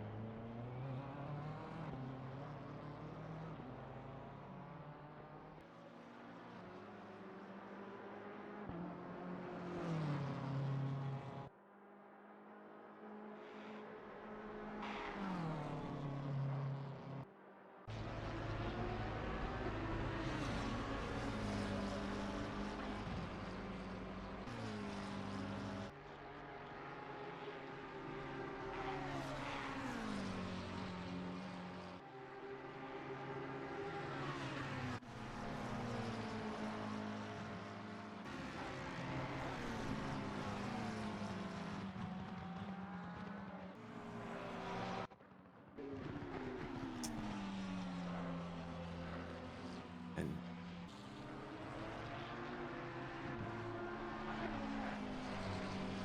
sounds good, brother. Thank you very much. It looks like Zane Blisket got a 5-second penalty there off to the left-hand side as we see the FNM car getting past. I believe that would be the number 63 of Brovkowski. Yes, he does. Gets past it. Paul Miles in the number 81 now on board with him, and he's chasing down. Who is that in front of him? And that is going to be Mr. Rustin in the number 45 car. And he's got some time to go before he can catch up with him. I think this is going to be quite a gap, maybe even an entire lap, if I'm not mistaken. Let's take a look. P22, he's 1.5 seconds back, excuse me, from the car in front of Mr. Rustin, and you can see him just off into the distance right there, that sexy Lambo doing Lambo things. And we've got another set of pit stops coming up. Matthias Pritchett, I'm going to go with Matthias Preisch, is into the pits right now. And anybody that wants to correct me on that spelling or pronunciation, I'd really appreciate that. We've got Millen Lehman, and Joe Fallis is now running in 20th position for the number 506. Doing really well as he's chasing down Alexander Goltsev, who just came out of the pits and did his outlap just a moment ago. Taking a look at the stint timers, we got Wilson Fernandez. He's got 3 minutes left on his stint timer remaining for the 888, the leader of the pack right now. And we've got about 20 minutes left for the rest of the drivers, a couple of 15 minutes. And we've got Matt Artem, who needs to do a pit stop. And we're looking at him right now. I'm looking at him right now. You guys are looking at Paul Miles. And Matt Artem is about to get passed by Thomas Angelo. He does let Thomas Angelo through there at Bruxelles and follows him into Speaker's Corner. Again, like I said, Matt Artem and Juan Caires, they're not the types of drivers that will battle it out on track, in an endurance race at least. In a shorter sprint race, absolutely fierce competitors. But in a long endurance race, they know what matters and they know what doesn't matter. If a car behind them is faster, they'll let them through. If a car behind them is slower, they'll battle it out to the heart's content. Blue flags as well. Will be some of their make or break moments, and I think they're going to make up a lot of positions here, as they have continuously throughout this entire event. Up into 13th place overall, their still net gain is 11, and they're holding on to that pretty well. Professor Kanotis in 14th position right behind them has gained 15 positions, started off in 29th, now into 14th place. Yeah, we had... Timothy Jabud, go ahead. Excuse me, we had Neil Kerbel in that car earlier. We'll jump in an interview with him later. Send him a DM right now, actually. But Professor Kanotis back in this car. They switched every single pit stop. Pretty curious here. We're now just under the 3-hour mark. And boy, things are getting hot. I think we're going to have some interesting battles for the lead, potentially. If any mistake comes out of Wilson Fernandez, that could be detrimental for their lead. Anything, including running down their sit timer and getting a drive-through, it looks like. 1 minute left on their timer as they head towards Blanchimont. That fog is so thick in Blanchimont right now. Wow. Pretty interesting to see if he pits. He should. There he goes. Yes, he will. So Also everybody pitting. kind of falling into that same rhythm of pit stop strategies. A couple people are on the same rhythm and rhyme as the leader, Wilson Fernandez, and a lot of people are off of that strategy right now. Excuse me. Yes. Pretty interesting for this section. Matt, our team, going to hit the pits now. Long pit stop, obviously. Wilson Fernandez might get out of the car here. Interested if he will interested if he won't. Probably will double stint these tires and will also double stint this drive. Gonna have to put some more fuel in the car and keep it going through the section as they enter the pit hairpin, which is kind of insane to me. I don't even know how you get a hairpin this long. Or a pit this long. Oh, big action there at the final chicane. The number 45 now. And Paul Miles goes through there. Not sure what happened, but there's definitely a back marker involved in that. Paul Rustin, and who else is he battling with? I can't even tell. Is that Lehman behind? No, who is that in the number 30 car? That's the second place car of Brocher. Yeah, that's trying to Borchers. get by those two back markers. Okay, wow. Yeah, that's Borchers there on the attack right now, trying to find his way past, as he does pretty pretty easily on that other section. Andrew Borscher's going to be in the lead right now. Coming out of the pits momentarily will be the currently second place car, or rather the third place car of Wilson Fernandez, who is having quite the long stop, I have to say. 91 seconds in the pits. Something might be wrong with that car, as they have just gotten out of that pit lane. They're going to lose some time here. 98 seconds, a full 100 seconds, almost a full 2 minutes in the spot right now. Curious what happened to this car, as they have a 34-second, they have a much longer than 34-second pit. They have a 35-second pit. Tire change and a driver change for them, maybe a bit early. And, you know, I'm not totally thinking, maybe Sargisian, maybe Sam Gaskell can keep it all right. If only they do one more driver change and let that driver go through the end, that might be big for them. They're going to gain about 20 seconds if they do that. I just saw the incident with Borscher and the number 45 car. What ended up happening was that Rustin was trying to let Borscher through, I think, and then Borscher just ran into the back of Curtis Rustin and almost sent him round, and that allowed the number 30 to get involved in that and then get by. Very interesting. On that other section, Borscher is obviously now leading the race, but we're going to take a second. We're going to get Neil Kerbel. Neil Kerbel in here. Where is he? Oh, in the greener. We're going to drop Neil Kerbel right in here. He's just gotten out of the car. Very sweaty, very hot. On another end, 16 degrees on track. Much hotter in that car. Neil Kerbel, how are you? I'm doing well. It's actually relaxing, not behind the wheel for a little bit. Had some good battles while I was out on track. Yeah, we definitely saw that there. You made a little bit of a mistake and got back those positions, and now you have Professor Chronotis, who's moved up to P13 himself. You guys are approaching the top 10. What went into that? It's all strategy. We did tons of planning, mathematical calculations. We have data on our side. I mean, obviously, you've got Professor Chronotis in the car right now. The Trackalicious machine, he is probably the reason the server is up right now, first off, and an absolutely quick driver who, you know, not known for practicing too much, but I know he's put down tons of time for this, and it definitely shows that P13 car is running, on average, a bit faster than almost everybody around it, and doing a great job there, and even a little bit slower than some cars behind, doing a great job to just keep that car. All right, they'll have to pit soon. Are you going back into that car this next stint, by the way? Well, I don't want to reveal too much, but I got some time on my hands for a little bit. We have a strategy that we're working on, so I'm interested to see how it pans out. It is great to see Chronotis out there on track with some clean air in front of him and some clean air behind, so he's really just stretching his legs and putting down some really good consistent lap times. Yeah, Chrono obviously started this race, got him past that massive lap 1 accident that occurred, and he has moved himself up the field with that car. You took control of it, got up another 5 slots, and it has been nothing but smooth sailing so far for you guys in terms of just positions and overall. And now you guys are closing in on the P12 car, who's been already in the pits, so you guys will have to pit soon. But Professor Chronotis is doing an excellent job so far, and you as well, Neil. Oh, thank you very much. Any additional questions? I do. I guess the comment is more likely it is, I love what you said about your strategy and crunching numbers, because the one thing that you can predict is that the numbers won't lie, right? If you nail those numbers, you can always modify one way or the other. Now, without revealing all the trade secrets that you have, knowing the numbers is great.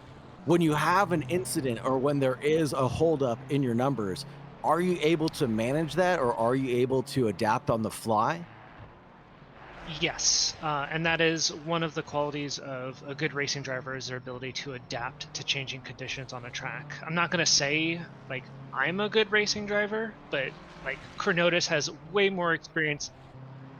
Chronotis has way more experience than me. He knows exactly what he needs to do to recover from those situations, and quite thankfully, like, we have not had too many. Spa is notoriously dangerous, especially for some of these risky high-speed corner overtakes. Yeah. So we know who we're battling with, and that allows us to make some smart decisions out on track. Yeah, very smart of you to say that. We're seeing you guys kind of bumping your way through the grid right now, gaps falling down as people start taking their third pit stop of the race or second pit stop of the race, depending. You guys are pretty good position right now, about 30 seconds adrift from Timothy Jabudal, yes. And so, again, without divulging too many of your trade secrets, spreadsheets, is it just pen and paper? Is it fuel calculations? You know, what is the tool or the resource that you're using to kind of get to the next level? I will give you a non-serious, joking answer to that question. It is eraser caps on sharpened pencils. Oh, and pocket calculators. Good reference to an old joke. Let's hop on with the number 5 and look at their tail real quick as Gabriel Felipe is chasing him down.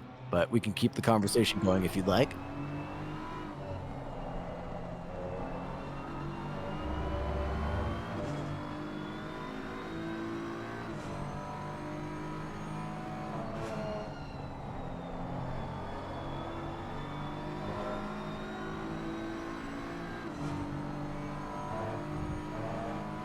All right, appreciate the commentary. Thanks, Neil. Have a great day.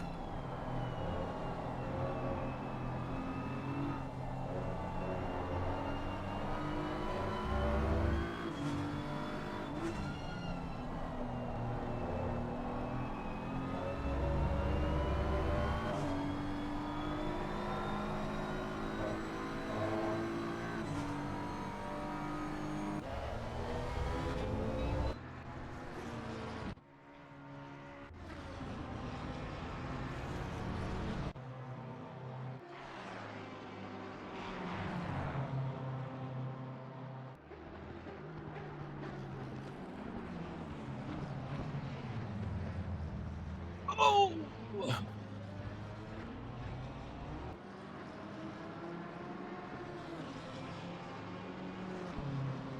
Oh man, and that's exactly what Felipe needed to avoid. He needed to avoid any sort of contact. He needed to avoid any sort of penalty. He's trying to make his way back up to P1, and he will inherently get that as time goes on. But man, that's just not the way he wants it to happen.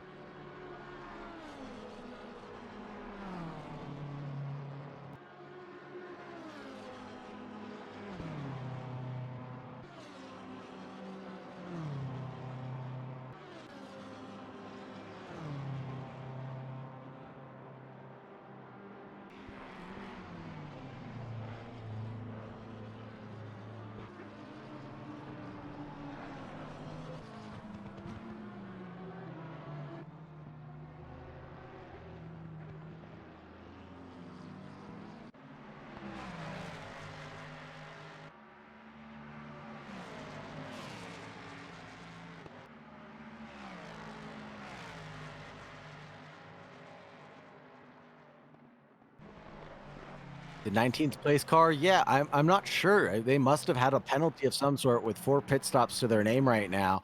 Matt Artem on cold tires chasing down Petrovics. Not sure what happened or what they were doing there, but yeah, that stint timer definitely reset, I believe, for the second time.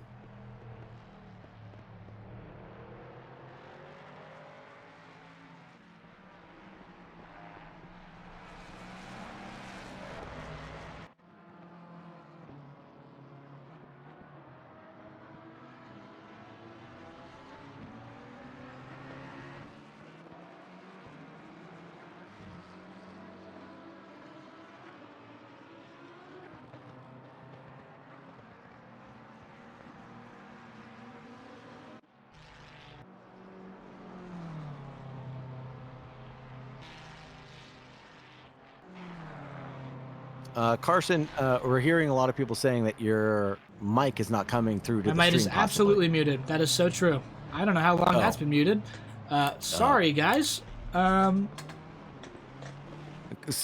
Gaskell went into the pit lane and is now going to drop down the order, and it looks like Carlos Guzman is out of the pits right now. But things are looking good for everybody. And Sam Gaskell just came in, I think, with 40 seconds left on his pit stop timer. Absolutely ridiculous trust again. And Menser is driving in third place right now with 7 minutes left on their pit stop timer. So a lot of things still yet to shake and bake, folks. Yeah, our team who served a penalty earlier, I don't even think I got the commentary then of me chasing Felipe, so very, very unfortunate there for me. But Felipe, I'm curious to see what that goes to the stewards. That might be a 30-second, to be honest with you, because of how much of the time that he lost. It could also be a 5-second. I don't know how the stewards are doing it tonight, but we'll have to see. It's 9:30 in-game time, by the way. When that clock strikes midnight, we'll be off and away, and that will be the twilight lap. That will be the end of this race. 2 minutes, or 2 hours, 43 minutes remaining. We have hit the halfway mark 15 minutes ago, and we are absolutely primed for some more great racing. Wow, this is going to be amazing going into the night hours now. It's 9:30 in game, so we'll be seeing a lot more action here in the next 30 minutes or so as twilight and dusk fall upon the drivers. And I wonder who's done the practice in night, who's done the practice in the pitch darkness of this Spa-Francorchamps track. As you can look around, there's not a lot of lights around this track. It is purpose built, but there are not a lot of lights in this forest area. So this is going to be really interesting to know who's found the right brake markers and can hold on to the pace that they were looking for before, and who really hasn't found those brake markers. All right, Sam Gaskell is out of the pits, folks. And he is not Sam Gaskell. He's back in the pits. It's Zach Doran, the other driver for Visceral Esports Stealth tonight. And they've got a new driver out there tonight. He will be... this is his first time, 2 hours and 42 minutes in the race into this Lamborghini Huracan. And yeah, very, very good timing for him. They're trying to keep the driver swaps down, I assume, to try and chase back. And I'm really, really curious when Felipe is going to get something here. I'm wondering if he's going to get a penalty. I'm really curious if he doesn't. I'd be very surprised. But we'll have to see. A bunch of drivers hitting the pits right now. He should move into first by the end of this lap, as Julian Menser is in that section. He's not in first, but he's got that. But Evgeny Gamov, the second place driver, into the pits as Andreas Borchers is supposed to be at the end of this lap, correct? Borchers should be in about 3 laps. He can spend as much time as he wants out right now. He's got 9 minutes left on the clock, so he's bided his time pretty well. As well, same strategy as Sargsyan. Yeah, he's done an excellent job to that section there, and we are very, very, very surprised here to see how much action has gone into this section. To be honest with you, I was a little worried the 6-hour race might not have that much action in it, and we've got anything but that to be true. Alex Sargsyan is chasing still, but that was not what I meant to hit. He is still just miles, it feels like, behind of Gabriel Felipe, because Alex Sargsyan hasn't pit yet. And that other section there is Evgeny Gamov, the next driver out, who has pit. It'll be interesting to see if Zach Doran can find his way past on this other section. Gamov leaving the pits? No, he's not even got to his stall yet. Yes, he has. He's fully out there. Gamov will be chased down by Zach Doran. It'll be a race to see who can get out of a rose. It'll definitely be Doran there, but he'll be chased down, or definitely won't be Doran there, but I think he'll be chased down in this next section. It will be interesting to see how things shake and bake once the pit stops are fully completed. And speaking of action, all the drivers, the gaps are still within a second of each other in some of these areas or between some of these positions. Zane Blisket right now, 16th position, chasing down Gakassi in 15th, 1 second gap. Gabriel Felipe chasing down Menser, who's about to take him to the pits. That's another 1 second gap that we can tell. And Rustin chasing down Paul Miles, another 1 second gap. That's increasing by just a little bit more than normal. And yeah, I believe if you are not subscribed, you definitely should be. I think we just got an ad. If you don't want to miss any live on-track, Trackalicious action here at the 6-hour community endurance event, Road to SRO Community World Challenge, brought to you by AWI International, the timing chart in the top right, of course. Make sure you subscribe. A lot of people don't know that they have their Prime sub still installed, so if you've got your Prime sub, you're not using it, why not use it here? We get ad-free racing as Zane Blisket chases down Chadubal ahead of him with Gakassian even farther ahead. This is a battle for position, but with a little bit of a front marker in between them. And there's Julian Metzner going into the pits right now. 2.5 minutes left on their pit timer, so they're doing all right. Thanks for the sub, Simple Zach. Appreciate the love, man. Thank you so much. That means a lot. Then subscribe for 10 months. You are a true Trackalicious member.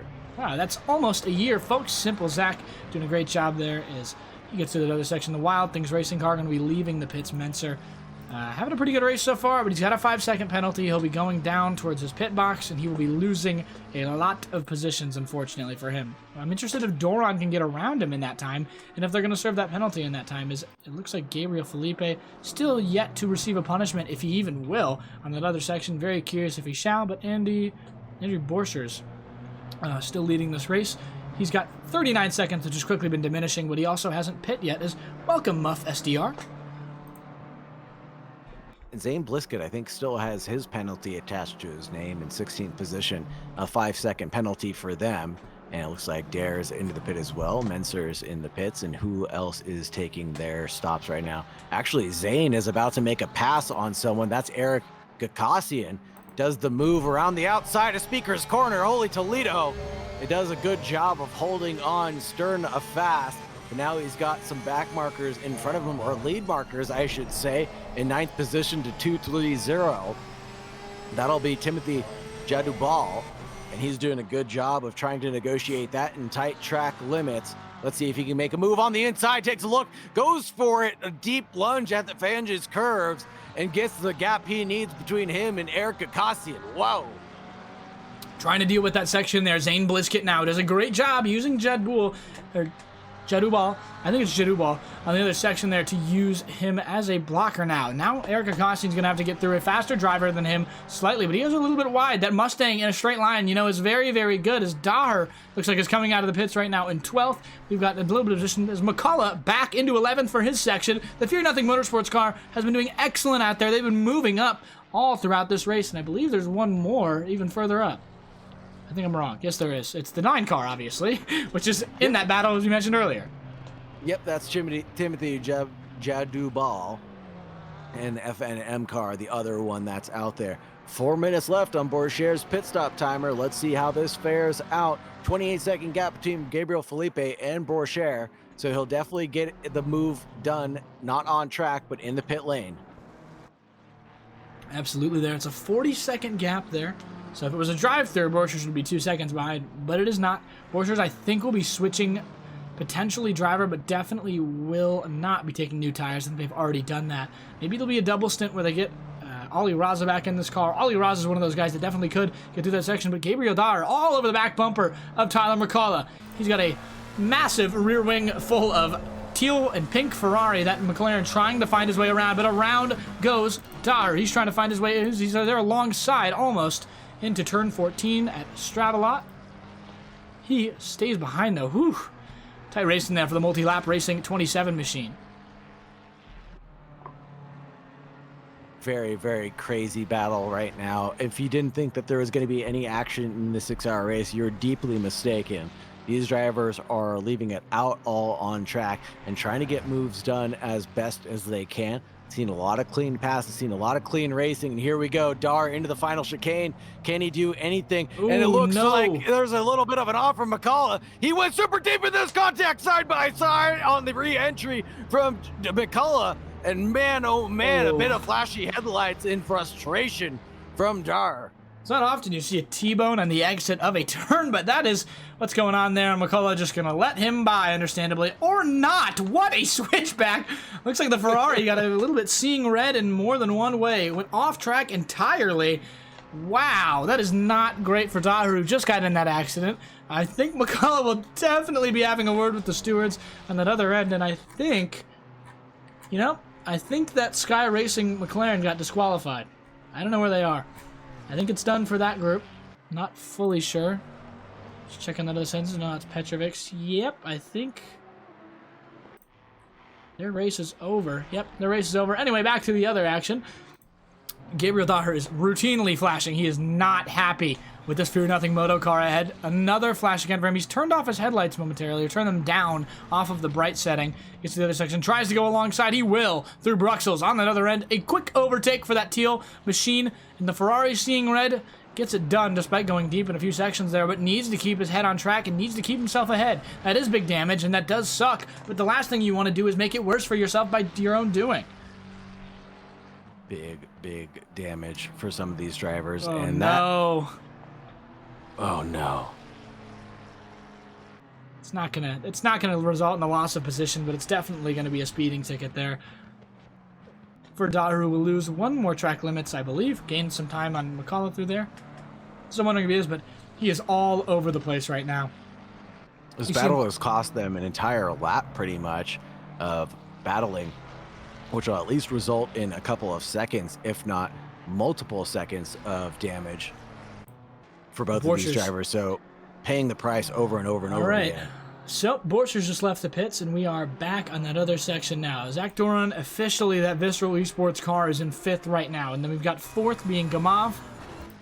He's done an excellent job to stay ahead. He's chasing Andy Borchers, just 2.9 seconds between these two drivers. And ahead of them, another Trackalicious car. They're back on the double podium here. A little bit of a switch around. Ali Raza was in 2nd, but now it's Sargisian in that Nebula car ahead of the gray car as they're chasing Gabriel Felipe now, who is only 11 seconds. Wow. What? Is he? Oh, he didn't pit yet. Okay. I was like, was that did he not pit? Yeah, Sargisian has not taken his 3rd pit stop yet, so 1 minute left on that timer. Coming through turn 16 and Blanchimont, excuse me, right now. So he'll dive into the pits right now and then fall back at least the 70 seconds. Yeah, that is my bad. He's all right. Gabriel Felipe is not under any sort of threat whatsoever on the other end, but Kevin Blanchett is back in the Crazy Rabbits racing machine as he's chasing Robin Katzelberger, who is dealing with a little bit of a nuisance of miles, or was dealing with a little bit of miles. He got around the Austrian driver trying to find his way as he got around the British driver there. There's so many more European drivers out there tonight, and I'm loving what I'm seeing, but it is getting darker and darker, and it looks like to the 2-hour mark we'll have no rain. That's pretty insane that we'll have no rain so far. I want to see it. My fingers are crossed. My toes are crossed. Whatever we can do to make it happen, please, by the gods, let it happen. I think the drivers are thinking the exact opposite right now. These strategies are going to be absolutely annihilated for some drivers if the if the rain comes out at the wrong time. But it's kind of a gamble. Maybe the rain doesn't come out for too long and you stay on the drives that you're already on. But Alexander Gotzlev, again, doing a good job here. He's about 3/10 behind Eric Jones. Nailgun Stanley, thank you very much for the sub. But no rain here for Carlos Guzman, who says in the chat, does not want any. I'm indifferent. I want good racing, and we've got some right here. Goltsev putting pressure on Eric Gakassian, who was in 15th and has now moved his way down to 16th after getting overtaken by Zane Bliskett, who's under threat from Goltsev now. Man, Eric Gakassian seems like he's always found himself in the middle of some action. It's unbelievable. This Mustang has turned into a Mustang magnet to other cars, always involved in something, one way or the other, passing or being passed or under threat, I should say. Yeah, the struggle bus is, how many positions are they up again? I wanted you to mention it because my quality times are all off in ACC TV on that other end. Who's in the struggle bus? Remind me. Gakassian. It's Gakassian, yeah. Gakassian, yeah. And then they're up 14, no? Up 10 overall. It's 10 positions overall for them. Goltsev, though, chasing. It could bring that down to double digits if they're not careful. Sargisian, though, finally taking his pit stop. He'll be leaving. On the other hand is, yes, Bossman, Eric, the boss, Kakas, Ian. Excuse me, jeez. But Sargisian will come out officially in 6th. That'll leave Daryl Young in 5th, with Zach Doran going to be in 4th now for the Visceral Esports Stealth Car, clawing their way back on this other section. But Andy Borchers slowly losing time to Evgeny Gamov behind that golden Lamborghini. Doing a great job now to stay in there, but we'll have to see if this battle settles out and on track or off.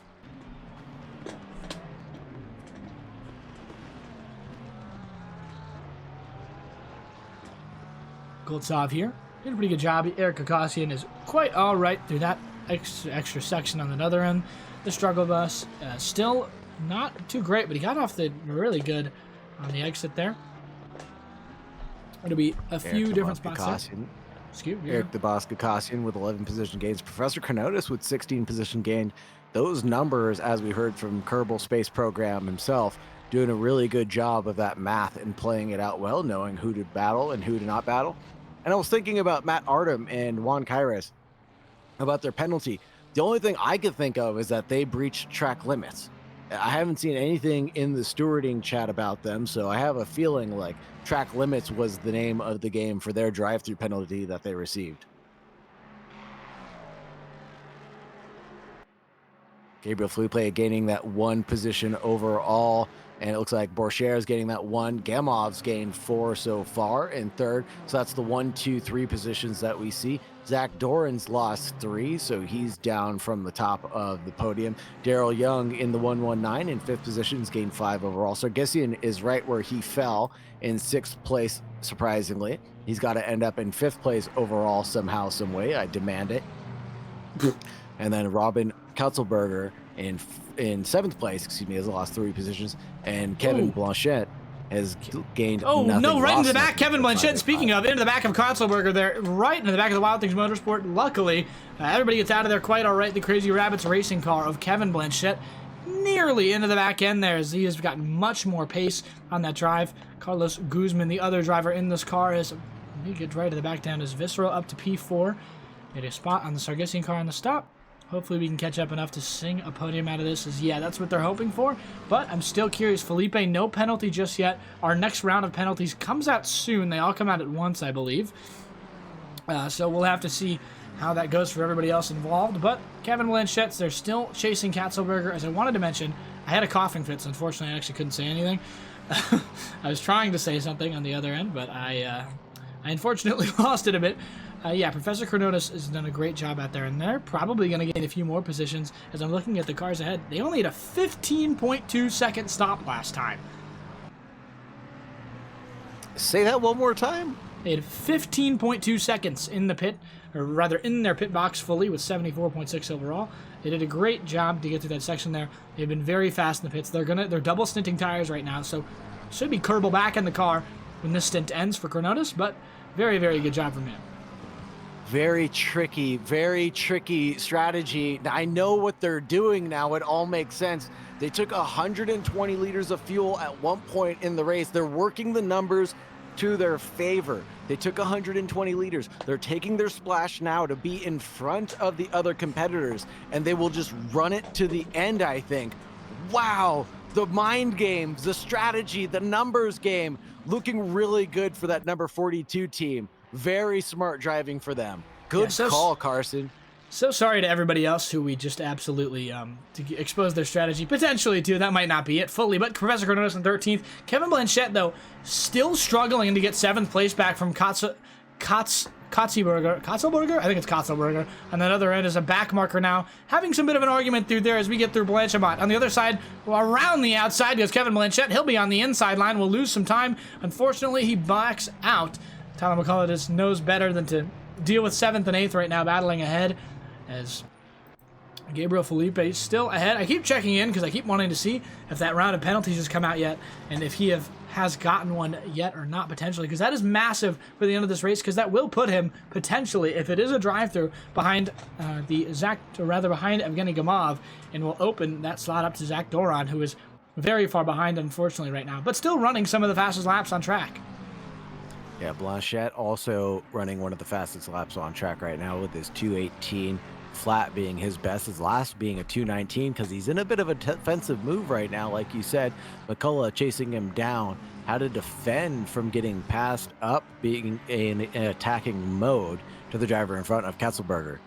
And Katzelberger's driving very, very well, his last lap being a 2:18.7. and his best lap being a 2:18.1, so it's almost nil separating these two drivers right now. We won't see anything happen just yet until a fatal mistake takes place. Yeah, we'll have to see if it takes place, so we don't obviously want to wish that on a driver, but if you're curious about the percentage of rain, it's about 20 to 25% still based on variability. It could happen, could not happen. We'll have to see through another section. It has been I have a feeling 20% is a high margin of rain percentage chance.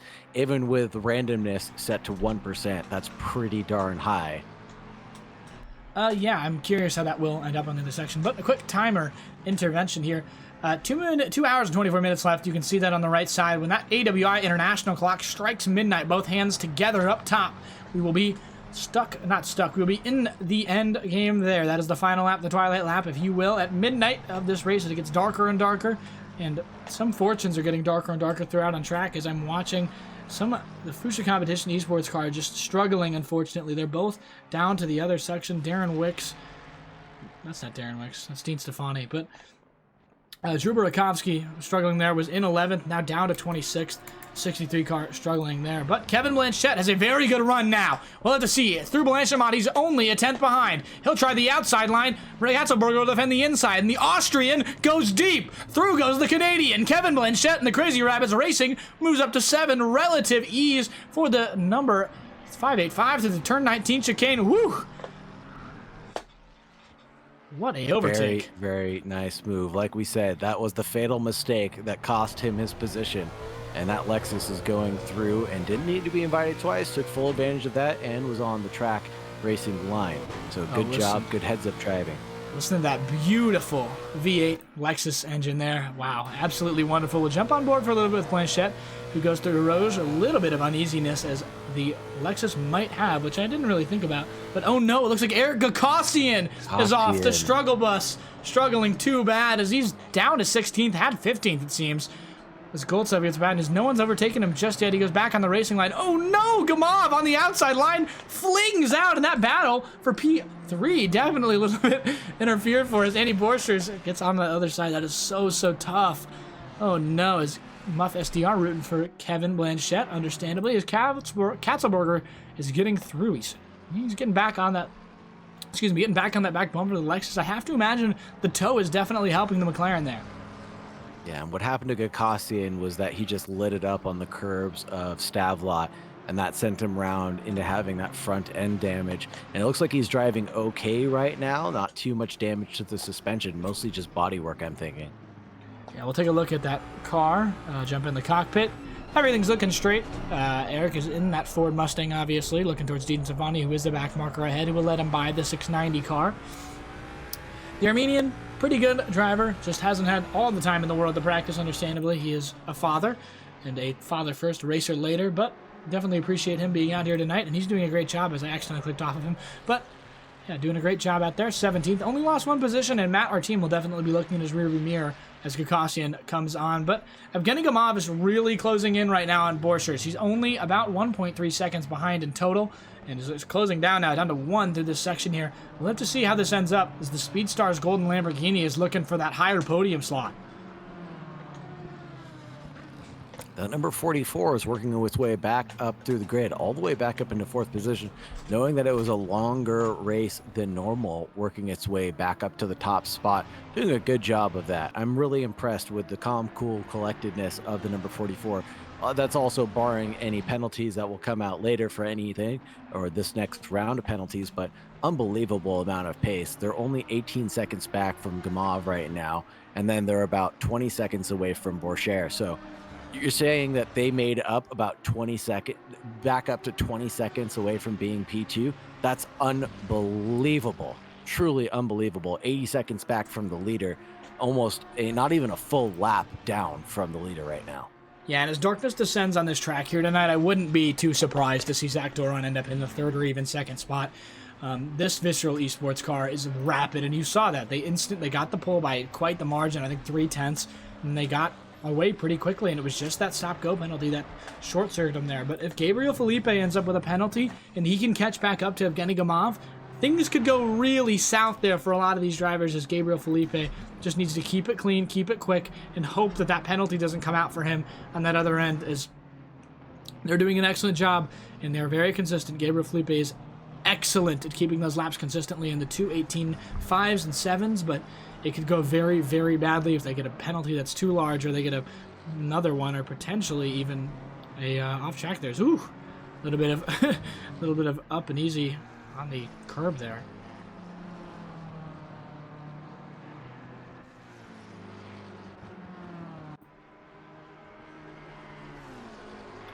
Yeah, Borchers also still getting chased down by Gamov. I don't want to point myself away from that battle going on right now. They are very, very close together and are doing quite a good job, honestly, I have to say, fighting for these positions. Borchers and Gamov have been very, very quick all night. The Trackalicious car is in 2nd right now.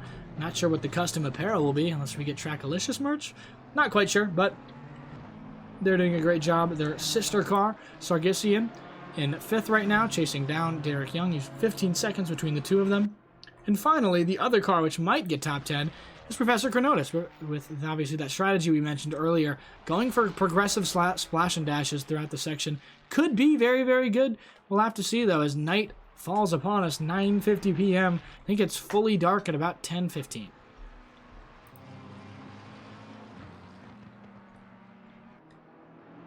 Come on, That sounds about right. Around 10 o'clock is when full darkness will strike. So we're not quite into darkness yet. I'd say we're more at like a twilight stage maybe, or a dusk period. What do you think? I'd give it a dusk. I'd give it a sunset right now. I don't know. We'll have to see throughout the other section how that goes and how when it really gets dark, but it shouldn't matter too much. What we will have to do is change, obviously, the on-stream graphics setup, which we'll do eventually, but it'll be very, very, very excited to see some night racing here from these drivers. It'll go quite great, but Robin Katzelberger has kept himself, despite the lower pace of Blanchette, has kept himself in with 1 second, as he can't keep it too close, it seems, but the Katzelberger car is staying within 1.3 to 1.5 seconds, and that'll be good for him.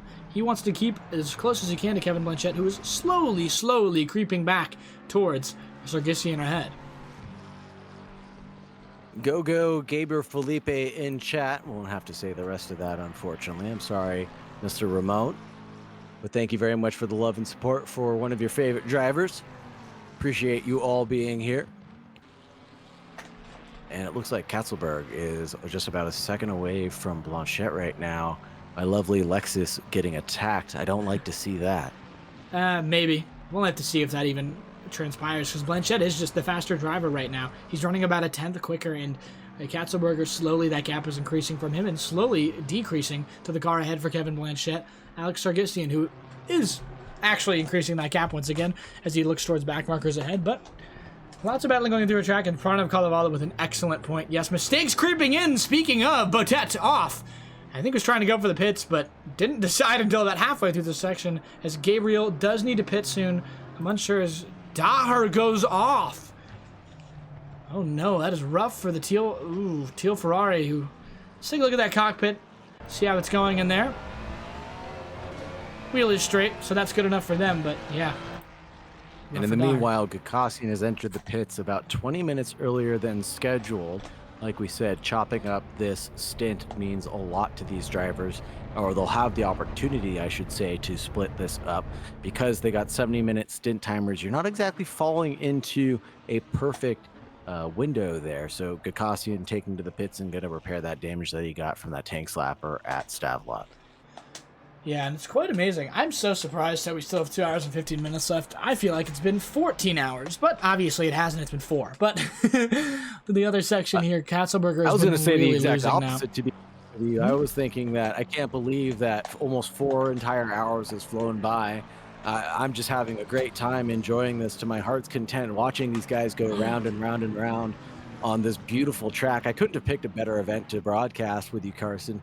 I'm really grateful again to be a part of this team. Really grateful to have the opportunity to be here and just watch this entire event go down in series, and hopefully be around for more and more of this beautiful event, this road to SRO. Never would have thought that I'd make it to this point. Never thought I'd have the opportunity to broadcast a potential SRO event or see these guys. A lot of familiar names that I've seen before, a lot of people that I haven't seen before, and they will all try to make it to the SRO qualifiers today and move their way forward for the rest of these rounds. We got Spa-Francorchamps today, and then after this, we're going to Bathurst in a couple weeks, and then after that, we're going to the Nordschleife 24-hour track, and that'll be hectic as heck. You thought we had lap traffic. You thought we had issues here. No. It's going to be even more hectic at the 24-hour circuit. We're not running for 24 hours, thank goodness. We're only going to be running for the same 6-hour event, but it will be a beautiful one to be a part of. And if you're not familiar with track lists, come go ahead and take a look at our schedule that we have right up on board right now. We've got racing almost every night of the week on ACC, and if we're not on AC, we're on AC. If we're not on AC, then we're on iRacing, folks. Almost every single night of the week, there is an event to take part in, Monday through Sunday, folks. So please, if you're not familiar, you better get familiar. Find us on the Sim Grid, look for us at Tracklicious, and sign up for your local favorite series. Yeah, local anywhere, honestly, where you can be. But yes, so that Spot Finger Shop's 29th, obviously, right now. And you got Bathurst on the 27th of July, and then the Nordschleife on the 24th of August. Other communities are also hosting these events. So if you're looking to qualify, you can, I think, jump into more. I'm unsure on the total rules about that. Go check out SRO's Discord, or our SimGrid, or SRO's SimGrid, for the information on that qualifying and where you can jump in and where you can race. But yeah, very, very interesting here as Andrew Borchers just keeps losing time, unfortunately, to the drivers ahead.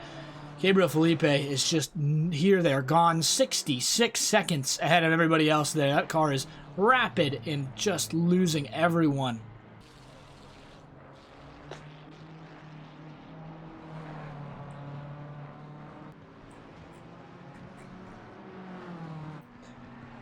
One car that is a little bit interesting here. We got Thomas Angelo, the German, in the Fear Nothing Moto car, back on with his teammate. They can work together here, the 11 and the 12, to move up farther here and try and chase down Daher, who's been having some mistakes on the other end. McCullough obviously got into the accident earlier with him. See that front end not quite showroom ready due to that incident. But Thomas Angelo seems to be the quicker driver, and I believe this is the quicker pair of the Fear Nothing Moto cars, so we'll have to see what happens. As yes, where is that Where is Gabriel Felipe's stint timer, by the way?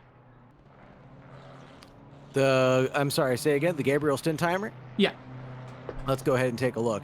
It's going to be down to 52, not 52 minutes, 29 minutes for Gabriel Felipe right now. So he's got plenty of time out on the clock. Like I said, he's on the same strategy as Sargissi, on the same strategy as Kevin Blanchette, excuse me.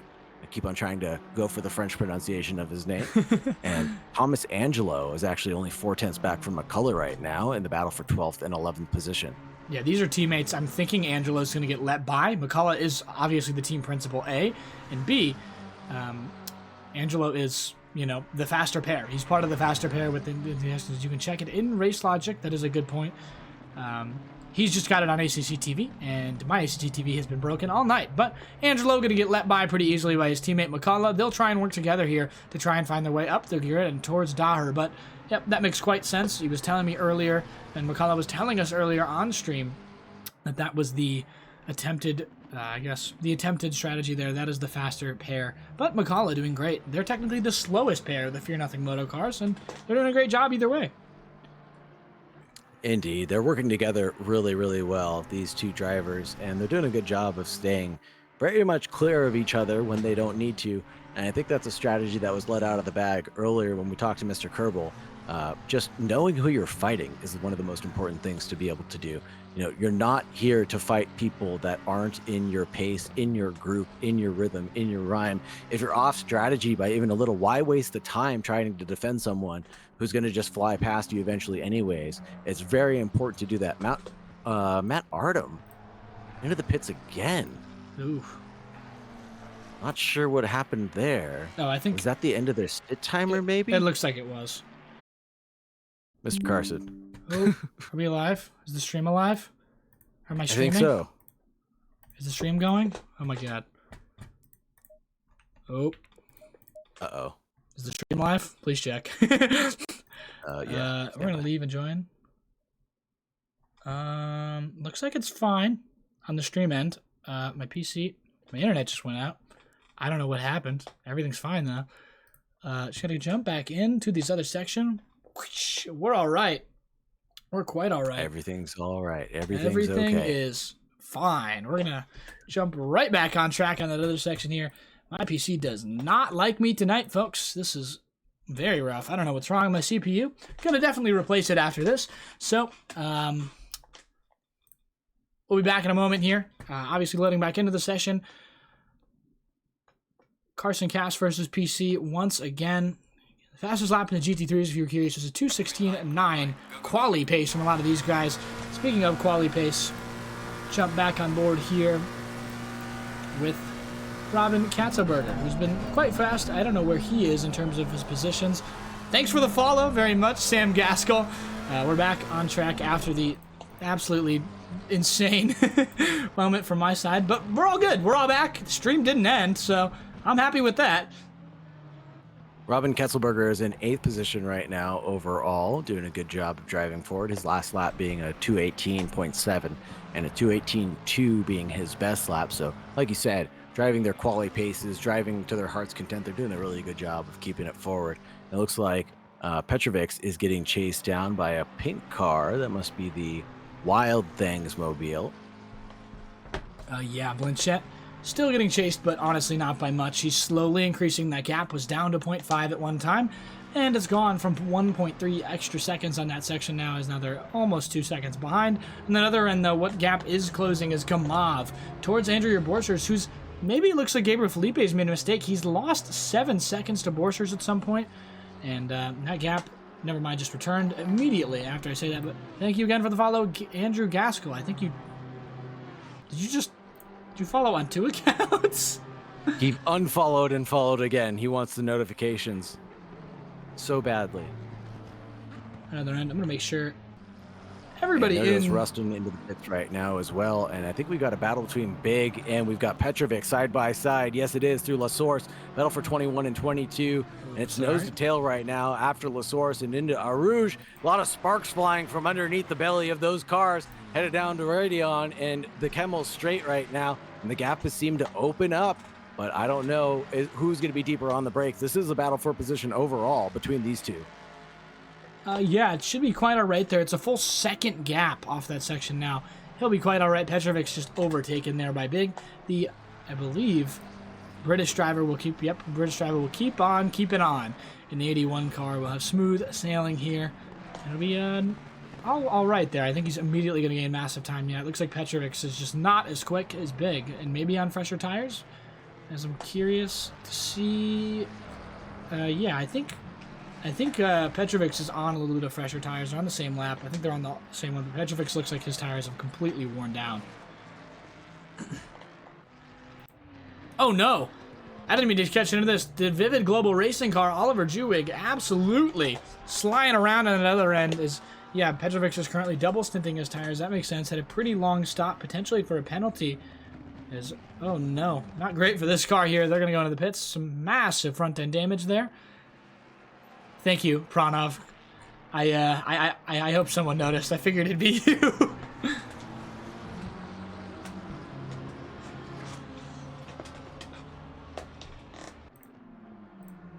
Oh, he's moving. Whoops, Sauger.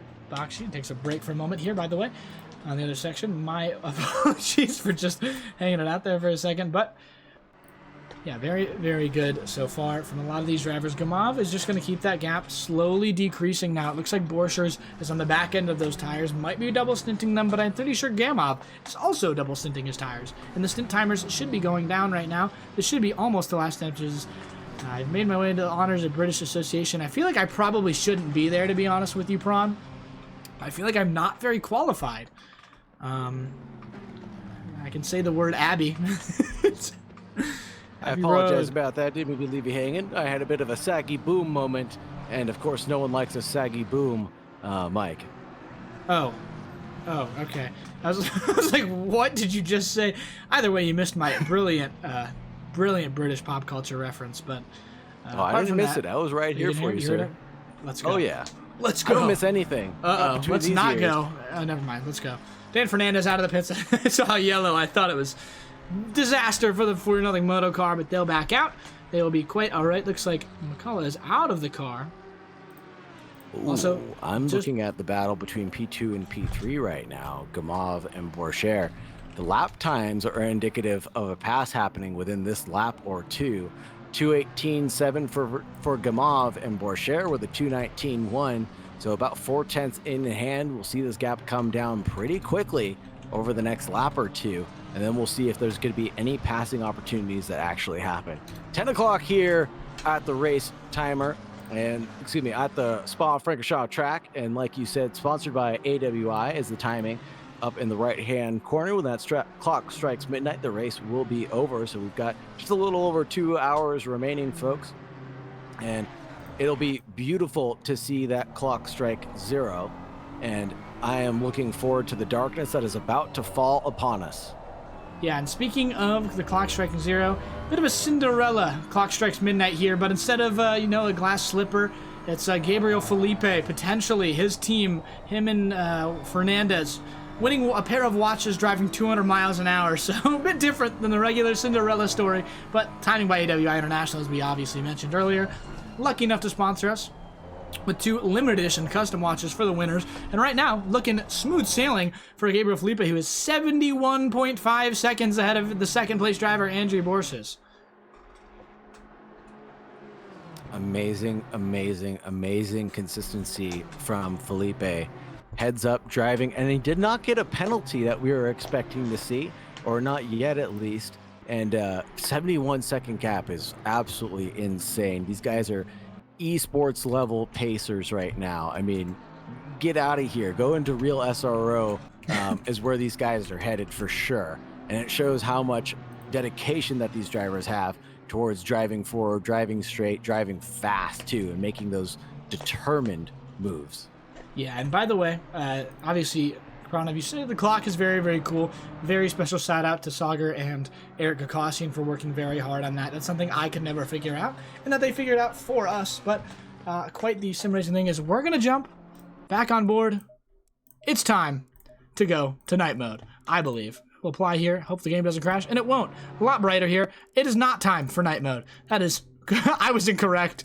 Little too bright, unfortunately for us. So we'll keep on keeping on again. Yeah, I would just leave it the way it is. This looks just fine. Thank you very much. I was hoping it'd be look better, but it looked kind of like I was being shined in the face with a flashlight the whole time, so we'll keep it on the other end. It'll get darker. 10:07 p.m. here. The beautiful sunset over the forest as Katzelberger chases now Blanchette. That gap is decreasing, but increasing at the same time. There is that penalty for Felipe. Ooh. Oh no, a 10-second penalty.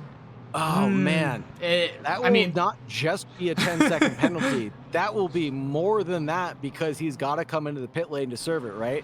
So where is that going to put him down the order? You might think that he's still going to hold on to P1, but you never know what's going to happen going forward. I don't mean to crush the spirits of everybody in chat who is hoping for maybe a bit of a closer race, but Gabriel Felipe does not have to serve this penalty until the race is over. The problem is Gabriel Felipe, if he gets another penalty, it will instantly become... Oh, that's my end.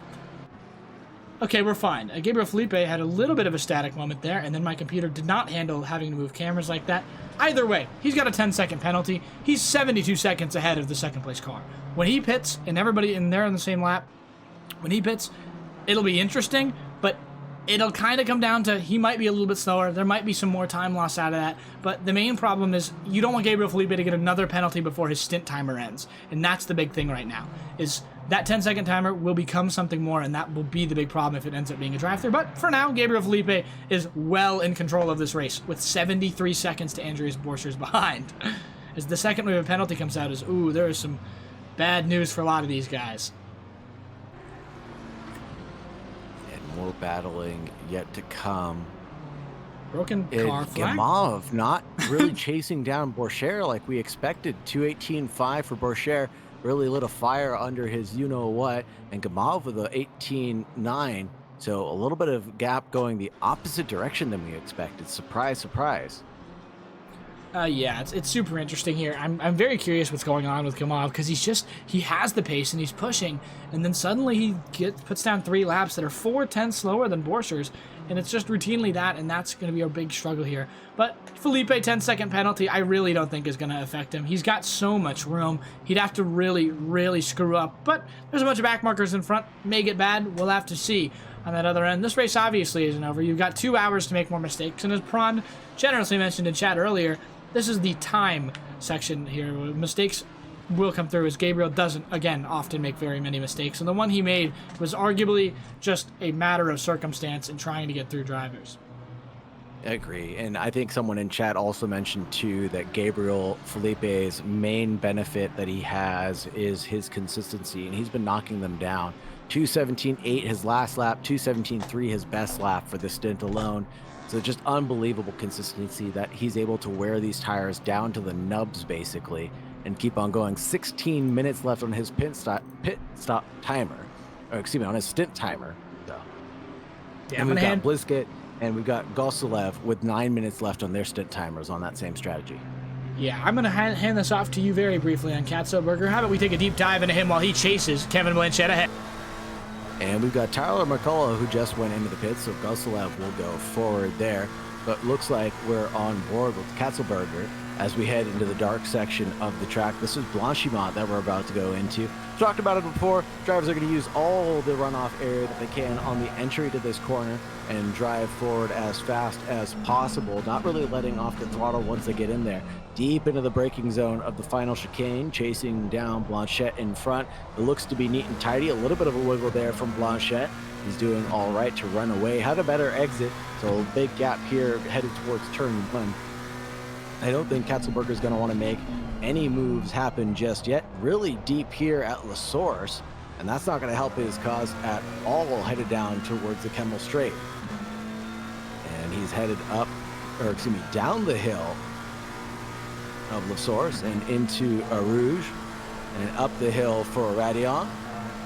And entering the Kemmel Straight, he does a good job of keeping that car planted. Throttle looked like it was pinned down the entire time. Doing a good job, and a little bit of pocket sand coming out from Blanchett in front saying, hey, get away from me. Throwing his enemies offline just a little bit. I love that strategy. I throw a little pocket sand at my friends just for fun. It looks like Urina's off. Uh-oh. The 506 area code is off. It looks like he's off at Radion. He is off at Radion, and I'll take a look to see what happened and give you guys the update. It looks like it was just a spin on his own, no damage to the wall, no accident that I could see. And he comes down in through Radion. Oh yeah, big tank slapper. Oh no, there's huge damage to Urina. Oh no. The 506 Urina is not doing well right now. That hood is absolutely crushed open. That's not great right now. Oof. Super disappointing for them. That's not going to fare well. And still back on Katzenberger and the Blanchett battle. The 585 and the 24, my lovely Lexus lady, doing a good job of keeping it consistent and driving forward.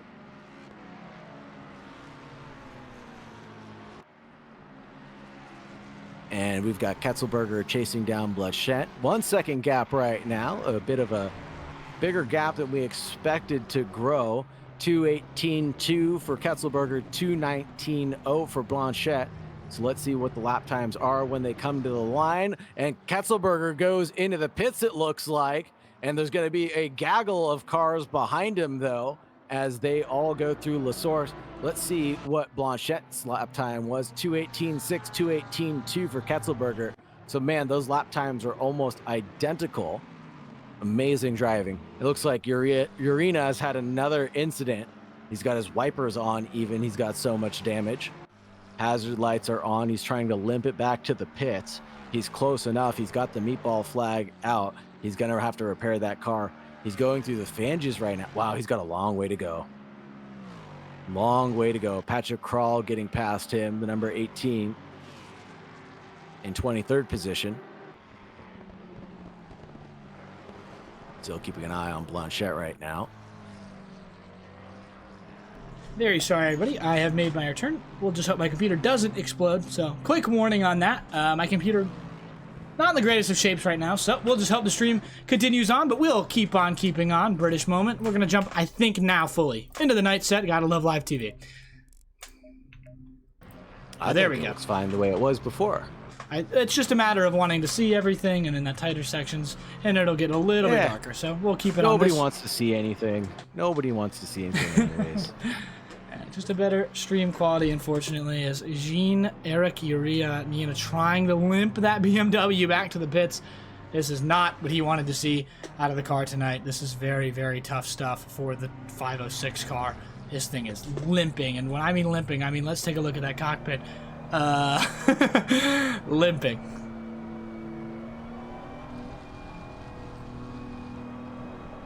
Good evening, gentlemen. Hello. Hey, Eric. Oh. How is the stream going? How's the race going? Well, Eric, we are, it's going pretty good. I see you just got out of the car, but Towards the front, we've got Gabriel Felipe, who is 75 seconds ahead of the second place Andres Borchers, and he is doing quite the excellent job so far. He's only got a 10-second penalty, so he should maintain this lead, but around the track, we've got close racing everywhere. Yeah, Gabriel Felipe, no stranger to speed, let's say. Incredibly consistent, ridiculously fast. Always impressive seeing him on the field and what he could do with whatever car he drives, that is. Having driven the Bentley in our previous GT3 championships, unreal to see him perform at the level that he does in whatever he gets in. Yeah, he's been very quick, the AAA car in the Vacuum Racing ORT, and that time is still increasing. 75 seconds. It's about a second a lap. I have to say, it is absolutely incredible what we are seeing from them tonight. They seem primed for a AWI International meeting so far. A quick thank you to them. The lap timing, again, brought to you by them, and when that timer clock in the top right strikes midnight, we will be at the twilight hour, the final lap of the race there. But Gabriel Felipe primed to win it right now. Does not need another penalty, though. That could throw a massive wrench into things, as it will result in the drive-through. Take a look at Kevin Yu real quick on the rear splitter of his car. You'll see him getting chased down by, I think that's the WRI. In the 15th place, that would be, if I can find it very quickly, the number 15th place, that'll be Jace Wright. That is Jace Wright in the number 19 car in 15th place. Chasing down Kevin Yu in 20th place in the number 45, and they had some unfortunate incidences later on in the race, and then they had to go to the pits, and then now they're on their path to a recovery drive. Yeah, Jace Wright doing a pretty good job on that recovery drive, and he is a good job. He's doing a good job here. He's getting chased down by Formato, obviously, in the Fear Nothing Moto machine, but they need to move him ahead. But Eric, I wanted to ask you a few questions. So, how is the race going on your end? He's already left. Oh, no, he hasn't. No, I'm here. How is the race been going on your end in the section of, you're in the struggle bus? How's that car been for you? Because I know you're not often in the Mustang. I've never been in the Mustang. The first laps I've driven in the Mustang ever, period, were this morning at 4 a.m. I drove 12 laps, and that was the extent of my practice. It's not usually how I'd like to prepare, nor how I advise all our participants to prepare in our championships, but you know, it's a pretty, not gonna lie, it's a pretty challenging car to drive. A lot of understeer if you're ambitious on the throttle going in, a lot of oversteer if you're ambitious on the throttle going out. It requires a lot of patience on the throttle inputs. Very, very difficult to maximize the speed, but boy, does it have oodles and oodles of power on the straights. It's unbelievable, so fast on the straights. I just think it needs someone with more than 12 laps or just way more skill than I have to wrangle that Mustang in. Yeah, I will say, either way, you did an excellent job out there. The struggle bus machine up a bunch of spots. So what happened on that first lap? Because we didn't get a great view of it. We were more focused on the top front. Did you guys get involved in an accident on lap 1, or you guys passed a bunch of cars on lap 1 is kind of what I understand, correct? Yeah, we were pretty fortunate. It's something I think a lot of people miss out on. Having someone skycam for you goes a really, really long way. Endurance racing is critical to have an engineer on board, someone who knows what they're talking about, someone who could help you with tire pressures, with fuel strategies, you know, just overall strategy, call out who you're racing, call out accidents ahead. And that's exactly what we did. I had, so those new to those new to ACC, Control F7 unlocks the camera, and Control F7 once gives you free cam lock to the car. Control F7 gives you free cam lock to the track.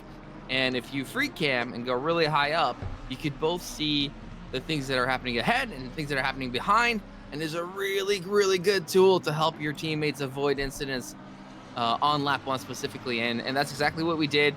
We had a fly cam. We avoided 2 major groups of incidents and drove right through because we had someone calling it out. Yeah, I'm sure it sounded kind of like a NASCAR spotter there for you guys in that booth, but you did an excellent job. Left. Yeah.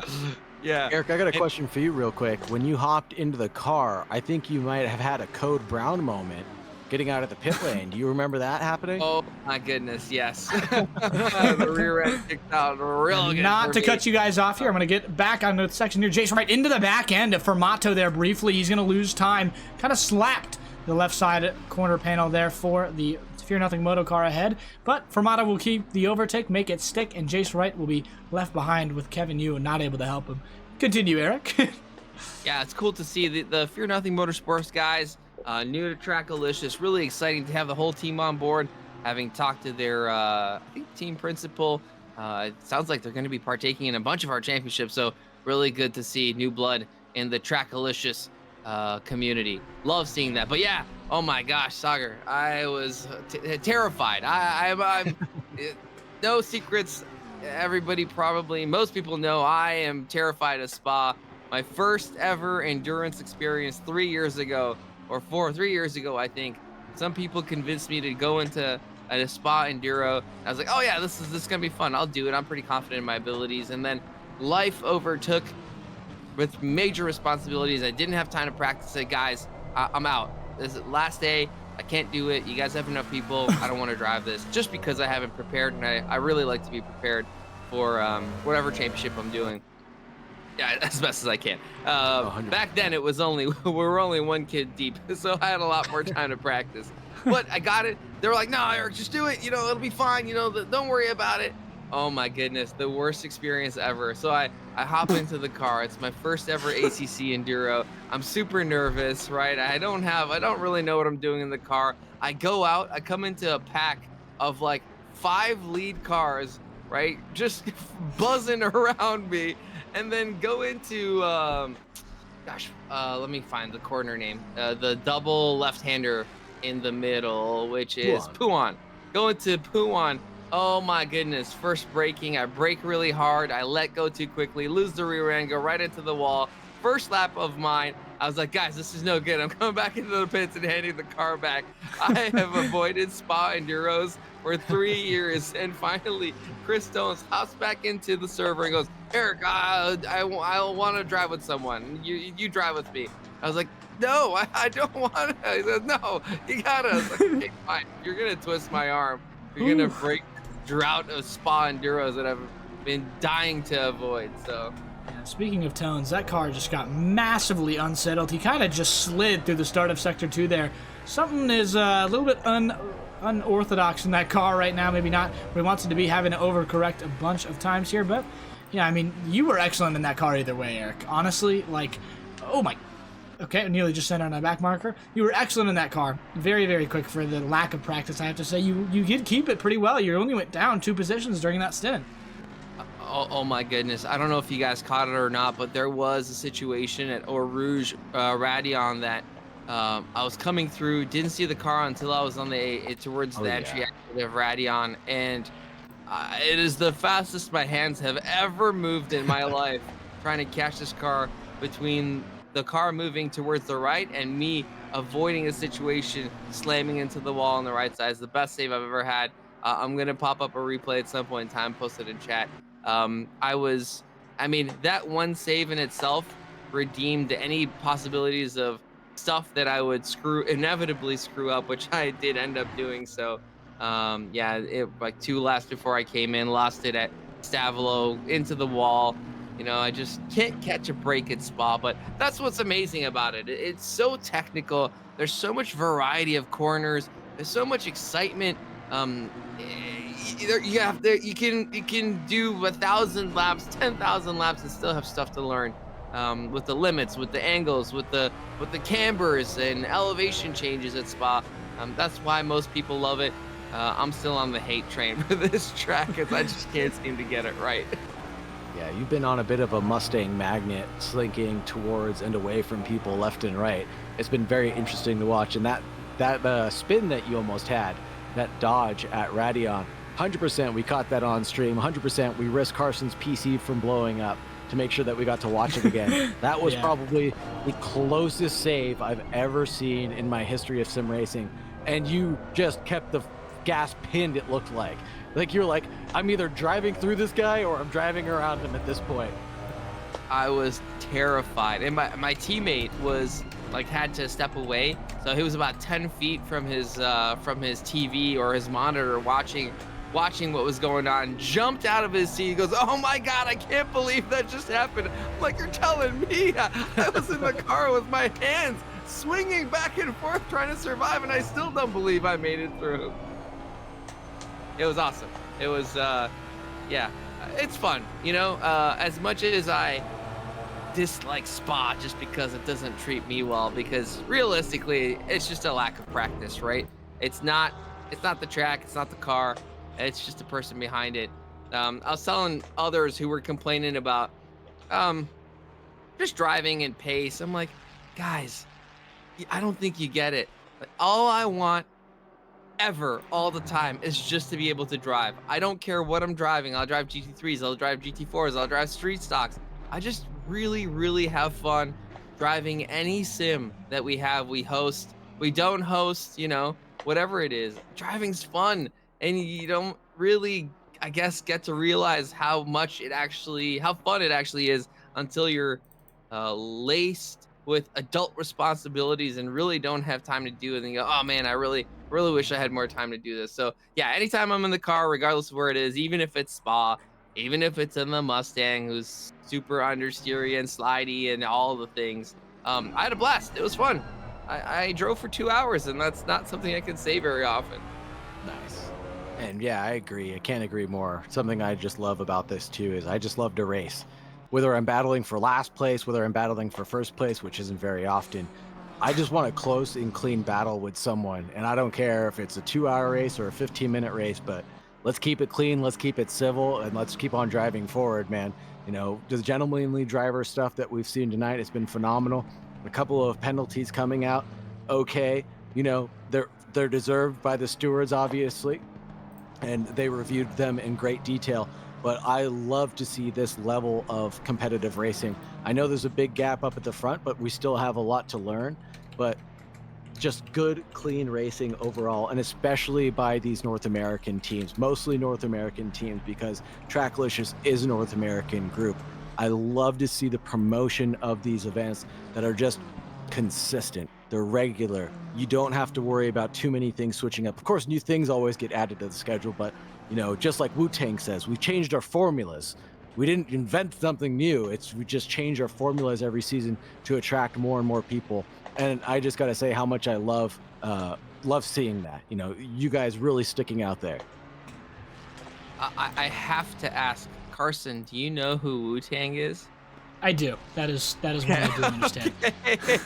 Sagar, I actually don't think that's popular in my Wu-Tang generation. reference, but Sagar, I do want to give you a little bit of history, because you hit the nail on the head on something that you said.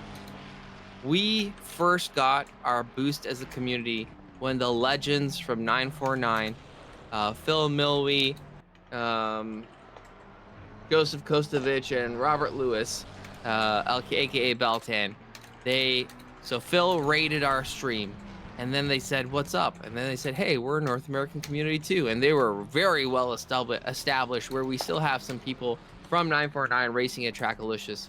And they said, "Hey, we're here to support you. Super friendly, amazing group of guys. Let's run some events together." We were much smaller back then. We were way smaller than them. They were the like premium community at the time. And just said, "Hey, yeah, we're here. We'll love to help you out. We're whatever you guys want to do." And we just want to let you know that our main focus is to grow sim racing in North America. And I'll never forget those words from Phil Milwee, aka Webcakes. I know Papa Milwee hangs out on our stream all the time. Shout out to Papa Milwee, aka Doc Milwee, the legend. And we've held that mentality. We love our European friends. There's an abundance of them. They have enough leagues, and they have enough tournaments, and they have enough of their own stuff, where that's why Trackalicious's main focus has been league racing in North America, providing content, providing championships, providing opportunity for our North American focused drivers. And you know, every once in a while we'll sprinkle these enduros in so we all can have fun together. But yeah, amazing. It's just so nice to see that we do have homegrown talent building. We do have communities rising up, and we try to help them out as best as we can. So just love to see the North American sim racing community continually growing, and hopefully one day getting up to the pace of the guys that we see over in Europe. Yeah, this is absolutely amazing, and not even close to being competitive or challenging that fact alone of saying that we're getting close to the competitiveness of the Europeans. I see it in every single weekly event that I've been a part of, even over the past 8 days. You have people that are getting used to each other, people that have never raced with each other before. But a little bit of time passes and you keep on seeing the same names over and over again, right? And you start to understand who's the aggressive driver, who's the guy that I really got a battle with, who's the guy that's going to go for the move. And you see that knowledge being processed in every single event, even from behind the wheel of a car to the next following week broadcasting. You can see that. And that skill will just develop with the time and the consistency that they have available to them. You know, it's just, they need access to consistency, and I really do believe that Tracklicious is the community that's providing all of that, and that's really amazing. Yeah, I mean, it's a very excellent section, and I'm very, very happy to be a part of this community. But one thing I do want to track back on, it looks like Zach Doron has got that gap down to 75 seconds as he's just escaped the pits behind, excuse me, behind Gabriel Felipe. He looks like he's primed for a P3 when these pit stop phase finishes. They should be entering into it right now. An hour and 37 minutes remaining. Tons of overtakes going on here. We've got guys coming out of the pits, and this pit stage truly has started for the 5th time now. Dan Fernandez overtaken by Jace Wright during that section. But yeah, excellent place to be. Tracklicious is the place to be, it feels like, if you're a North American sim racer. And there's not many places that rival it, and I'm very proud of that, to be broadcasting here as well. And really, guys, it's credit to you guys on the stream. You guys do such a fantastic job. I think the quality of the stream is amazing. You guys put so much heart and so much effort into it. I hear nonstop how people talk about and rave about the stream quality that you guys put on. So huge credit, shout out to our streamers here and the entire broadcasting team. Mad love for you guys and what you do. You allow us to grow in the way that we have been, and hopefully continue to grow. And with that, I want to kind of transition over to, you guys know what happened to the Visceral team? Okay, yeah, so Alex Sargassian, that's not who it is. Zach Doron right now is in the piloting of the Visceral Esports stealth car. So what happened to these guys, they were in first, they had the gap, they had everything going for them, and they did not practice their pit entry, sped on pit entry, had to go through, get a stop, go 30, and dropped all the way down to 12th place and have battled all the way back for a potential podium slot.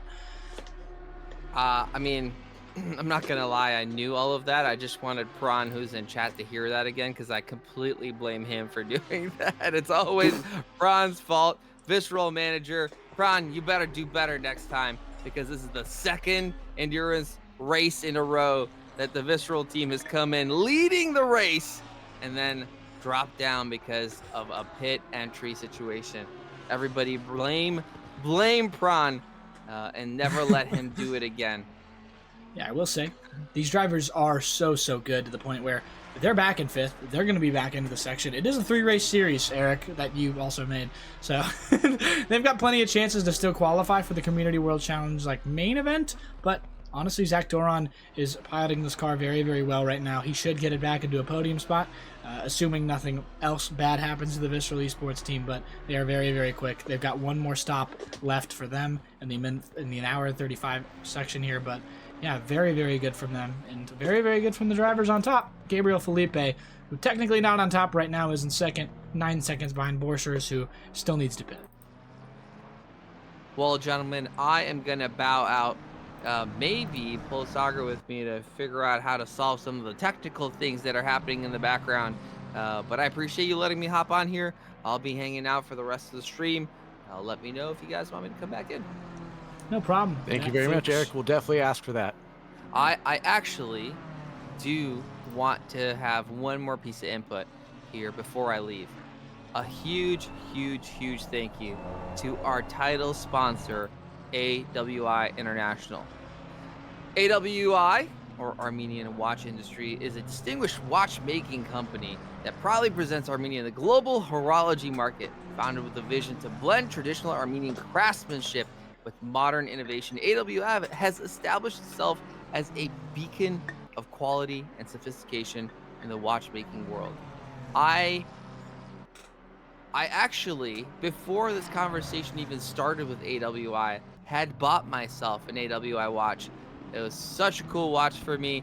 Had to have it. I'm ethnically Armenian, so wanted to support my Armenian watchmaking brethren, and really happy to have them as a sponsor here. So big shout out to AWI again. As you see represented on the top right, our official Trackalicious timekeeping sponsor, AWI International. With that, gentlemen, thank you very much, and I will catch you later. Thank you very much, Eric. That's the big boss Kakasian, obviously, of course, on that section. There was in the car previously and is now done for the night, understandably, after a lack of practice, but did a great job either way, whether he thinks it or not. Other end, Gabriel Felipe still doing a great job. He's chipping away now about a second every 2 laps for Andreas Borchers ahead, who's in that number 30 Trackalicious gray machine. Ali Raza should be coming back into this car this next section here. They're double stinting tires right now, and to not waste time, they would be not very smart to keep him out of the car in terms of just losing time there, but a little bit of an update with one of the drivers we spoke about earlier. Neil Kerbel has come back into the car after pitting. They had a very quick stop, 33.6 seconds, 120 laps of fuel, obviously, in that car at some point, like we mentioned, but they've been very quick. They've been very section. Quite the fun section through there. And we just saw a pass from Meek Haska and Yvonne Botet as they just battled out for 23rd and 24th position, but it looks like Botet just came out of the pit, so he's not willing to fight anybody. And then we talked earlier about some squiggly cars. Well, the track temperature has come down to 15 degrees now. If the drivers weren't paying attention to that, then they're definitely going to be making those oversteer corrections more than most. Yeah, that's one thing to mention. Very, very important on that section. Those single drivers who are by themselves right now, and I mean single as in there's no one else on that team, and they're driving by themselves, by the way, on that other section, they don't have anybody to help them. I mean, they have to know that when the track gets cooler and as the temperatures cool down, there is not much they can do in that section, and they need to turn those PSI of the cars up, and the temperature in the tires need to be back on tours. They need to make sure that they're managing the tires correctly, but with an hour and 30 minutes remaining, we don't have any rain until maybe the last hour. There's still a chance, but I think we're pretty clear so far. Only, I guess, 2 more rolls of the dice, I would suppose, left for rain. Yeah, no chance of rain. That makes me very, very sad, but I know a lot of the teams are going to be really pleased with the no rain call, even with that high variability of the rain prediction. Yeah, it's 20 to 25% here on the section. And yeah, Meek Haska also doing a great job on that recovery drive, is in 30th at a point. The Indian driver has done a great job piloting this Fuchsia Competition esports car back after such tough racing today, but they've stuck with it. They are going to do it well, and they're going to be better off for it. They're going to have higher positions overall, 23rd right now, with an hour and 31 minutes to go. Still plenty of time to try and get the section as the 3rd place car, Daryl Young, hits the pits, now in 4th. Oh, but no. What's up? Driver swap bug for the car in P3, it sounds like, and their car just disappeared is what it sounds like.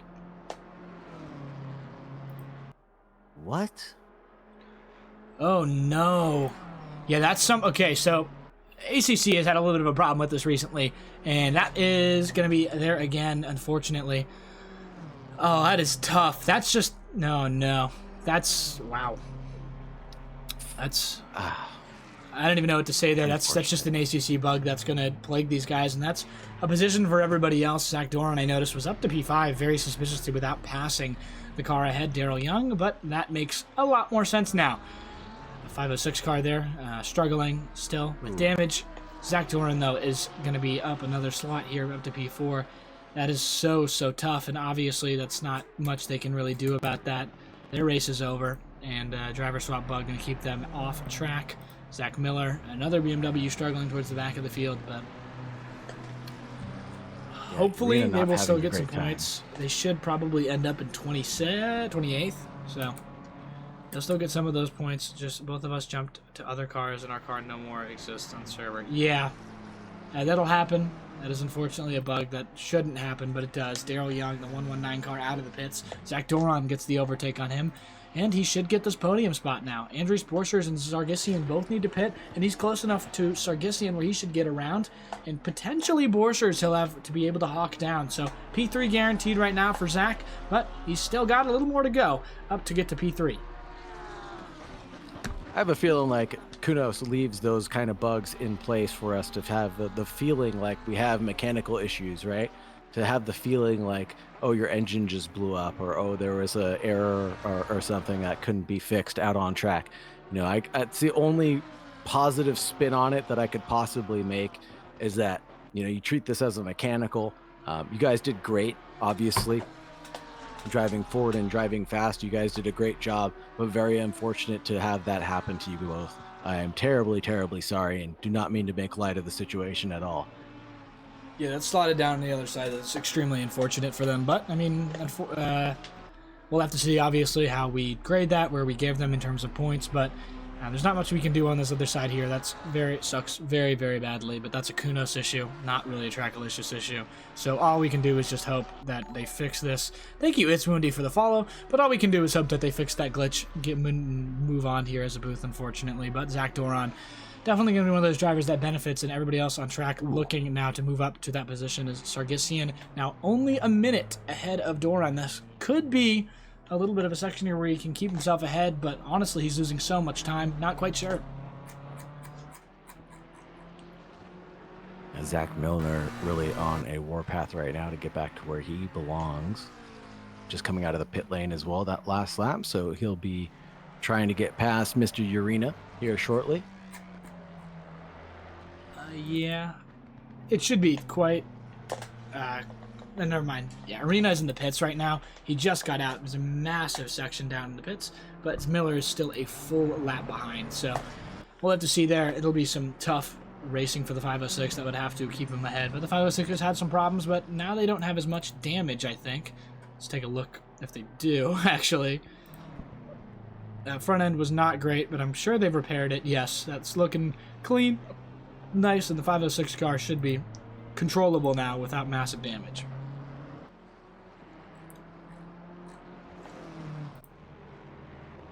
Andres Borchers goes into the pits here. He's down on that other section. That will be pretty quickly. I think Sargisian should get around him in 30 seconds, which will mean Daryl Young probably, or rather, Zach Doron probably will not. So we'll have to see how that section goes. Doron's still on the other lap. Definitely won't get around in time, but will definitely help if Borchers gets a slow stop here or has to make a driver swap. So we'll see. I'm curious to see if Visceral even swaps their drivers again.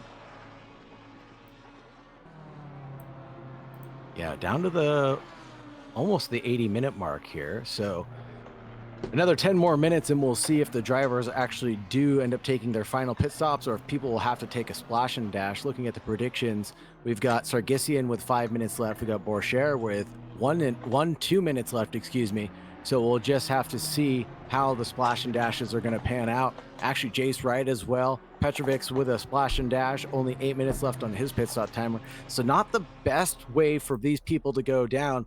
I think the people that are the big winners right now are Juan Caires with 24 minutes left on his pit stop timer.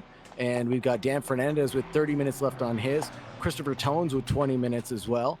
And we've got Kevin Yu with 27 minutes. 30 minutes for Juwig, Kral, Haska, and Botet. So all those drivers with about 30 minutes left on their pit stop timers will be able to take their pit stop right at their final stint mark and then just run it to the end no matter what. A lot of other people will still pay the 70-second cost of driving through the pits, taking some fuel, if not, and then exiting again. That's not going to be great for their times. Yeah, and speaking of drivers now, Doron going to be kind of putting a threat here eventually, I think, on Andres Borchers here, he's down about 10 seconds to Ali Raza, rather, who is the driver ahead. He's gotten back in the car. I assume will be in the car for the rest of this race.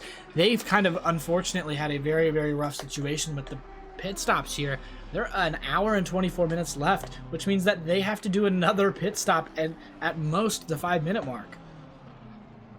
Yeah, and that's not going to be ideal for anybody to take that. I wonder if they're going to split it down the middle or if they are going to go for a splash and dash. Only time will tell. I know some drivers definitely took 120 liters at some point in the race to make this work out with this kind of odd pit timer strategy. Yeah, I'm curious. What's Kerbal's stint looking like? I know they have to pit again, but if they pit earlier, it should be better for them. I'm just curious where their pit timer is, because obviously we've had some issues over on my end about timing and stuff. But yes, someone said blame Prawn, by the way, Pranov, and everybody blamed Prawn for your pit entry infringement. 42, we're looking at Kerbal. 47 minutes left for Kerbal, so he has plenty of time to kind of split this down the middle. So he can basically take this tire set to the end, if I'm not mistaken, or chop it up and take that quali set to the end. Yeah, we'll have to see. There's only 4 tires here, so I mean, I'm sure somebody's got that. 50. Oh my goodness, who's at the 63 is dead at the top of Rd1.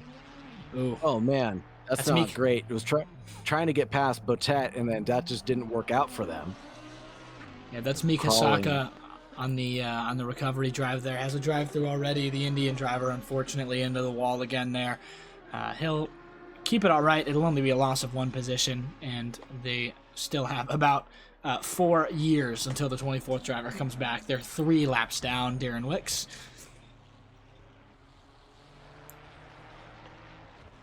Neil's on Chase our last right, chasing down Formato.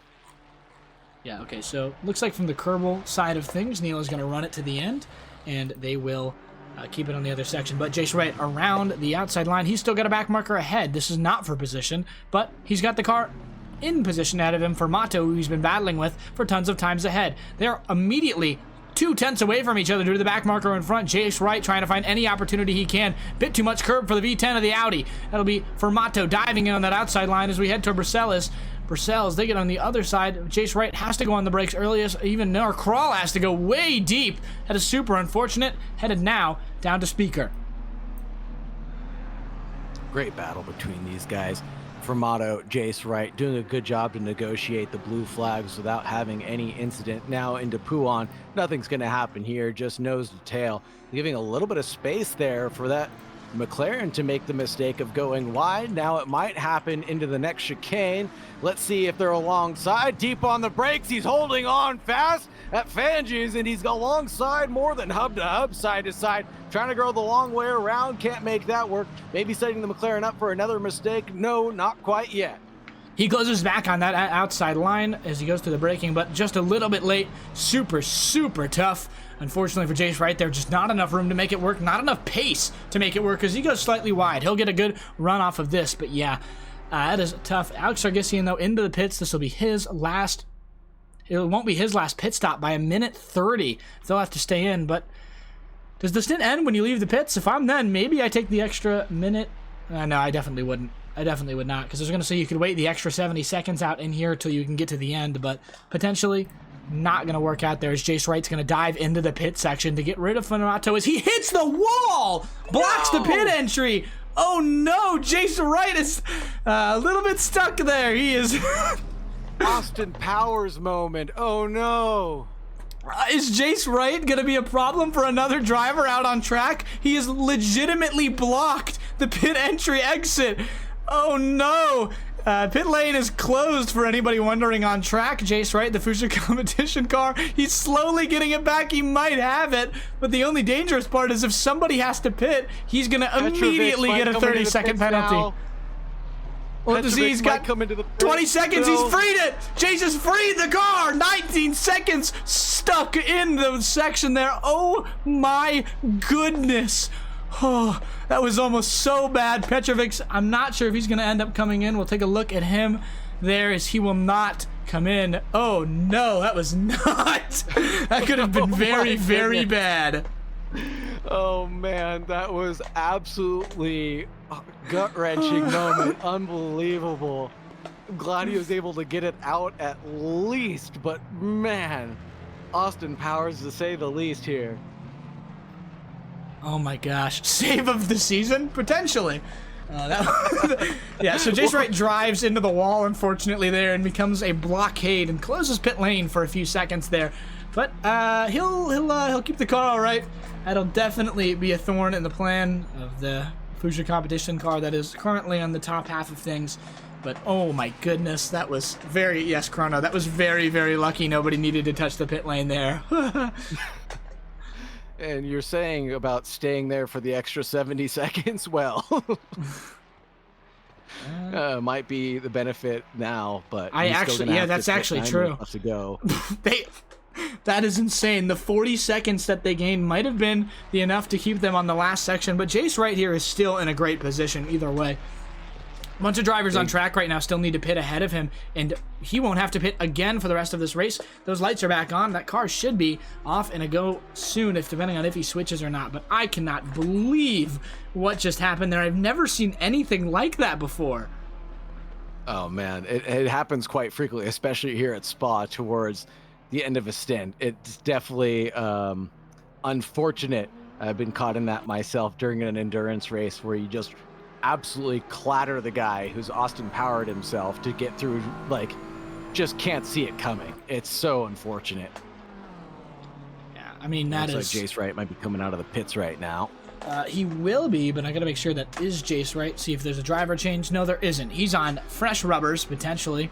Not sure. It's a 30-second stop. Either needed a bunch of fuel or will be on fresh rubbers. I don't have access to that information because my ACC TV isn't working fully right now, but who cares? Fuji competition car is back on track. 17 left to go, but they've got tons of cars that need to pit ahead, and Ali Raza briefly on the yellow, and Zach Doron is rocketing towards him. I wonder what happened to Ali. I'm not even going to try hitting the replay. We all know how that's going to end, but there's two drivers stuck onto Rose Radion. That's Patrick Collin, Stitsev Esports. Oh no, drives right into the wall again.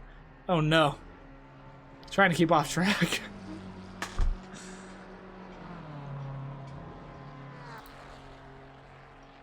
It'll be all right for him as Oliver Jewig heads right past him, continues on. Could have been much worse. Wasn't much worse, thankfully, but through that section there, we have got some excellent racing overall so far. As I wanted to mention earlier tonight, they're going to return to pits. Neil Kerbel, though, within a second of the driver ahead, Fernandez, who's got a 5-second penalty for an incident earlier. Oh my goodness, the 773 got clipped by another car, that number 18 McLaren, I'm imagining, and just got collected in that incident. Holy smokes. That was insane. Kevin does Yu stink for them, but Kerbel on the back end now. Sorry, not to cut you off. Kerbel on the back end now. He's going outside in, going to have an opportunity of a switchback here. He's got more pace into the section. He'll be alongside through Frere. Kerbel on the inside line, much quicker. 5-second penalty still with the car behind, but he'll go through. 42 seconds there as in comes Doran. He's got third place right now, and he is closing in very hastily on Ali Raza now. 3.2 seconds between Doran and the 44 car. I'm so curious. And there, as I thought it was Wilson Fernandez. No, it is Gabriel Felipe in the car right now. Fernandez was also in the car earlier. He might get back in the car if they're doing new tires. But Mark Music, the 85 machine there on that section, is, I have to say, has spun it in the number 42 at 12th position. Looks like that was here at the final corner, coming to the line. Just missed it. I'm sure he's glad that I just missed it on stream. That is the Trackalicious C machine, and I think the C stands for Canada, even though there's an American driver in the car. But it is the Canadian driver's livery. Yeah, it looks like he just got back-ended there and just spun it on his own, I think. Yeah, I think he just braked there on the green stuff, and that's what spun him around on his own. I'm not sure there was even contact there. I think that just happened to himself. We've got the Latvian ZDR boys car coming out with an American driver, Ryder Magnuson, which I have to say is a very cool name. That's got some aura to it. But Kevin Yu right now chasing on the back bend of his teammate. Have to see what's going to go on here. He's come out at the perfect time with Chase Wright. They can work together here to get to chasing to the 16 car, which Chase Wright is 56 seconds behind. And I have to say, I think this race is just sort of over on this end. Gabriel Felipe, he does have to pit again. And there's some drivers that don't, but he's 100, almost nearing 100 seconds ahead of Ali Raza in second place as Zach Doran chases Raza himself. Closest battle on track right now is Jace Wright and Kevin Yu. The battle for 17th and 18th position. Yu is about a half second back from Jace Wright, and they're both on 117 laps, obviously. The 45 chasing down the number 19. Yeah, I mean, it's yeah. Sorry, I'm going to the other section. Kevin Yu on the section. It's teammates here. I don't know which one's the faster car. I think they're going to try and keep Jace right ahead here. But Kevin Yu, I think, might just come into the pits here. Could definitely help them in that section. Nope, he'll stay out with them. But they can work together. They can get some pace. We'll have to see. Patrick Krall is going to stay in the pits for some time. He's got some massive damage, as we mentioned earlier. As Ivan Botet goes off in a Rouge, and Radion, he will eat some wall. That is some flickering lights for those Ferraris, as I think that is a tail light that is out on this Ferrari. We'll have to see. It doesn't look drivable. Yep, that is a tail light out on the Ferrari. I think. Yep. Haven't seen that in a while. The back right tail light is completely out. Take a look at the cockpit. They need to RTG or stay off the track when there's other cars in the section. Ivan Botet is driving a, for lack of a better term, just driving with a pretzel right now on his steering wheel. That is rough. His arms are tied up, as he will luckily lose the position, or not luckily from, luckily gets the position. Another send is, I think something's not right on that car. Yes, Captain Insano. I do not think.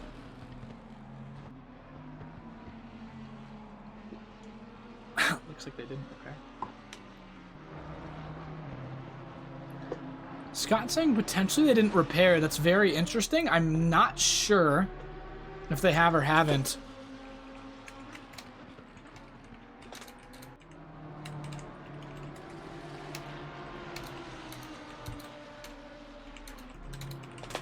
Oh no, they must split the back marker there, Botet. Oh my goodness, Kevin Yu and Jace Wright, some gnarly reaction time. They split the gap.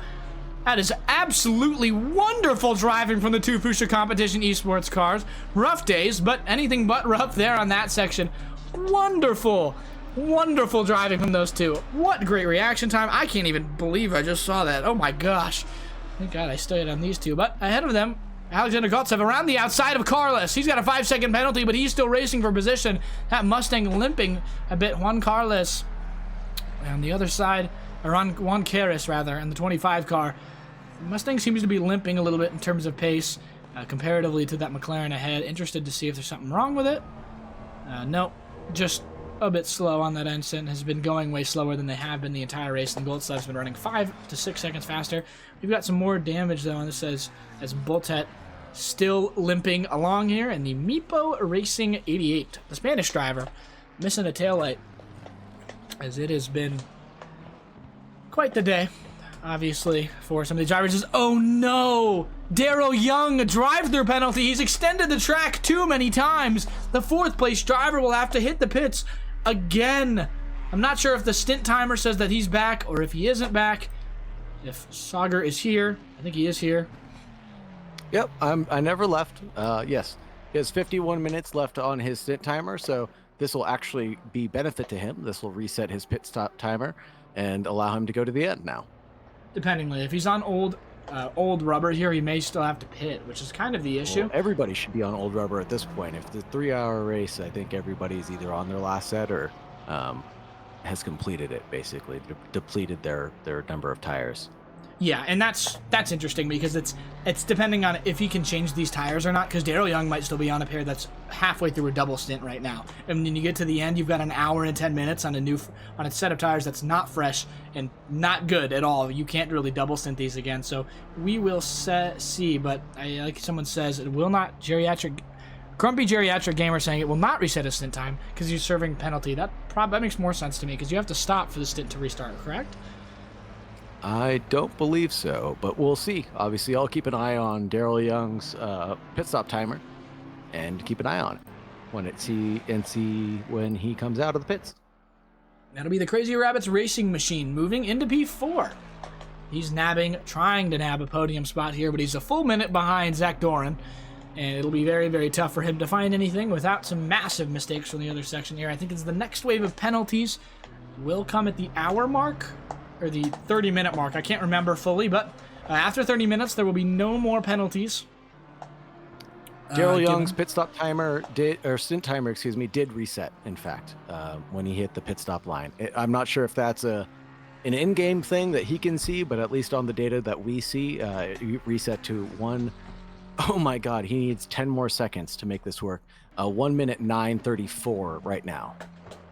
That is, yeah. What that is that's not knowing what's going on right now, and that's not knowing how long your stint timer is. Because now Daryl Young is gonna have to pit either way. If he was gonna have to pit, it won't matter. But you have to imagine he's very, very upset right now if he's in that car and he's realizing that he could have gone to the end if he had just swerved or slowed down on the drive-through. Because as long as you don't come to a complete stop, you can just keep adding time to that, and that could have been an extra 10 seconds that honestly could have saved him. But I think he might need to pit anyway. These are some old tires for this car. Yeah, I think most of the drivers are going to be feeling that right now, or may have saved their quali set for this last stint that they're in right now. 14 degrees being the track temperature.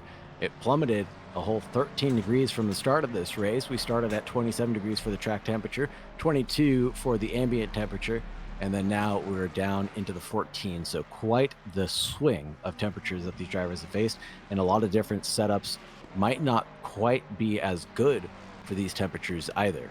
Yeah, it looks like 1 hour and 8 minutes is going to be our mark for this section. As yes, we'll do a quick replay. That's actually a good section of how the Fear Nothing Motorsport cars is. We had the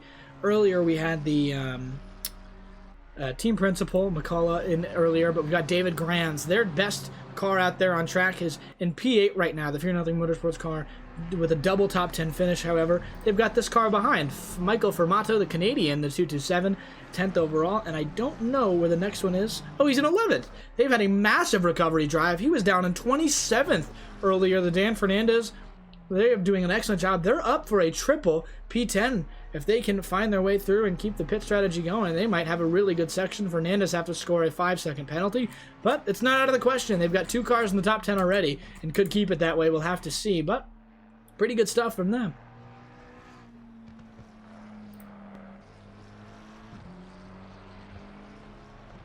Juan Caires and Christopher Tones, both of them into the pits right now. Christopher Tones stopping with about a minute left on his. Juan Caires with the 5 minutes. I said that earlier. And so it's all happening now. We're into the final pit stop window, folks.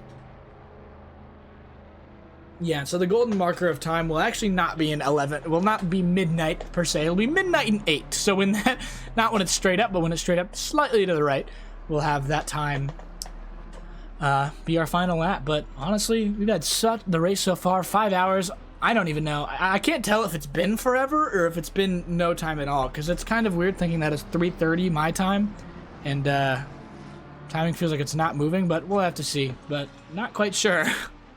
Maybe just because you've been up since the crack of dawn, basically. But for me, this feels like a blink of an eye. The only thing that's shocking to me is that the entire day has gone by already. It's still 1 o'clock, almost 2 o'clock here in California. And so we're going to be ending this and hopping right into some SimGrid stuff. And obviously, if you're not familiar with Trackalicious' SimGrid stuff, you should go ahead and look it up. Go ahead and find any league that you're willing to race in. There's plenty of time slots that are available for you all throughout the week, so there really is no excuse to participate or not, or you could even enter in one of these championships. That would be awesome to see you guys out on track. And we have a lovely commentary team with Mike, Carson, myself, and Eric, and you'll see a lot more action this week, and you'll see more action this Sunday evening, as I believe when the next broadcast will be held. Yep, and that'll be the first time either me or Mike is in the booth at one time, so should be pretty interesting on this other section. So we'll see how that section goes. It's Indianapolis, as I'm looking through it right now. It's Indianapolis at 8:30 Eastern, as is tradition. That's the third race of the series. We've got some interesting sections going on through there. And you know, now's a better time than any. Let's jump back into that calendar for the third time tonight. Trackalicious Sim Racing calendar, obviously, is wonderful here. The GT4 Rookies and the GT4 Open take place every Monday, and every Monday night. The Rookies is an excellent place to dip your toe into the shark-infested water of sim racing. That's 5 hours of casting kicking in. Street Stock Championship is on Tuesday. That's one of our 2 iRacing championships at 7:30 Eastern. All of that is free. We've got a road course on July 9th. And on Wednesdays, at first, we've got the Syntho Drive F1 AI Championship. Very interesting thing. Go check that out. It is super cool. We've got AI drivers driving around the GT3 West Coast on Wednesday at 11 p.m. Eastern Time. Right after that, a good series for those on the West Coast, like you, Sauger. Super Yeah. Formula Lights occur on Thursdays. Our other Trackalicious series in the Formula Cars on 8:30 p.m. Eastern Time. We've got Road to SRO, obviously, on every Saturday on the last week of the month.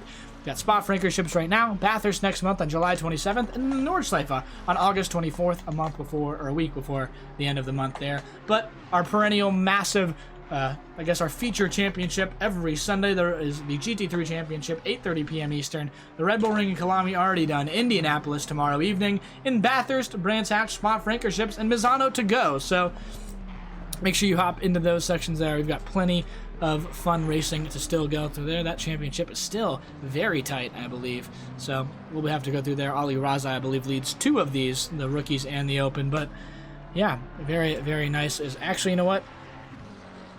We're going to jump back to our Patreons. I want to do a quick section here. That is the standings from a old series. Don't worry about it. Okay. Well, back to the Patreons here. The V12 Exotic, V8 Muscle, Inline 4 donors all help this series run and help all these series run. Help us afford paying all of the tracks, paying for all of the servers and all. So very, very big thank you to everybody donating and keeping us afloat and keeping us on track and keeping us in the booth. So, been excellent for your support there. That's not fully updated, so thank you to those who have supported and have not been on there. We're going to update it soon. But back on track, Zach Doran 4 seconds behind Ali Raza in the 30 car, the 44 car, trying to rampage back towards the second place spot, but almost at the top. Gabriel Felipe has it cut and dry right now.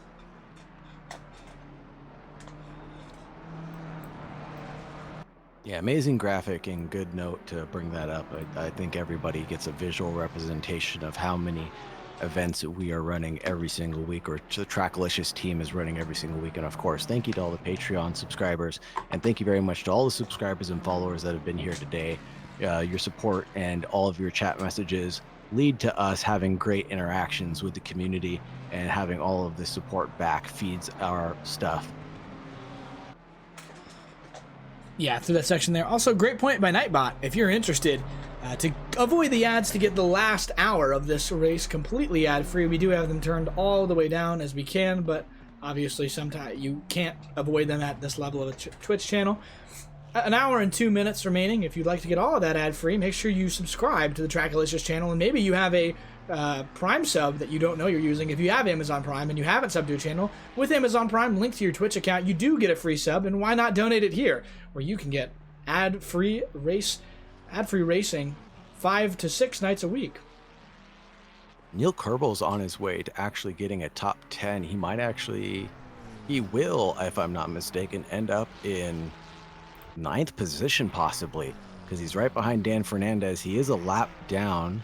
No, not even a lap down from Formato. So both of those drivers will end up behind Mr. Kerbel, but Neil Kerbel will have to pit still. It'll be close. Let's see who can make it actually to the end. Starting from the top, it looks like Daniel Young just missed out by a couple of seconds, as we talked about earlier. So he's not going to be too pleased with himself on that event. It looks like Dar will actually make it to the end. He's got an hour and 5 minutes left on his stint timer. Hour 4 for Gokassian and Matt Artem, so they'll be able to make it to the end very cleanly. And who else? Hour and 3 for Botet, so he'll be able to make it to the end. Hour 2 for Lehman as well. And yeah, it's going to come down to this final pit stop. A bunch of drivers are going to get back on this lead lap at some point here, and maybe compete for that top 10 section. I think might get a little more jumbled as we go on, because some drivers have to take pits, some do not. And honestly, Neil Kerbel might move up way more than we expect. There's a bunch of drivers in that section there that will move up. It can move up 1 to 2 slots here, depending on where David Grands will end up. He is very, very quick right now. The Fear Nothing Moto McLaren is the last car, I believe, on the lead lap. Or no, he's actually not on the lead lap. He's the second to last car on the lead lap. The other car on the lead lap is Quinn Smith, as he's technically... Oh, wait, no, he's totally not. Ali Raza and Gabriel Felipe and Zach Doran are all on their own laps. And speaking of the top 3, Wilson Fernandez back in the car. Gabriel Felipe done for the night. This will be their final pit stop, and they will come out with that section there as Ali Raza chases. He'll get around, potentially. It'll be a race, but Ali Raza won't win it. He might get it in the straight, but Wilson Fernandez comes back out in that BMW way ahead of Ali on the other section. clean re-entry. Ollie going to be right behind. 3 seconds will close that gap pretty quickly, but I don't even think he's going to get ahead.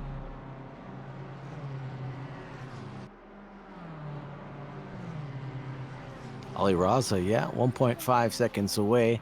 And on that prediction stint timer, he's got 44 minutes left to the 1.9 Fernandez. So I think he's definitely going to fall further back. But all the other drivers behind him as well need to pit. So Raza probably able to hold on to P2. Yeah, we'll have to see. Doran needs... Wait, Raza doesn't need to pit anymore, you said? Raza will need to pit, and everybody else behind him will also need to pit.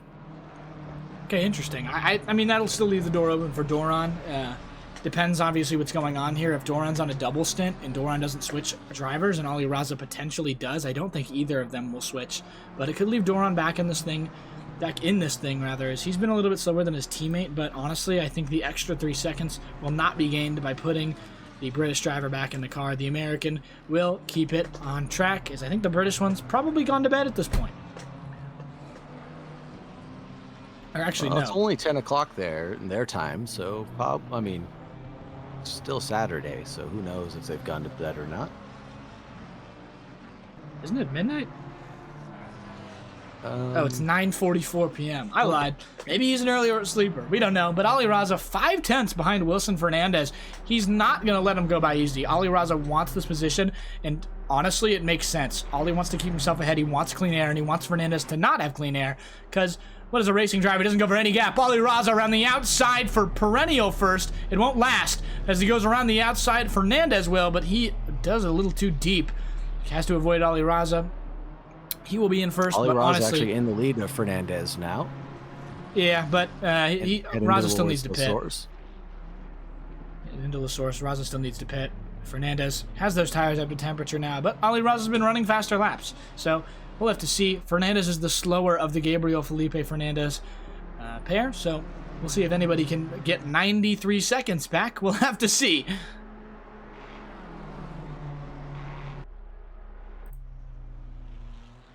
Kerbal there overtaking Dan Fernandez, who's going into the pits. That will be Fernandez will have to serve a 5-second penalty for the Fear No Nothing Moto. They said they will be joining the GT3 series next season or later this season. I'm not quite sure, but Fernandez still chasing Ali Raza here. Neither of these drivers want to make contact. This will be absolute doom for both of them if they do. It could be, well, much worse for Ali Raza than it will be for Wilson Fernandez as Zach Doran approaches this battle now. 2.5 seconds away. You can see him in the background in that V10 Huracan, slowly approaching Ali Raza, the Canadian. Wilson Fernandez trying to find his way past Ali Raza, but if he just keeps it cool and just keeps it clean, those newer tires will last to the end. They still have an hour to go, but very tough to get 93 seconds in an hour, to be honest with you. Closest battle on track right now, the battle for 18th and 19th place. We've got Paul Miles getting chased by Jake Terrell, the number 81, battling with the number 19 right now. Yeah, the Brit here, and Paul this Miles. is a battle that's continued on for pretty much this entire race. These drivers not really getting away from each other. The Magnet Mustang acting up again. Yeah, it feels like anywhere on track you look, there's a Mustang just right near a car, no matter what you do.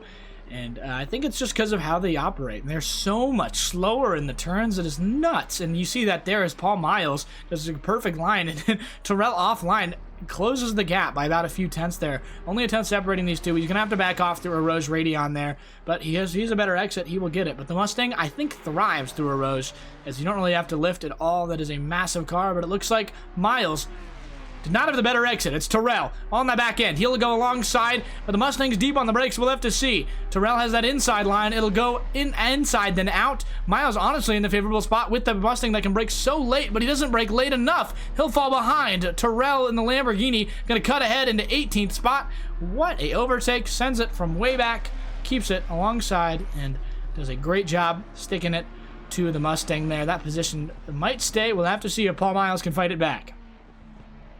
Well, Jake Terrell has an hour and 6 left on his stint timer, and Paul Miles only has 38. So that was a pass for position overall, just to not get slowed down. But overall, Paul Miles will fall back with the rest of the group behind as Oliver Ludwig just exits the pit lane, and so he'll jump up probably behind Jake Terrell at the end of the day. Yeah, he's with Who is that? He's with Zane Blisket, a lap ahead of him. Out of the pits there. They'll like to work together there. They'll both get an extra speed from the ones together in the proximity, but Paul Miles losing time now to Terrell. I will say now, Zach Doran approaching this battle quite handily. He's 2.5 seconds back. You see, those are the top 3 cars all together, but Wilson Fernandez a little deceptively in second right now. He's got another pit stop to go. Or everyone else, rather, has another pit stop to go. He does not.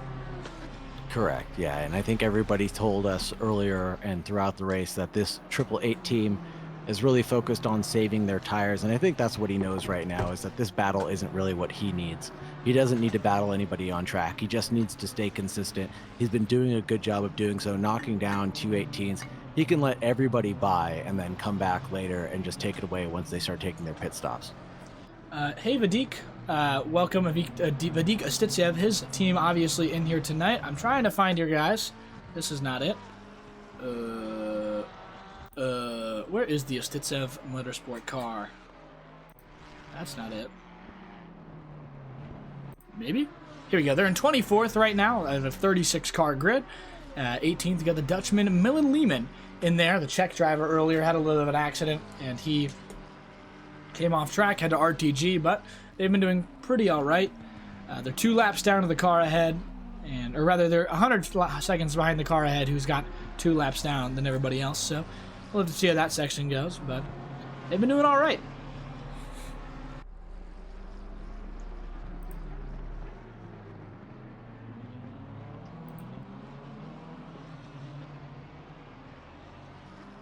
Yeah, battle still raging on, like you said, for 1, 2, and 3.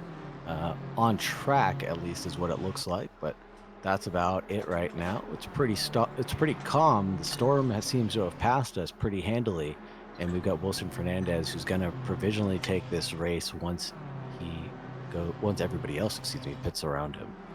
Yeah, the only thing you want from Wilson Fernandez, if you're, I guess, would be a team principal, is you want that car to just be absolutely planted. You want nothing bad to happen. You want him to just keep on, because he could lose a second a lap and finish in first by about 30 right now. So,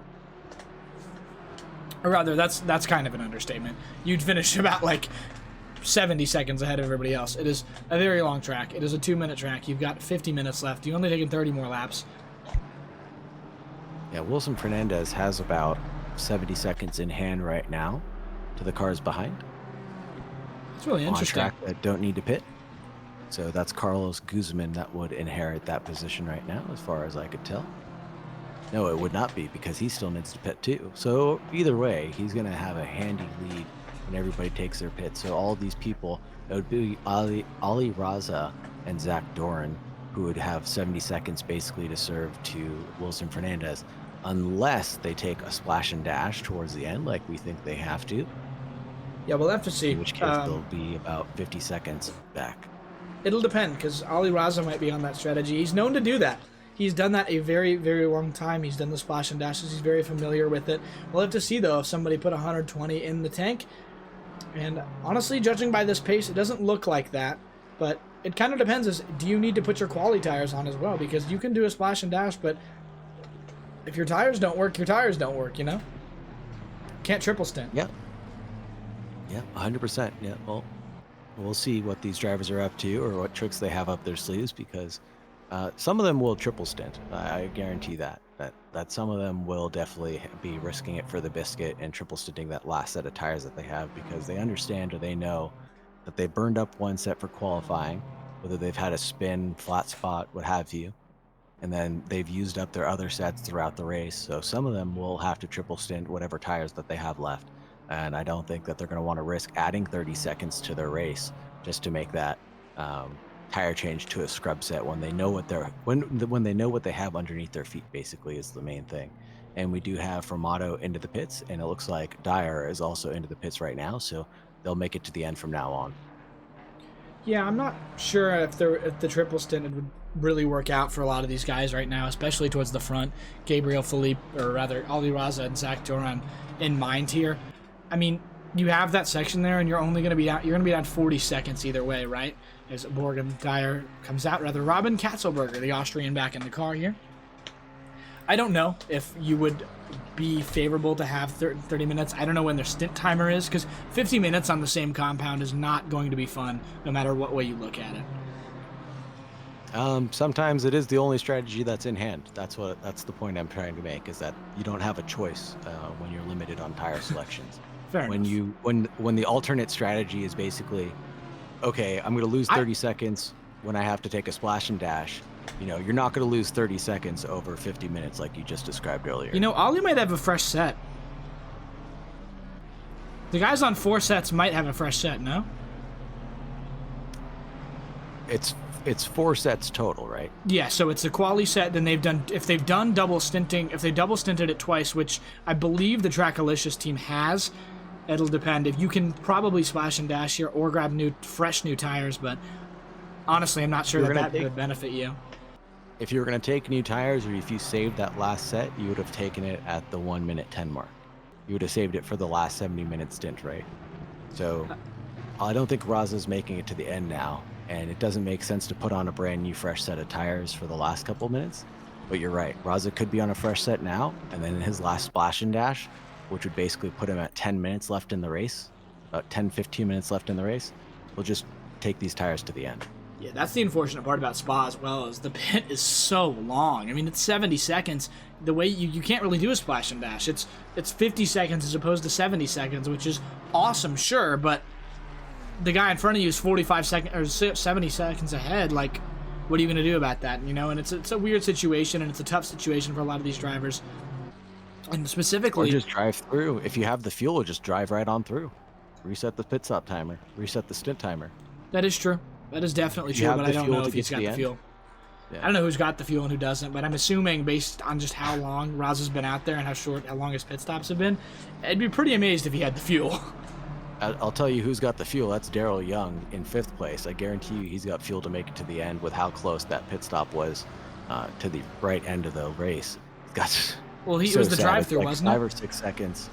I think it might have been a drive-through. Was that what it was? I thought it was his pit. He's got 5 to his name right now, so I believe that might have been a drive-through. You're right. Yeah, he had the drive-through, which reset his timer, and he was 10. Is he still 10 seconds short? Yeah, about 7 seconds, right. Wow.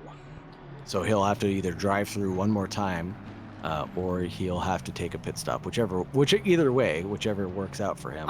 Optionally, you can pray and just hope that you have a situation where the race ends perfectly on that 7-second mark, and you're at the line. But honestly, there's just not much Daryl Young's going to be able to do, considering how far he's down from the leaders. I mean, and that doesn't even include a bonus lap too. So that 7 seconds you'll never gain. And then also considering a bonus lap, that's never going to work out that in your favor. Yeah, but that's severely unfortunate for Daryl Young, who will have to return to pit lane. He's got 5th right now. Not what the Wild Things racing cars want. They've been excellent out there tonight. Him and Robin Katzelberger as well in this Wild Things racing car in 8th right now. I see a little bit of dirt kicked up ahead of them. That's Pritchett and Burakovsky who are battling. I didn't realize how close they were. Are they on separate laps? Oh, they totally are. Yeah, 21st and 22nd right next to each other, but one of them is a full 2 laps ahead of the other.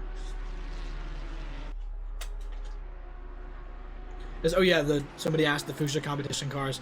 One of them is the 20 Vadik. One of them is in 22nd right here. Drew Burakovsky in the car right now as he goes off, settled into the wall. Burakovsky with 45 minutes left. Massive damage to the front end of the Fuchsia competition esports car. Bad to worse for the 63 machine, as they'll have to keep on keeping on. But their other car on track, I believe, is running higher. Yes, Kevin Yu is in 17th right now. He'll get around the back marker there of Lehman. Bad goes to worse. They've been having quite the rough night with massive pace between them, but just not what you want to see. And he goes off again, Burakovsky. Oh no.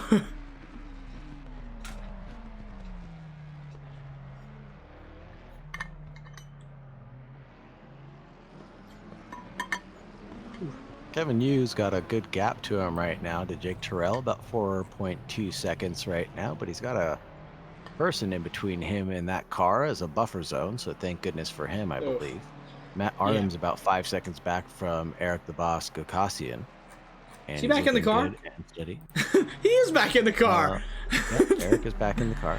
Seems he's had a change of heart. Doesn't potentially want to. He's in 15th right now. Great drive from this team overall. The Struggle Bus has been doing an excellent drive throughout the section here. They've got Follis ahead, who's in that BMW, which I think has got some big damage on it on that back end, but they've repaired what they had earlier, which was not great. Eric Kakasian alongside through here. This is not what you want from a back marker. Kakasian letting him know, I need to come through, and he's very kind about it. Follis not really needing to do that since he was so far ahead, but the BMW will remain kind with 44 minutes to go. Yeah, good heads-up display by all the drivers here today, and I think especially as the gaps grew further apart, more of the drivers knew more about each other and who they needed to stay away from and who they wanted to let through. Like that awareness came into play about knowing who you're battling and who you're not battling. I think those drivers are definitely figuring it out now, shaking off some of that rust, perhaps. Yeah, we're truly in the endurance race. Krish. You going? Yeah. Krish has gone off at the end of Stavlot at turn 16, it looks like, and he's not up and having a good time now.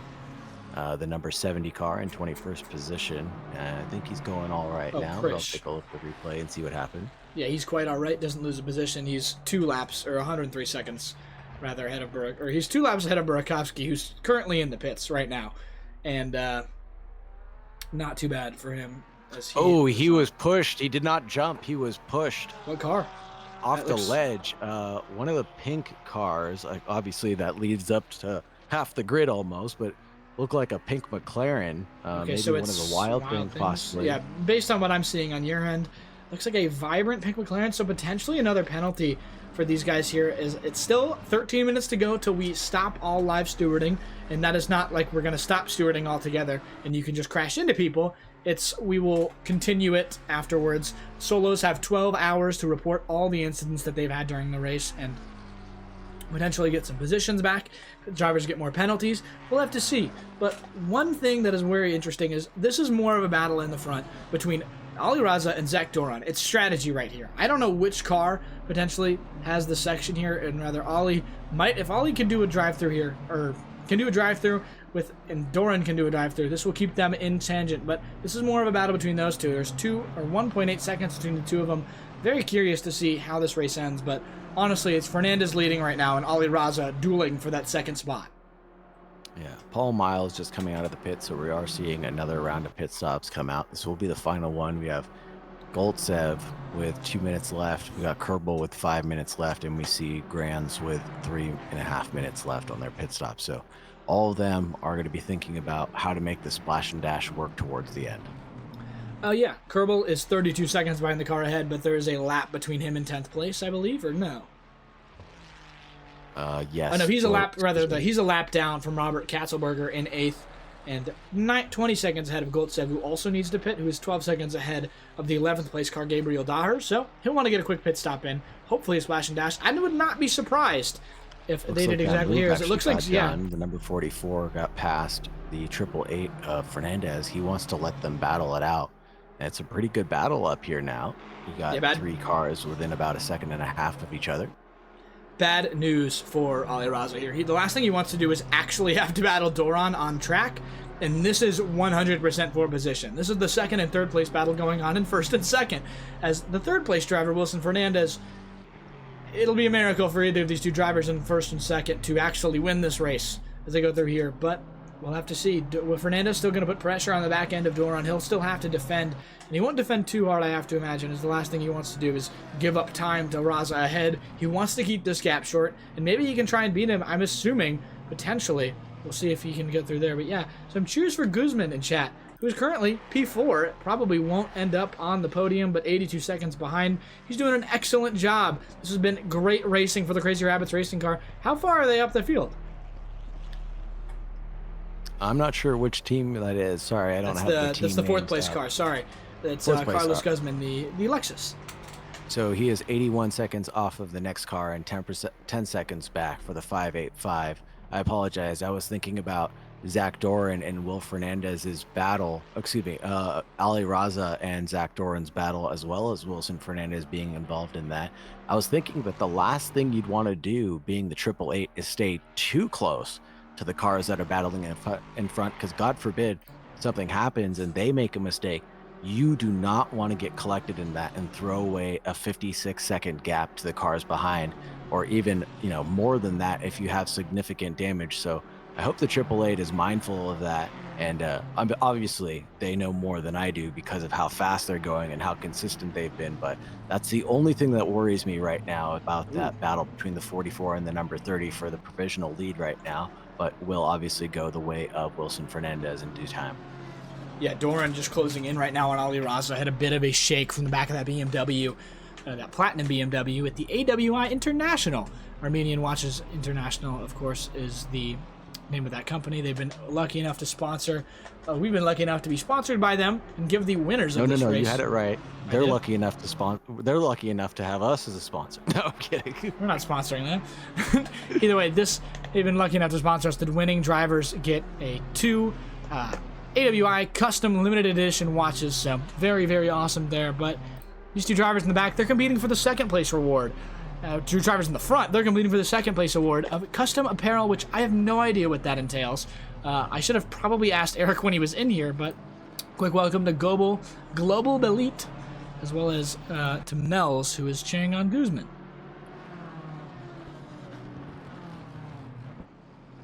Katzelberger went back. Katzelberger went forward. Grains went back. Grains into the pit. Kerbal into the pit now. That's awfully weird. Oh, he had 21 seconds on his stint timer for Grains. And it looks like Neil Kerbal had about 1 minute and 50 seconds left. That makes more sense. Okay. And Katzelberger has 57 minutes left on his timer. That's good for him. Doran has what looks like Doran has 9 minutes left and Raza has 22 minutes. So Doran's going to have to pit first. Unless he's able to get this move to happen within the next 8 minutes, he's gotta light a fire under his pants right now to make this happen, to try to buy as much time as he can. Yeah, I'm gonna hand this off to you very, very briefly. I will be back momentarily. Alrighty. Yeah, this battle between Raza and Doran, I'm super curious to see how this pans out. We've got about a half-second gap to the car in front right now. Wilson Fernandez has lost touch with the drivers in front. He's got about 2 seconds. Thank you very much, Global Belt, for the rate. Party of one. Appreciate the love. Appreciate the support. Anything counts. Anything matters. Thank you very much. It's a very interesting battle towards the end of this race. I'm so curious to see how this is going to pan out for the 1, 2, 3 lead runners right now. Kevin Yu chasing Jake Charnell is about a second back right now. That's the battle between the number 45 car and the number 19 car. And overall, that would be Jake Terrell with Jace Wright, and Kevin Yu is paired up with Curtis Rustin. We saw Rustin and Jake Terrell go at it, and then we saw Jace Wright take over, and then Kevin Yu to battle it out. So a lot of different cars, or a lot of different drivers driving the same car with their teammates, but driving them in much different ways. It's been very interesting to see how this has all gone down. 8/10 back for Raza and Doran. Still looking neat and tidy for now. I wonder if Raza is just going to back up Doran. Uh-oh. What happened to the 585 Guzman? Guzman had a yellow flag. I'm going to take a look at that on my replay. He's just out of the pits. All's fair. Good for him for the Sexus Lexus, the Crazy Rabbits Racing. I am back.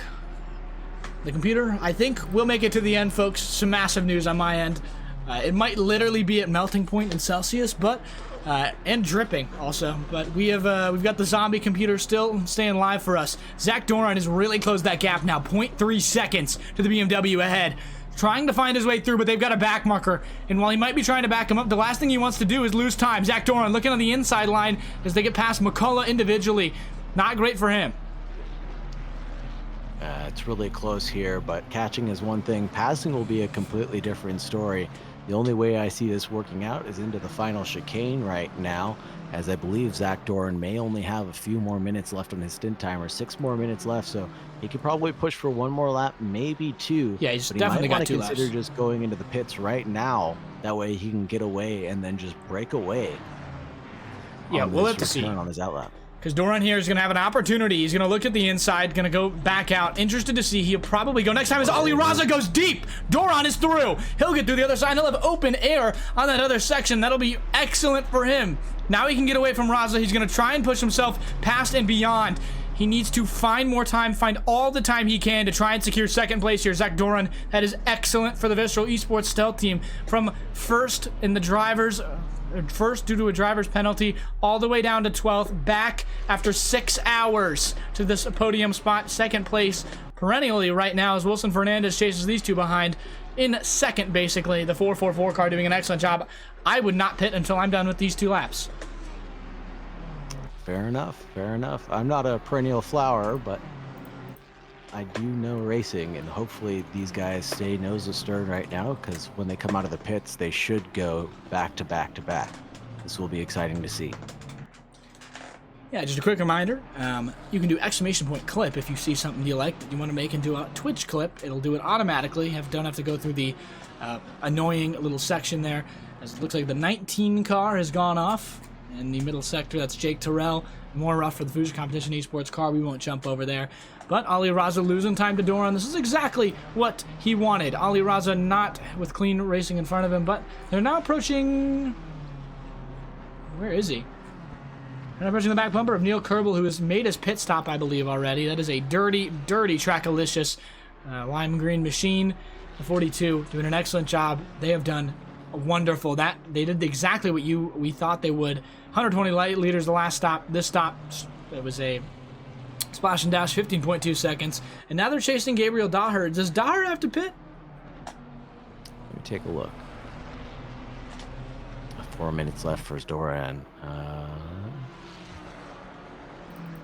Yeah, Doran might have to go in at the end of this lap. To the end. No, Daher will make it to the end. 37 minutes left on his pit stop timer. Zach Doran will have to pit, though, within the next lap. What's the exact time? Because of 3 minutes and 50 seconds. He will come in at this lap. Yeah, he will have to come in right now because he will not have time to finish another lap. Or he will. He totally will. What am I saying? He will. Yeah, Doran's not going to come in. I'm totally wrong. 4 minutes left. He's time for one more lap, and Ali Raza slowed down by back marker. It looks Kerbal there in front of his teammate, ironically. That is rough for him. Kerbal, though, a top 10 finish. Got all Trackalicious cars in the top 10. Pretty good showing for our guys, I guess, out there. I'm not sure if we are supposed to be rooting for them, because I'm just kind of watching the race, to be honest with you. But Ali Raza in the Trackalicious BMW RT SRO gray car has done an excellent, excellent job getting through the pack so far, and his stint earlier on in the race has really led to this podium finish that they are primed to get here as they get around their teammate Neil Kerbal and the Trackalicious C team. C, I think, standing for Canada. We've got the Trackalicious team out there, who is, I believe, this team. Then the Trackalicious A team, which is the cars running in 7th place right now. Then the Trackalicious C team, which is Kerbal in that OSHA Ferrari right there.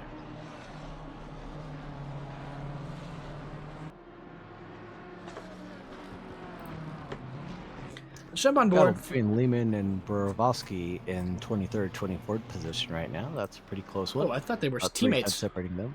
I totally thought they were teammates behind. Is Stitsev Autosports car trying to go through in the inside here. Lehman getting past Burakovsky there. He goes deep, and it'll be a drag race to Eroge and Radion. Lehman, though, should get fully alongside and ahead. Yes, he will. But that Ferrari, or rather that Lamborghini, not dead just yet. He'll have the favorable line, it seems, as Lehman went a little bit off, but it'll be quite all right for Lehman, who that 5/10 gap shouldn't decrease to nothing soon. He'll have the escape as well. As you go there, what is happening? Oh, they're warming the tires. Lehman is warming the tires on the straight there. He has not, I assume, correctly set those tires, as Vedika Stitsev in chat probably wondering what just happened. But yeah, that gap stays the same despite that swerve there. Doing a great job to try and keep those tires warm. That's the right time to do it, and I totally understand that, not wanting to keep it on the other end. Milan Lehman, rather, the Dutch driver, keeping on as we hear. Let's just go to the end of Zach Doran's lap with him on board through the chicane here. Really, really good driving from him all the way back. Not gonna pit. He's got the time, I believe. He definitely does not have the time. He definitely does not have the time. Why? If he just stuck to La Source right now, he's got a minute and some change left. Unless there's a bug that I'm not seeing, he is going to go ahead and get himself a drive-through now. That's going to reset the stint timer, though, won't it? It will, but definitely don't want to drive through. Well, I guess if he's got enough fuel to make it to the end, why not? That's what we were talking about. I think you mentioned potentially taking a drive-through if you have enough to get to the end here. Yeah. It's Doran a might do valid strategy. A lot of people actually will abuse a track limit cut. If you're at 3, might as well just take the fourth one, and then you get a drive-through, and then you reset your pit stop. You reset your stint timer by just driving through the pit lane anyways. So Prawn of Kalevala, I believe he's in chat listening. I do need you to explain what's going on here. Is this intentional, or was this a mistake that is about to cost Zach Doran that secondary spot? Because if he still needs to get more fuel, this chance for podium is over. They will be behind the number 4 car right here, Daryl Young, who is doing a great job. He might end up with a penalty, though. We saw this earlier. That might have been the car that rear-ended the back marker, so this could give this position all the way to Guzman, who is very, very far back. But honestly, Daryl Young is the only one under threat. Daryl Young still has to take his pit stop. Remember, he's about 6 seconds shy, 7 seconds shy of but he's 100 seconds though off. So Doran would have to pit twice, which would equate to more than the time he's going to have to take through pit. So it'll be about even. So they'll battle to the section, and if it's a penalty for Daryl Young, he'll have no chance no matter what. So Doran might not have lost the podium spot if this is intentional. There's the drive-through coming out. Prawn just said no in all caps in chat. So I have to imagine that was not intentional, and this car is done in terms of P2. It looks like Ali Raza may have secured it. We'll have to see, of course. Maybe Doran doesn't have to get fuel. Maybe Prawn's not in the Discord call, but he will go to the pits right now. Curious to see if he's going to serve the drive-through first or not. If he doesn't, then that means they're out of gas. If he does, we'll just have to see. Yeah, he's going to have 2 options here. If he has fuel to make it to the end, then he's going to not stop. If he doesn't have fuel to the end, he's obviously going to stop and have to take that drive-through, and that might go to Daryl Young anyways, because 270 seconds is 140 seconds, and that's about the gap right now to Daryl Young. That is true, but Young still has to make his pit stop, and it'll be a little longer for Young, and if Young doesn't have a penalty, maybe, but we'll have to see, obviously. Zach Doran, I really, really hope this is it, because I know this is a Visceral team, but I do not know what level of Visceral team this is. This might be their AM drivers, in the sense of, I don't know, maybe that's just an honest mistake. We'll have to see what Zach Doran does here. But one man who is definitely very happy if this goes in his favor, Ali Raza, who is 2-3 seconds ahead of Wilson Fernandez. It doesn't matter too much. What is his stint timer looking at? Sorry to put you on the spot again, Sagar. Raza's time is looking at 11:35 right now. Some front splitter action here. No cars ahead, but we'll get a nice view of the beautiful stars and the sky and the beautiful Ardennes woods all around this track. No rain. Confirmed no rain at Spa in a 6-hour race. Absolutely nuts with a 25% chance. So interesting. Maybe next time at Panorama, we'll have the entire time be rainy like last time. Sure. That'd be That scary. ought to be thrilling for the drivers. I'm sure they would love that more than anything else. Is Bravosky and Lehman, are they both involved in an incident? No, I don't think so. I think they both went off track. Oh no. Burakovsky. Oh no, that's not. Never mind. That's not for position. Young chasing here. He won't know his fate till likely tomorrow night, as the penalties will not come out anymore. No more live stewarding in the rest of this race. It'll all be post-race from this point on. Tyler McCullough, the 11 car, though, putting some serious pressure on Neil Kerbel, who has not been as well as they want to go. Double snitted the tires. It looks like McCullough's on fresh rubbers. He's closing the gap to Kerbel ahead, trying to get rid of his P10 finish. It's slowly going down. But an update on Zach Doran. He took the fuel. This was not intentional. They still have to serve this drive-thru, and that will be the end of the podium hopes for the 44 car. Such a great recovery drive, and it still will be either way, but that is not how you want that race to end for them. Tough things for the 44 car, and if it was a 24-hour race, you'd be well on your way, happy to go, but not much they can do there. No, not at all. And Daryl Young still has to pit, like he said, or serve a drive-through penalty. He's only got about 40 seconds in hand to Zorange, so it'll be close, but I don't think it'll be close enough for Daryl Young to make anything actually happen, like you said earlier. You know, it might be.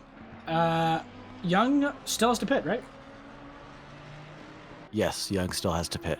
And it's a 40-second gap. It's a 30-second gap. So honestly, I think Doran still has. Yeah, Doran still probably has it. Both have to do drive-throughs. The gap's going to stay the same, right? So That's Zach true. Doran's going to do a drive-through, and then Daryl Young basically has to do a drive-through. He still has to pit. Daryl Young still has to pit. Oh, So it'll be. possibly. So either way, Daryl Young's gonna have a longer stop here, and 32 seconds should be enough of a cushion here. So we'll have to see. And Daryl Young should be coming in probably soon for his sake. I wouldn't come in at the end. Or actually, no, he could come in at the end. Well, He could no, definitely 'cause come in at the end. If he didn't have fuel, he would have had to have already stopped. Yeah, it's true. I'm sure he's got fuel to the end, and he's gonna just serve that drive-through on the final lap. Because or serve a drive-through on the lap. He needs to go through the pits once again, which should fix his stint timer. I'm not sure how that's going to work fully, because I know a drive-through penalty will reset your stint timer, but what about just driving through the pits? Driving through the pits will reset your stint timer. It is the same thing as a drive-through. Okay, cool. It's literally driving through. I know that. I just didn't know if it reset on a penalty or not on a penalty. McCullough losing some time there. He's back on the attack, though. It seems like Sector 3 is where he's been gaining. Having a much better sector time through this section rather than... rather than here. Ooh, what my brain just. Ooh, big lunge from the 24, the car in 24th position. That was Burakov and Lehman. Burakovsky, excuse me, and Lehman. Big lunge. That one gave there me from the trouble for 24 like 3 behind. months. And man, that was awfully close between the two of them. They'll remain all right through a Rose Radion, though, but that gap is swiftly closing. Burakovsky under attack from Lehman now, the Dutch driver of Astitiev Autosports. He'll have the inside line into the first turn. They move into turn 5. Favorable line here, though, for Burakovsky's. It will go outside in unless he loses the position already, and he will. Lehman takes P23 right back from Burakovsky after he sent it into turn 1. The Astitiev Autosport car back up in 23rd. And you said something about contact and stewards earlier. The 5 and the 88 got into it just a moment ago. A little bit of side-by-side door banging. Nothing too bad there, but they're doing all right for now. Yeah, and one thing to mention, Gaskill said in chat, he forgot about the stint timer. Very tough. Very, very tough. It'll happen. Mistakes happen on a 6-hour race. You can see that. But despite 2 very big mistakes from the Neil Visceral Kerbel's through on Tyler McCullough right now. And Or that he pass just- is signed, what sealed, happened? and delivered. As Well, then what McCullough happened to went McCullough? deep. Oh, I think... Okay, so McCullough was behind. I assume he went deep and then and Kerbel went back around because Kerbel was in front initially, it seems. So, yeah, no, now McCullough's going to be under pressure. I didn't even realize there's 3 cars all within 2 seconds of each other. That's Angelo, who is his teammate behind. Curious what they're going to do here because McCullough may have picked up some damage. Did he hit a wall there?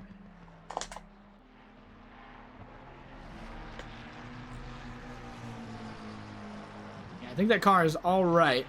So the Fear Nothing Moto McLaren will be chasing Kerbel again. That is big for him. It looks like he sent it too far, and it went off track from the back, 11th to 10th. And unfortunately for them, not great. Trying to get 2 top 10 finishers, and it's just not going as planned for them. Some damage, but massive ups for these guys. They've done a great job throughout this section here. Angelo and McCullough driving together. 2 cars on the same sections. I think that's the... In 12th, yeah. In 13th, that is the, Wait, no, it's not. Don't worry about me. They've got the other Fear Nothing Moto car in 8th. We got 2 Fear Nothing Moto cars nose to tail right now. That is McCullough and Thomas Angelo, the 526 and the 227. And you're right, there is one in 8th place as well, the number 230. Yeah, general here is Ali Raza. Still leads the pack away. He's 4 seconds ahead of Fernandez, who is already pit and has already done pitting. Raza still needs to hit the 75-second monster of a pit lane here. It'll be interesting to see where these drivers will end up at a track like Panorama in a month. Improvements will come through. The Visceral Team Esports car will definitely be one to watch out for, as they just need to fix some mistakes here. Is Daryl Young going to pit? Zach Doran's already cleared it all. Or he hasn't cleared it all. He still has to pit through his drive-through here. But Daryl Young is going to be a lap behind him. That should be a guaranteed P3 for Doran. A lot of penalties in this event too. So Zach Doran serving a stop go 10, a stop go 30, and then getting a drive through, obviously. And then we have the drive through for Daryl Young, 2 drive throughs for Ketzelberg.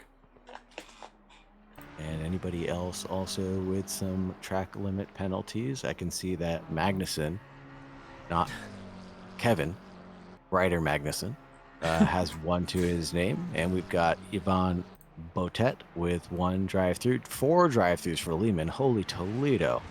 Yeah, 3 looking like drive-throughs for Profofsky. not And to then looks like 2 for Joe Fallis and 1 stop go 30, and then 3 drive-throughs and 1 stop go 30 for Harkins down in 27th Not to place. cut you off here, the ZDR boys Ryder Magnuson car is under threat from Prichette. He's got massive damage. He tries to block him on the inside. That is not a safe move from the 69 car, but alongside on the outside goes Prichette. He tries to get the gap is a leak barely across as that is a massive send from the backside. Prichette gets fully around.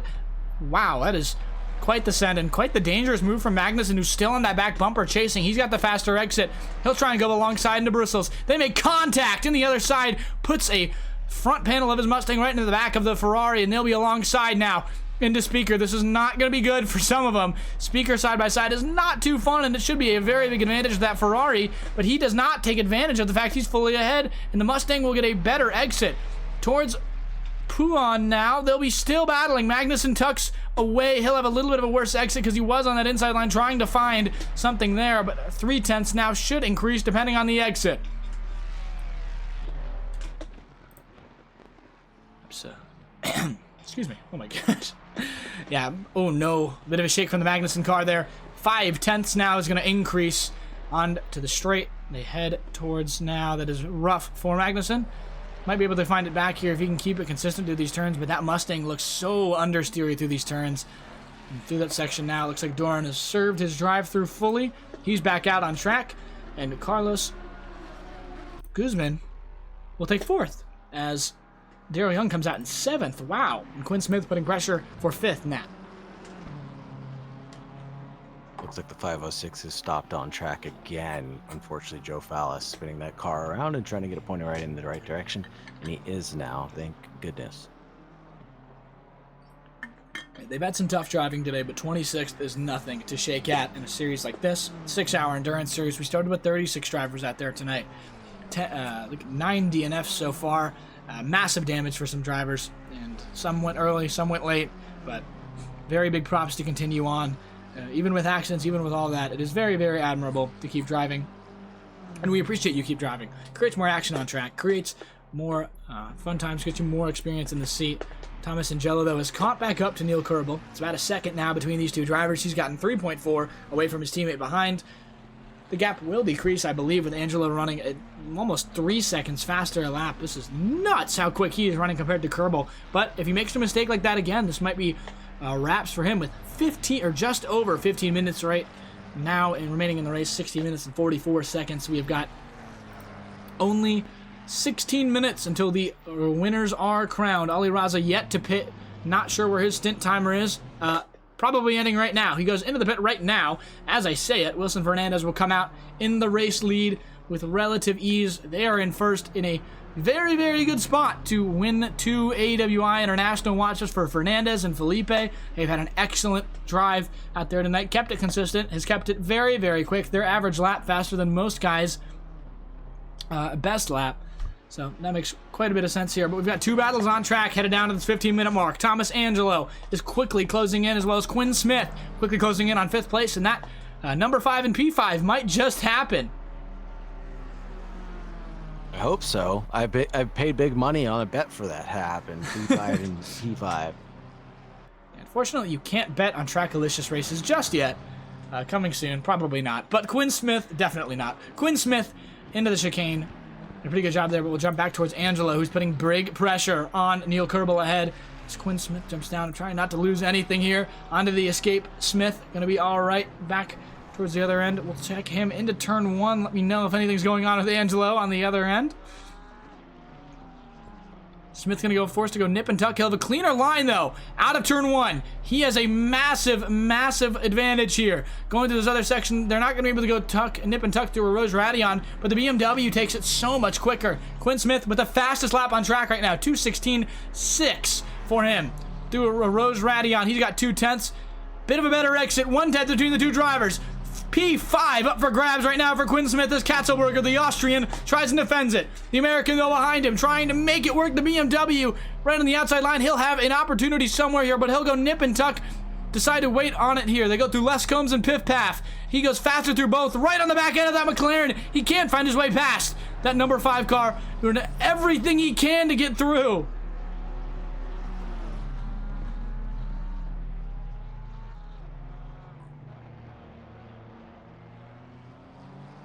$145 laps for these pair of drivers here. Katzelberger and Smith doing an excellent job staying on track, keeping it all right. Katzelberger, they're under massive threat as we go through here through Pouan. Quinn Smith right on that back bumper. Let's take a little look from his front splitter at that McLaren ahead. Quite the look here. He's got everything he needs to see. The 24 right there under serious threat from Quinn Smith here, but he's going to have to back out. There's not many overtake opportunities through this section here.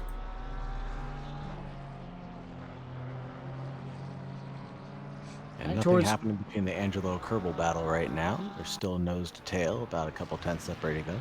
I was going to mention, yep, Angelo still behind Neil Kerbal, trying his best here, but Quinn Smith is on such a faster lap. He's going to probably get around here. Into the back end, though. He makes contact with Katzelberger. The Austrian driver unsettled very, very heavily, but he's going to stay ahead. Quinn Smith going to back off as a potential. If he doesn't get into position, he won't get time for the penalty, likely, but he's got 4/10 and plenty of time, 13 minutes to get around here. Katzelberger has that 4/10 lead now, but into the chicane, Quinn Smith is going to close down that BMW way later on the brakes than the McLaren. All over the back bumper. He's got a very, very tough look in his rearview mirror.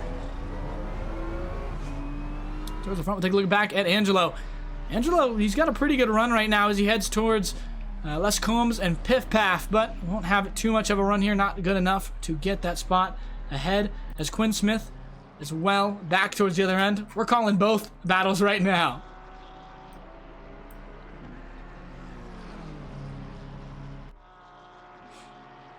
Smith through a Rose Radion, quite all right. The number 5 car doing a pretty good job of keeping it simple, but on the other end, he's got another run again. Quinn Smith on that straight. He's only a 10th behind. Katzelberger will have to make a defense here. Choose a line. Quinn Smith has the outside. Katzelberger on the inside. The Austrian on the inside. It'll turn to the outside line as Quinn Smith manages to go alongside. That line will be favorable for him. The Nebula car into P5, but they remain alongside the McLaren. Won't go into the night without a fight, but he will get overtaken. Quinn Smith in the BMW. That Nebula machine up one position from where they started as Katzelberger. That is not great for the Wild Things racing car. They want to keep every car they can towards the front to win that team race, but it's not going to be enough.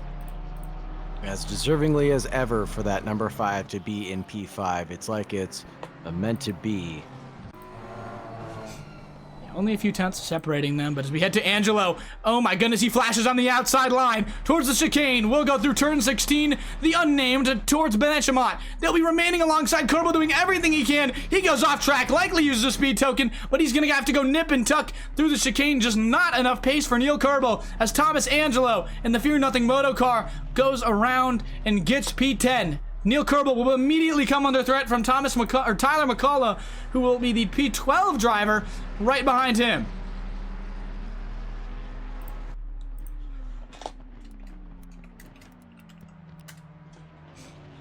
Really great side-by-side driving from those two guys, keeping it nip and tuck. A little bit of argy-bargy being avoided by going off track by a little bit, but all's fair in love and racing, right? I love argy-bargy. That is my favorite. I forgot that statement existed. I'm going to use that forever. My eyes were just opened, like, argy-bargy? Dude, I forgot. I forgot about argy-bargy.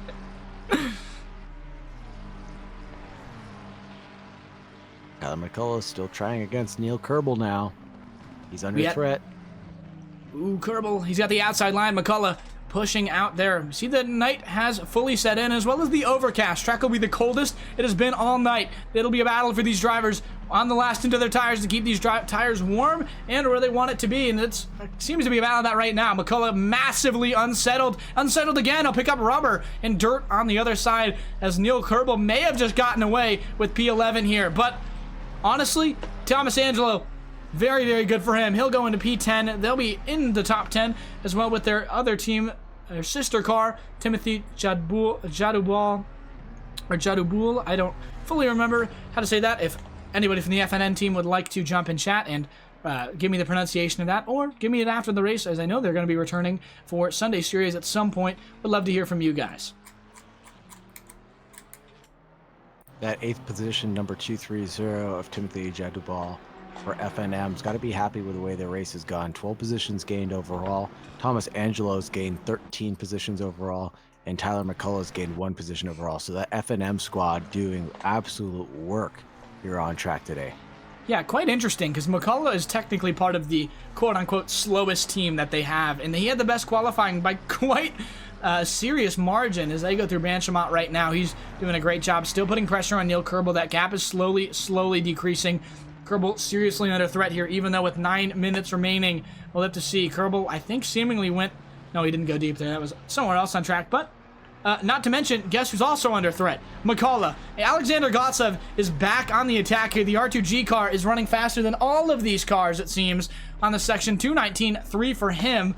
He's chasing these cars. It's a 4-way battle, or rather a 3-way battle for that P11 spot, as Kerbal is just kind of hoping McCullough comes under threat from Gotsev sooner rather than later.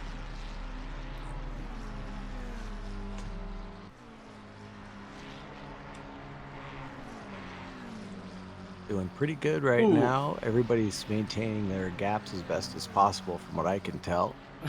Talk about a gamer line from Goldsev. Went absolutely massively off track, but gotta hand it to the drivers ahead as they look through, cutting through back markers at speakers. Wilson Fernandez, like someone mentioned in chat, a well-deserved win for the Brazilian national anthem at the end. Both these drivers are Brazilian, and they'll be very, very happy. The Vacuum Racing ORT car with 8 minutes to go.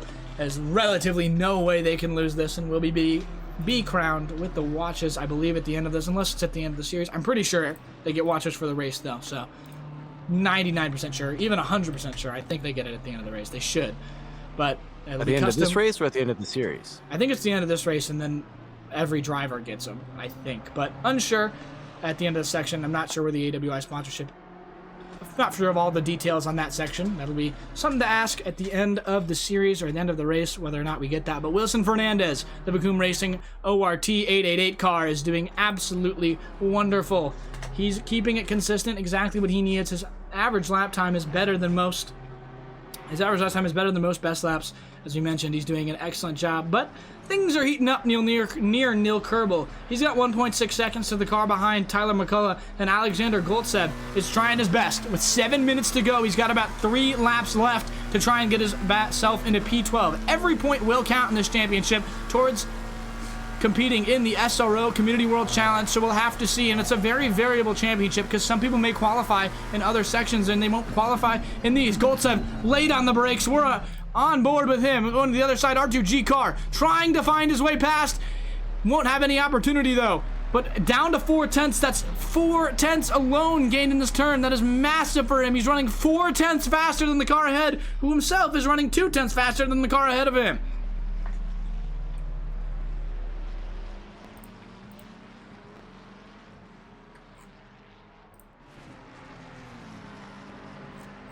So there's section. Yeah, we do want to mention that is rough for the 86 car as well to lose, or the 23 car to lose their podium spot on the driver spot bug. But that's a reminder to at least keep someone on the car at all times. It will happen, and it is not really a common glitch, but it will happen. But Goltsev might have an opportunity here. I'm not quite sure. We'll jump on the helicam to see where he is ahead, but won't have too much of an opportunity as all the gaps close. It's a 3-way battle for P11. Neil Kerbal, some damage on the car, clearly those lights flickering, with the 22, or rather the 227 and the 250 behind, all trying to gun for that P11 spot. McCullough, though, under threat from Goltsev, who is himself putting Kerbal under threat. This is absolutely nuts here for these final few laps. 5 minutes, 40 seconds remaining. We got 2 laps, I believe. Curious where Kerbal, or rather Wilson Fernandez is going to come out. Yeah, this will be the lap before the penultimate lap, I believe, or maybe 3 laps to go fully. We'll have to see towards the end where Fernandez crosses the line at. Could be 4 left, could be 3 left. McCullough, though, under threat still from Goltsev. Not much he can do, but oh no, Kerbal held up by a back marker here. He's got that Mustang in front who has not been too kind to front markers ahead. Trying to get everything he can to get alongside and get past. In his rear wing, you see 2 very, very close McLarens. This is closing the gap everywhere alongside. That Mustang not where he wants to be right now. Magnussen gonna just go off. Doesn't want to deal with it. It'll be a run, though. Kerbal watching it there. Goltsev off track, trying to make the on-the-grass pass, and they make contact! Into the wall goes the Fear Nothing moto car as Goltsev trying to make the pass in a place he could not. In the dirt there, going to lose out on some massive damage there. He's going to lose out on P11, keep P12, and that'll go straight to the stewards. Tyler McCullough will come out in P13 with some big damage there. Oh my goodness, Sauger.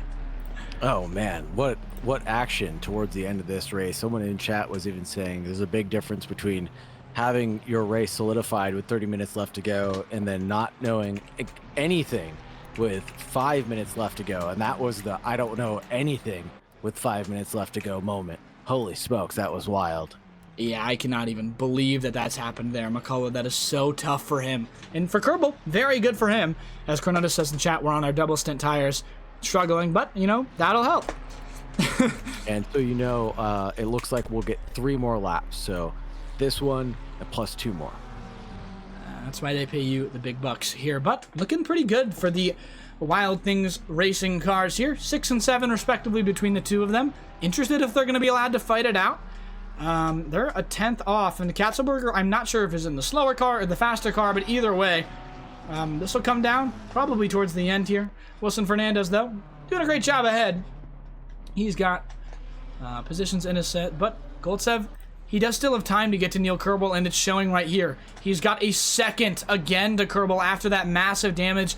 I'm not quite sure what happened there. Luckily, we caught it on stream, but that'll definitely go to the stewards, definitely be an after the track race, but he's not quite out of the woods yet for Kerbal, who at least won't lose 2 positions, it seems. Yeah, may only lose 1, but 2 definitely not going to happen right now. Tyler McCullough is about 10.5 seconds back from Goltsev right now, so that's pretty much signed, sealed, and delivered. Incident will be reviewed after the race? Yeah, absolutely. Yeah, Chrono, that's kind of what I figured, but if I'm Goltsev, I got to put my head down. I got to dig for as many seconds as I can, because honestly, that could be a 30-second to 10-second penalty, depending on how the stewards rule it. It could not be even be on him. We'll have to see. We didn't get a great look of it. It'll be on the stewards, but for Goltsev, you try and put it behind you. You keep trying to go ahead, and you keep moving ahead as Daryl Young looks like he's racing his teammate here, Katzelberger, and I think just let him by is maybe not. Looks like they're racing. I'd love to see it towards the end of this 6-hour race to see 2 absolutely different teams or 2 teammates side by side going through the end of Stavlot, bumping and grinding, door banging as Daryl Young goes through on his teammates of Kesselberg. Man, a heck of a way to lose out being the other underdog and 2 minutes left to go and having to give up his position like that. Yeah, British driver giving a bit of a swing to his teammate there. Contact through that final section at Carousel, I believe, but what are you going to do? Faster drivers, Young is already going to be piling away. It makes sense. We'll have to see where the Wild Things racing cars end up at the end of the day, but honestly, this will be fine for them. They're happy with P6 and P7. That'll be great for their point standings, and if they can compete for a win at the end of this series, they might be able to end up in the qualifying, but it looks like off-screen, Neil Kerbal alongside. He's going to have to go nip and tuck. Lost that position out. The 42 car just not able to keep Goltsev away, and that'll be very, very tough. On the double stint tires, Goltsev on fresh rubbers. Nothing he really could have done there, and they're 6 seconds behind. Not much anyone could have done there, but Wilson Fernandez will come to the line one last time. He's got 1:30 left in this race. Honestly, he could pull over and stop the car and have this be the last lap, but don't think he will. Fernandez probably thinking, I'm just going to drive. More. Yeah, I'm saying he could not have the +1 if he just pulls over, but honestly, probably shouldn't do that. Keep it safe, keep it simple. Zach Doran, yellow flag here. Oh, just pulling over to let Fernandez by because he is a back marker here, and that tells you everything you need to know. Ali Raza and Wilson Fernandez, the only 2 drivers with 152. Doran would have been there should the mistakes not have come. Perhaps he would have been 153, a lap ahead of all of this, but the mistakes here will leave the Visceral Esports team just upset with themselves. But I mean, a P3 is not bad. You definitely can still qualify for the CWC and win, but this will be the final lap here. Wilson Fernandez, 2:18.4, is second to last lap. The penultimate lap begins as Katzelberger tries to chase his teammate down. Not much doing, though, as Kerbal also trying to find a way back to the McLaren. Not much he can do either.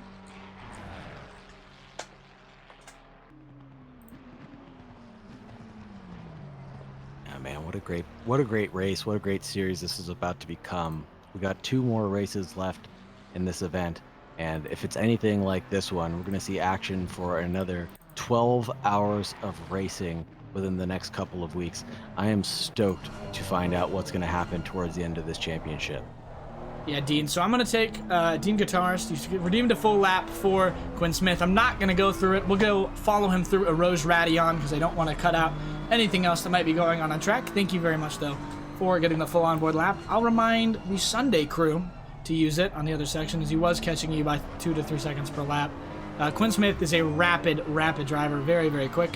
Does a great job on the other end as the Trackalicious Nebula car, number 5 position in 5th. Let's keep it there.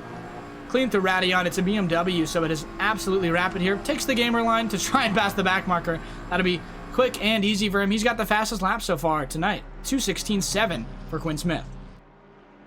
Yeah, absolutely blazing past that black back marker, and doing a good job of negotiating without having to take track limits as well. That was really smooth of him to be able to do that. Yeah, Dean, There was a little bit of argy-bargy there, but he's got through. And he is catching about 2 seconds a lap to Guzman up ahead, but I don't think he has enough time left to do it. Yeah, he just doesn't have the time. It's 3.9 seconds. The race is over here. He'll have to have a really, really good section right here, and Guzman will have to have a very, very bad mistake. Smith, I believe, might be on fresher tires than Guzman. Yes, he is on fresher tires. That's Oh, and I think the 888 is actually slowed down. No, Yeah. he's still on a current best lap. Okay. And that's that will current be lap. Wilson Fernandez for the Vacuum Racing ORT car. They finished the race in first place. Zach Duran will finish on the podium slot. What could have been for the Visceral Esports team. But the Brazilian national anthem will play as Wilson Fernandez and Gabriel Felipe. What an amazing drive for this Vacuum team in the BMW. Third place to Zach Duran. And don't forget the other driver on that team, who did an excellent job toward the beginning of the race, had excellent pace. That's Sam Gaskell, as well as coming to the line now, Ali Raza, who isn't quite there yet. He's still coming through this final straight, and that tells you everything you need to know about that section there. So quick for Wilson Fernandez, who's done an excellent job, pulled the car away into the pits. No burnout for him, but maybe definitely deserves it, as we ask them if they're in the chat to go into the green room. As I don't know if we're going to play the Brazilian anthem, because honestly I think that might be copyrighted. So I don't know if that is there. But fourth place overall will be Carlos Guzman in the Crazy Rabbits Racing Machine. Him and Kevin Blanchette do a great job, with Quinn Smith in 5th place, number 5 for the 5th place car.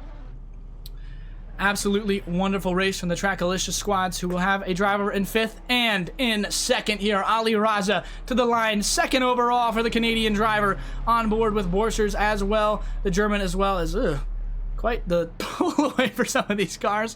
A bit of a pileup on that section there. But 6th place will go to Daryl Young, with his teammate Katzelberger behind him. The Austrian doing a great job leading. Timothy Jadubal, the 230 Fear Nothing Moto car. Great first time out for the Trackalicious series for them.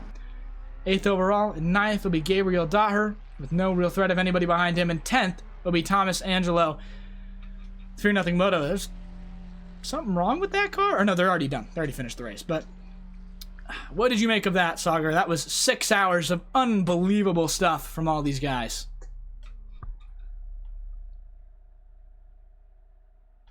Sagar, unfortunately, having to mute. Be on the other side. Gabriel Daher, the number 9 car, will come to the line finally. 11th will be Alexander Goldstaff. 12th will be Neil Kerbal in the 42 machine. Great finish for them.